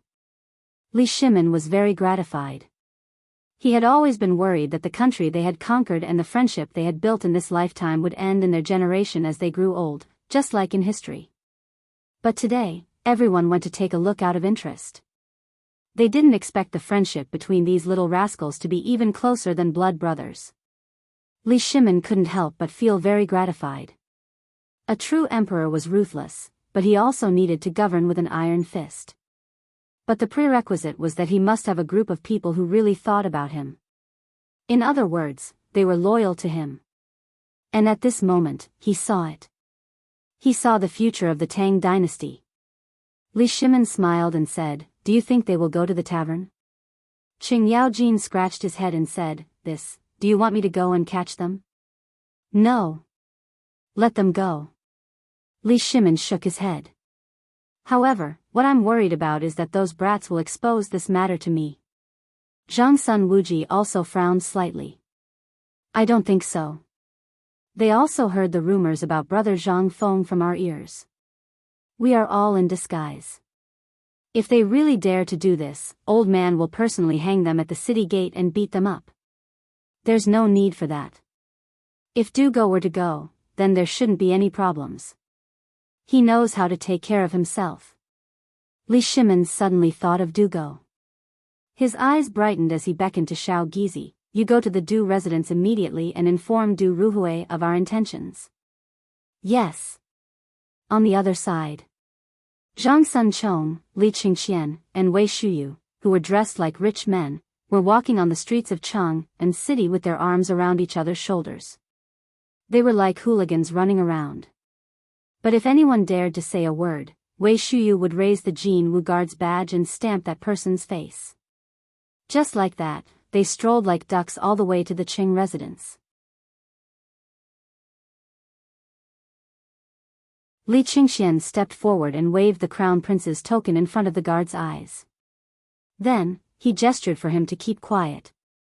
Go, called Qing Chumo out. Your Highness. Your Highness. Scram. Go and come back quickly. Tell him that this crown prince has an urgent matter to discuss with him. Yes, the guard was dumbfounded. He was so scared that he almost peed his pants. The crown prince always liked to scare people like this. Who in the Qing residence doesn't know that you're the crown prince? Do you have to wave your bright crown prince's token in front of my face every time you come? If you accidentally drop it on the ground, then all of us will be buried together with you. Although the guard was cursing in his heart, no one dared to say anything. He lowered his head and knocked open the door to Qing Chumo's room, who was snoring loudly. In an instant, the stench of his feet and sweat filled the air. Amidst the loud snoring, the guards seriously wondered if this kid would one day be suffocated to death by his own burnt smell. "Lieutenant? Lieutenant? Wake up, Lieutenant. The Crown Prince is here. Lieutenant?" After calling out a few times, Chang'an turned over and farted, then fell asleep again. "Lieutenant, there's a new prostitute in Windward Tower." "What? What kind?" This time, it really worked. As soon as he heard about the new prostitute, Chang'an sat up and rubbed his eyes. The guard was speechless. "If I didn't say that, you wouldn't be sleeping until tomorrow morning. It's not Windward Tower. The Crown Prince is looking for you." "The Crown Prince?" When Chang'an heard this, he smacked his lips, rolled his eyes again, and fell asleep again. "Tell Li Qingxian that I was on duty last night, so I don't have time to serve him now. Tell him to scram." "Oh. What if this Crown Prince invites you to drink good wine? Do you want to go? Brother will take you to drink good wine." At this moment, Li Qingxian's voice sounded from the door. As soon as he heard the voice, Chang'an turned over and continued to sleep with his head covered. Zhang Sunchong and Li Qingxian covered their noses. They wanted to enter, but in the end, they couldn't resist his overwhelming stench. In the end, they still compromised. "Go, go, go, let's go to Zhang Feng's little tavern." "Go if you want." "Who wants you to freeload?" "Let's go, Zhang Sunchong. Let's go find idiot Yuqi and drink good wine at the little tavern." "Little tavern? Zhang Feng? Wine? This isn't the wine that my father hid like a treasure." "Zhang Feng, damn. It's him." In an instant, Chang'an woke up. He didn't even wear his shoes and suddenly roared, "You two bastards, stop right there."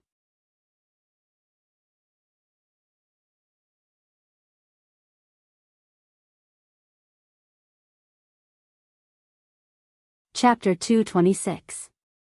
On the main street of Chang'an. It was the busiest time in the market. At this moment, everyone was talking about what had happened last night. In front of a tea stall, someone seemed to be speaking in a low voice, but in fact, his voice was not soft at all. "Have you heard?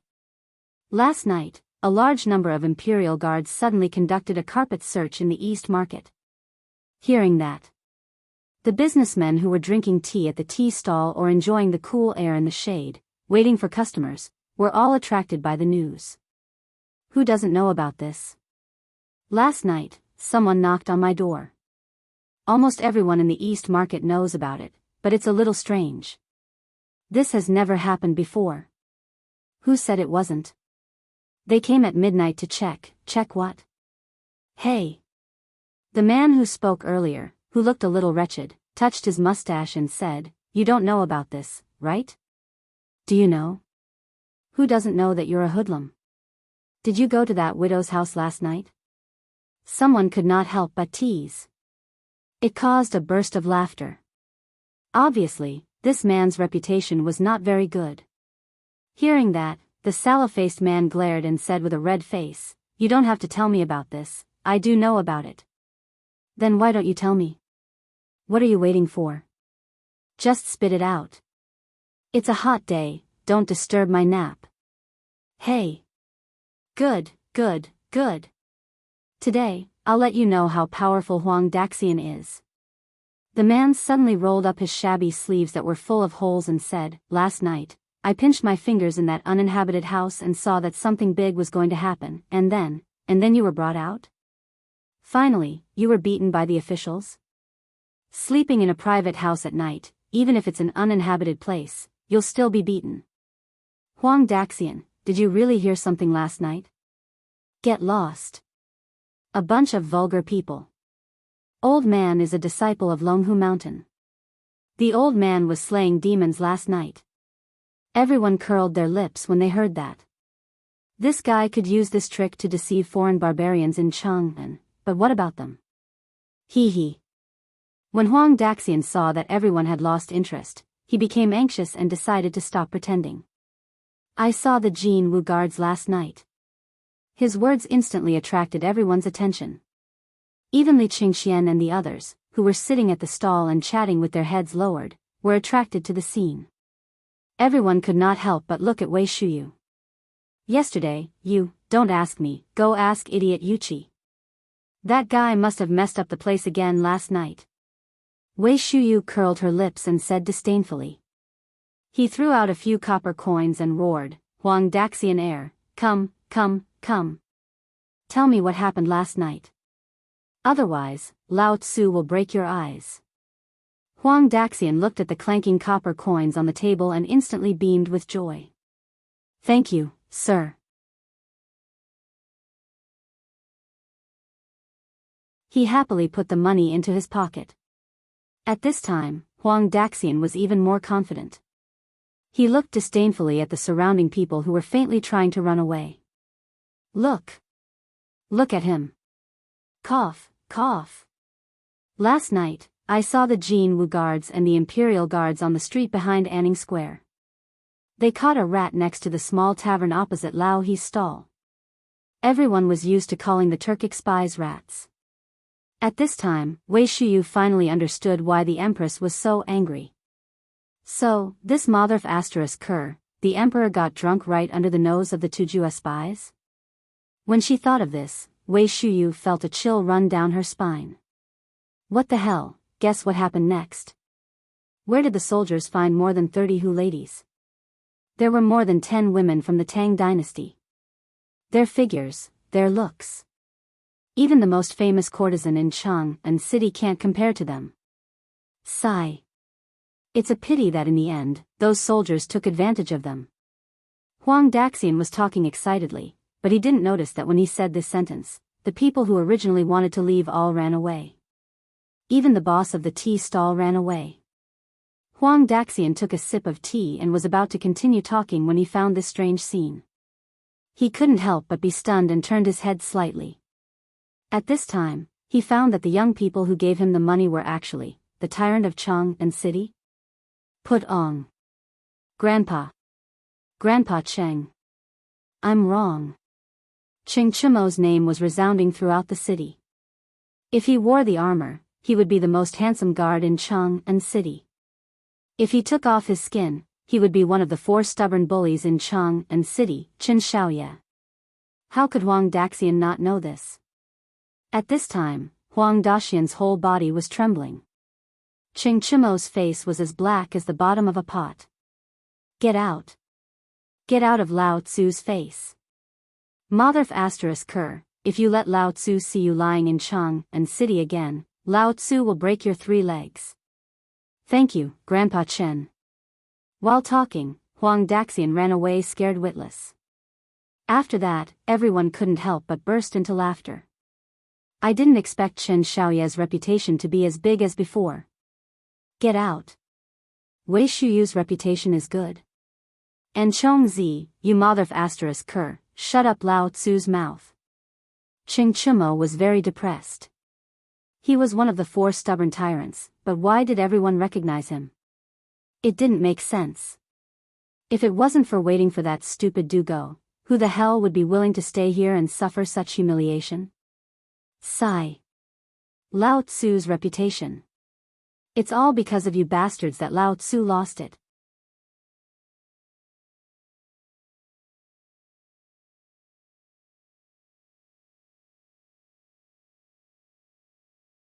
Chapter 227. Cheng Chimo's identity was exposed. However, everyone only knew their nicknames. No one knew their real names. Moreover, even if they were allowed to use their real names, they would not dare to do so. Not to mention other things, just the fiendish father at home would skin them alive. Not to mention, if other old fellows were to stab the emperor, then they would really die. Fortunately, in the end, everyone thought that it was better to have fun together than to have fun alone. They simply dragged all the people in Chang'an city into the trap. The largest tavern and the most luxurious brothel in Chang'an city were all properties that they bought with money. Therefore, these places became the gathering places of these stubborn people. In this regard, even if the ministers knew about this, when they saw that their good-for-nothing son was among them, they could only pinch their noses and accept it. Even Wei Zheng, who was known as the human mirror, did not ask about Wei Shuyu's matter under his wife's cries. He only said that if anyone dared to use the Wei family's name, he would cut them off. In this way, this group of stubborn people grew bigger and bigger. In the end, even the crown prince, Li Qingxian, was foolishly led into the trap. This time, this group of people became even bolder. As long as they were not seen by the stupid Yuqi's father, who was in charge of the curfew, anyone who saw them would have to bow their heads. However, even so, they did not completely drag everyone down with them. For example, Du Go. He was a fool who was determined to be the sage of Confucius. He had a big flat face all day long and a stubborn temper, so he had a nickname in the stubborn world of Chang'an city. Du Go. He was so stubborn all day long that he did not find it annoying. There were a few times when everyone coaxed him out, helped him enter the brothel, and even gave him the most beautiful girl for a night. They did not expect this guy to personally complain to everyone's father. Son of AB*TCH. You've eaten your fill, and now you're playing the blame game? Everyone was angry. After being beaten, the crowd did not like him very much anymore. He could do whatever he wanted. But this time, they didn't know what was wrong with him. When he heard that they were going to the tavern, this lunatic actually sent someone to ask them to wait here until his morning class was over. If he did not agree, he would immediately go to the palace and complain to the emperor. This was no longer fun. Everyone thought about it and decided to forget it. They could only hold their noses and bear with it. He's here, Du Dabing is here. Just when everyone was about to doze off from waiting, Du Go held a book in one hand, with one hand behind his back. Like an old man, he slowly paced back and forth while reading loudly. Everyone was dumbfounded by this scene. I say, brothers, has this idiot become stupid from studying too much?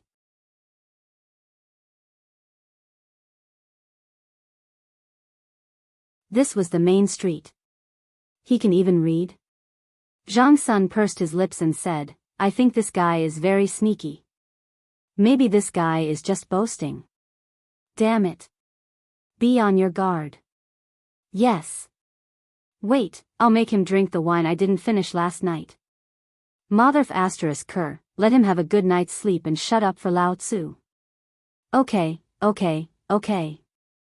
That wine you mentioned, leave some for me. If it can make you drunk, then it can't be considered good wine. Just when everyone was pondering, Du Go walked in. Under everyone's disdainful gaze, Du Go patted his white robe and sat down elegantly. Sorry for the long wait, I just finished my morning class, enough. Ching Chumo waved his hand. Let's go. If we don't go now, the sky will be dark. Wait. However, Du Go was unwilling to do so. He slowly poured a cup of tea and gently blew on the cold tea. He slowly took a sip and said, I'm here with the Emperor's secret order. So, let's wait for a while. What did he mean? The Emperor, could it be, damn it. Qingxian, did you tell your father? Wei Shuyu and the rest glared at Li Qingxian. Li Qingxian was also stunned. No. Only the few of us know about this. Besides, if father knows about this, won't I be in trouble? Everyone patted their heads in disgust. That's true.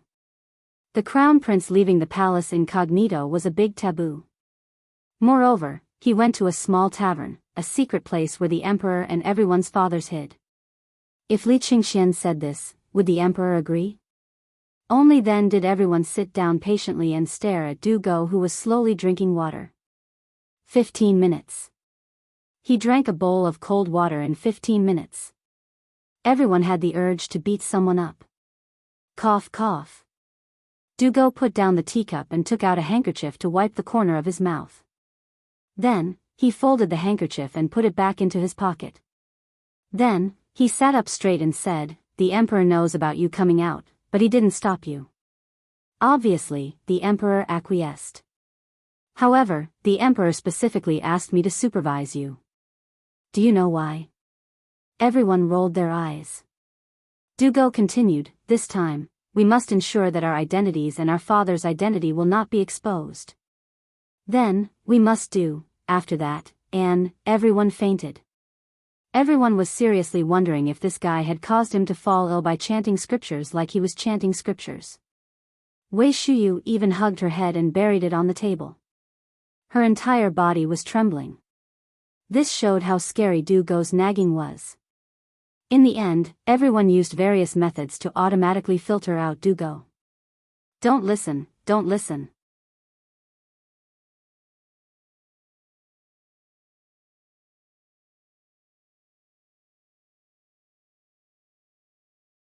Chapter 228. Zhang Feng was very tired. Last night, he didn't know how he slept, but his waist hurt so much that it felt like it was about to break. What was even more exaggerated was that the entire shop looked as though it had been burglarized. Zhang Feng couldn't help but scratch his head in confusion. Did he go too far last night and tear down the shop? But that shouldn't be the case. Today, things were even stranger. After finding some carpenters to reconstruct the counter, he happened to hear that the Turkic stronghold next door had been destroyed by the Imperial Guards and the Chamberlain of Chamberlain last night. That was even stranger. Normally, the Chamberlains of Jin were the special forces that protected the Imperial City. Why would they take action in the middle of the night? Furthermore, at this corner? Could it be that the Emperor had been plotting all along and they already knew about the Turkic stronghold here? Then, they thought that when the cooperative was formed, they would take the opportunity to strike a blow to the Turkic people? Wasn't that just messing around? However, after thinking about it, Zhang Feng stopped thinking about it. Who was that? That was Li Shimin, the emperor of all time. How could the entire world know what he was doing? Furthermore, this master's brain wasn't something that an ordinary person could think of. However, on this matter, Zhang Feng couldn't understand Li Shimin. No matter how he looked at it, this wasn't the time. Furthermore, he sent out the Chamberlains of Jin with great fanfare. Wasn't this just looking for trouble for himself? Zhang Feng was still thinking about how to carry out a big operation for these people. Now, it seemed like everything was over. After this incident, who would dare to show up in such a short period of time? Zhang Feng shook his head and stopped thinking about such unrealistic things. Looking at the half-filled jar of alcohol, his head was throbbing with pain. Hopefully, Lao Li and the rest were fine. However, just as Zhang Feng was rubbing his waist and preparing to go to the back room to check if there was a thief or if anything was missing, a person suddenly came up to Zhang Feng's face. Looking at that big face, Zhang Feng subconsciously slapped it. Who is it? Yo! After calling the two of them, Wei Shuyu saw that Zhang Feng was still in a daze. Wei Shuyu thought that Zhang Feng had drunk too much and wanted to check if he was breathing. However, she was inexplicably slapped. This time, both Wei Shuyu and Zhang Feng were stunned. It's you? Zhang Feng finally recognized the owner of this big face. Aren't you Lao Li's bodyguard? This. Did something happen to Lao Li? Wei Shuyu pouted. My father's surname is Wei. Guess who I am? Old Wei? You are Old Wei's son. Zhang Feng was dumbfounded. Old Wei's son was Lao Li's bodyguard? What kind of logic was this? However, at this moment, a few young men who were dressed like young masters in this era appeared. Moreover, they looked like hooligans. They walked with disdainful footsteps. They slowly walked into the small pub. The leading young man in a white robe looked somewhat similar to Lao Li. Behind him was a careless young man who deliberately kept his beard long. His actions were somewhat similar to Old Chen. As for the rest, you are, Li Qingxian gave a fist salute. Brother Zhang Feng. I am Lao Li's son. You can just call me Li Gan. Lao Tzu and your father call each other brothers. You call me brother. What would your father think if he knew? At this moment, Wei Shuyu stepped forward and introduced to Zhang Feng, Hey, brother Zhang Feng, this silly fellow is Old Chen's precious son, Chen Tinyu. This is that sour scholar, old Du's son, Du Dabing. This is old Sun's son. You can just call him Buggy. At the end, Wei Shuyu introduced Li Qingxian heavily. This is our god of fortune, Lao Li's precious son, Li Gan. Old Wei is my father. You can just call me Weizi. What kind of monster was this? Was this even a person's name? However, one should not slap a smiling face. Moreover, these were all Lao Li's precious sons. Zhang Feng gave a fist salute. I am Zhang Feng. Come, come, come. You are a guest. Have a seat. I am going to prepare some good dishes. Let's eat and drink. That would be great. Ching Chimo laughed heartily. The slap made Zhang Feng's eyes roll violently. He was almost sent away. This slap made Zhang Feng feel as if a heavy hammer had hit his shoulder. What the hell was this? Was he swinging a sledgehammer at a construction site? The corner of Zhang Feng's mouth twitched. After a while, he finally calmed down. Ching Chimo and the others acted as if they did not see it. After hearing Zhang Feng's words, their eyes were already looking around the small tavern. Brother Zhang, do you have the kind of wine he drank last night? He drank it? Zhang Feng did not react. He pointed to the counter and said, the wine is all there. Take whatever you want. I will prepare some dishes to go with the wine. As he spoke, Zhang Feng slipped away. He was a little afraid of Chen Tinyu. That F***king slap could kill someone. He did not know what this guy ate when he grew up. His slap was so strong. However, although he was depressed, Zhang Feng also had a lot of questions to ask them. He hurriedly prepared some dishes to go with the wine. In the tavern, Wei Shuyu and the others were squatting on the floor. They did not want any wine. They were just looking for half a jar of wine. Why? Wine that could make Wei Shuyu drunk? They had to try it first. If they did not drink such good wine, what else could they drink? After a long time, they finally found half a jar of wine in a hidden compartment under the counter. Everyone gathered together and smelled the pungent aroma of the wine. Everyone was almost drooling.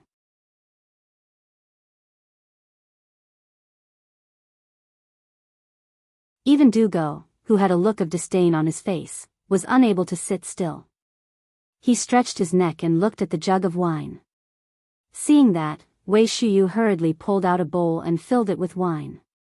Resisting the urge to feel dizzy from smelling the wine, she handed the wine bowl to Du Go. Go, this bowl of wine is a toast from us brothers to you. Drink it? Everyone looked at Du Go eagerly. Li Qingxian even said directly, we might have to drink to our heart's content today. So, Brother Du, this bowl of wine is a toast from me to you. When Du Go heard this, even the crown prince offered him a toast. Drink.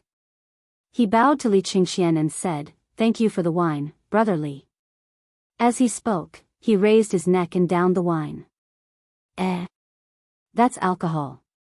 You can't drink it.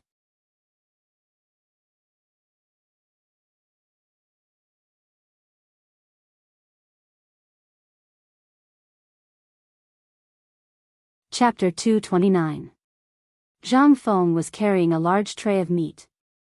Just as he lifted the curtain, he saw Du Go drinking with his head tilted back. But when he smelled the smell in the air, he instantly realized that something was wrong. Just as he was about to shout, a bowl of wine went down Du Go's stomach. This time, Zhang Feng's eyeballs almost popped out. He clearly remembered that the alcohol was hidden in the secret compartment under the counter. This was something he had been praising for a long time. It was prepared to be used in emergencies. And this thing was very difficult to get. Basically, it took 10 caddies of wine to extract less than 1 caddy of it. Last night, half a jar was drunk. His heart was aching. Now that he saw this group of idiots drinking alcohol instead of wine, how could he not be angry? He hurriedly snatched the alcohol from Wei Shuyu's hand and said, this is alcohol. You can't drink it. Brother Zhang Feng, you must be joking. This wine, burp, is very strong. It's good wine. Dugo was dizzy from drinking. At this moment, his face was as red as a monkey's butt. He laughed foolishly and wanted another bowl. Zhang Feng's face turned green. If he were to drink this, he would really die. He hurriedly hid the wine jar behind him and said, I have a lot of wine here. You can drink as much as you want. Just treat it as my treat. You can't drink this thing. Brother Zhang Feng, you're wrong. Why can't we drink such good wine? You're not kind. You can't bear to part with such good wine, tsk. Faced with the words of Ching Chumo and the others, Zhang Feng shook his head like a rattledrum. He explained, do you know why this thing can't be drunk? Let me tell you. This is not wine at all. It was extracted from the wine. A jar of wine can only make about half a bowl. Do you know how long I've kept this jar? This is the best anti-inflammatory medicine for treating illnesses, especially for treating external injuries and infections. Let me tell you. Zhang Feng was about to explode. After explaining for a long time, this group of idiots finally understood why they couldn't drink it. However, Ching Chumo was dumbfounded. Brother Zhang Feng, I have something to say, but I don't know if I should say it. Speak. We're all brothers. What's there to hide? This wine, alcohol. You said that a jar can only produce half a bowl. Then, you said that drinking too much will kill people. I heard that big idiot Wei drank half a jar last night. How is he fine? What did you say? Say that again? Zhang Feng was dumbfounded. He asked anxiously. Ching Chumo was also dumbfounded. He was shocked by Zhang Feng's reaction and hurriedly said, last night, big idiot Wei saw that you were all drunk, so he came in to carry you back. However, he was greedy and said that he drank half a jar of wine. Here, the one in your hand was found by him today. Zhang Feng went crazy.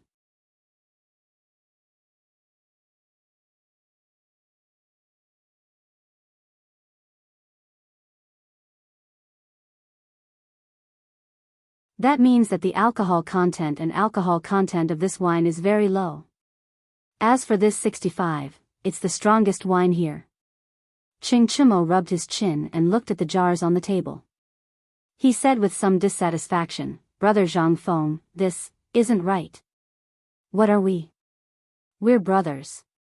Although this is the first time we've met, we're still brothers. Have you never heard of my name before? What titles? Zhang Feng asked subconsciously. If the Chang'an winery doesn't come, I won't fall. The 4 demon kings of Chang'an are us. As he spoke, Ching Chumo and the others couldn't help but puff out their chests. And Wei Shuyu was among them. Zhang Feng understood that this guy wanted to drink strong alcohol. Zhang Feng smiled and patted Wei Shuyu's shoulder.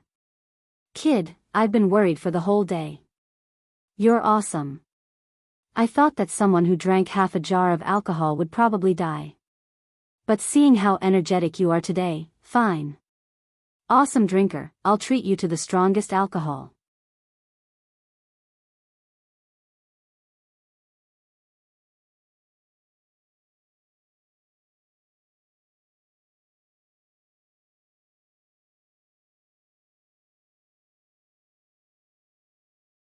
Only then did he manage to catch his breath. I say, your hands, why do you have so much strength? Zhang Feng was speechless. Zhang Sun smiled apologetically and hurriedly said, Brother Zhang Feng. Brother, I didn't know your body was so weak. Didn't you eat that delicious food? I ate it. Then why is your body so weak? Why don't I ask someone to send you a few 100-year-old ginseng some other day? Okay. Laoli was Laoli after all. He was too stingy. Zhang Feng took Li Qingxian's hand and said, Good brother. You're much more generous than your father. I didn't know you had 100-year-old ginseng at home. Brother, let's not talk too much. Let's toast to this. Li Qingxian's face twitched. He wanted to slap himself. If he had known that his father didn't mention this, he wouldn't have pretended to be pretentious and gave this to Zhang Feng. This was a gift prepared for the retired emperor. He had spent a lot of money to get this. He thought that his father would allow it, which meant that he had tacitly agreed to give it to him. But now, he said it out of carelessness. He couldn't take it back now. Li Qingxian closed his eyes and gulped down a bowl of wine. At this time, Zhang Feng looked at Zhang Sun and asked, "Continue. Didn't you say that Chintinu ate half a kilo of locust eggs? Then what? Then what? Hey! This grandson almost sent away a newly arrived concubine. Did you know? He almost went to court. If it wasn't for the godly doctor who made his father pay a fine of 3,000 strings of coins to marry that Hu Ji as his concubine, he would probably still be in jail." Ching Chumo's face turned red, but he still held his head high and said, "Bug, are you jealous? Jealous of my ability in that area? Get lost. Who the hell is like you? Impatient as a monkey, you don't know how to be gentle at all. Lao Tzu is ashamed to be called one of the 4 big bullies with you. Hee hee. I think you're jealous." After the few of them talked about this and that, they began to talk to the spy with red faces and thick necks. Li Qingxian just shook his head and chatted with Zhang Feng. "Brother Zhang Feng, I've seen your calligraphy. Did you also write the words on this wall?" Li Qingxian looked at the words on the wall. He asked. "This is what I wrote when I was drinking with old Sun when I was bored. Randomly? I don't think so." Li Qingxian shook his head and murmured, "Drinking wine, don't stop drinking. I'll sing a song with you, please listen to me. Bells, drums, and jade are not expensive. I hope you'll be drunk forever. Since ancient times, sages have been lonely, only those who drink leave their names. 5 flowers, horses, and 1,000 gold cloaks. I'll exchange them for good wine, and with you, I'll share the worries of eternity." What kind of artistic conception is this? Brother Zhang Feng, can we talk about this poem?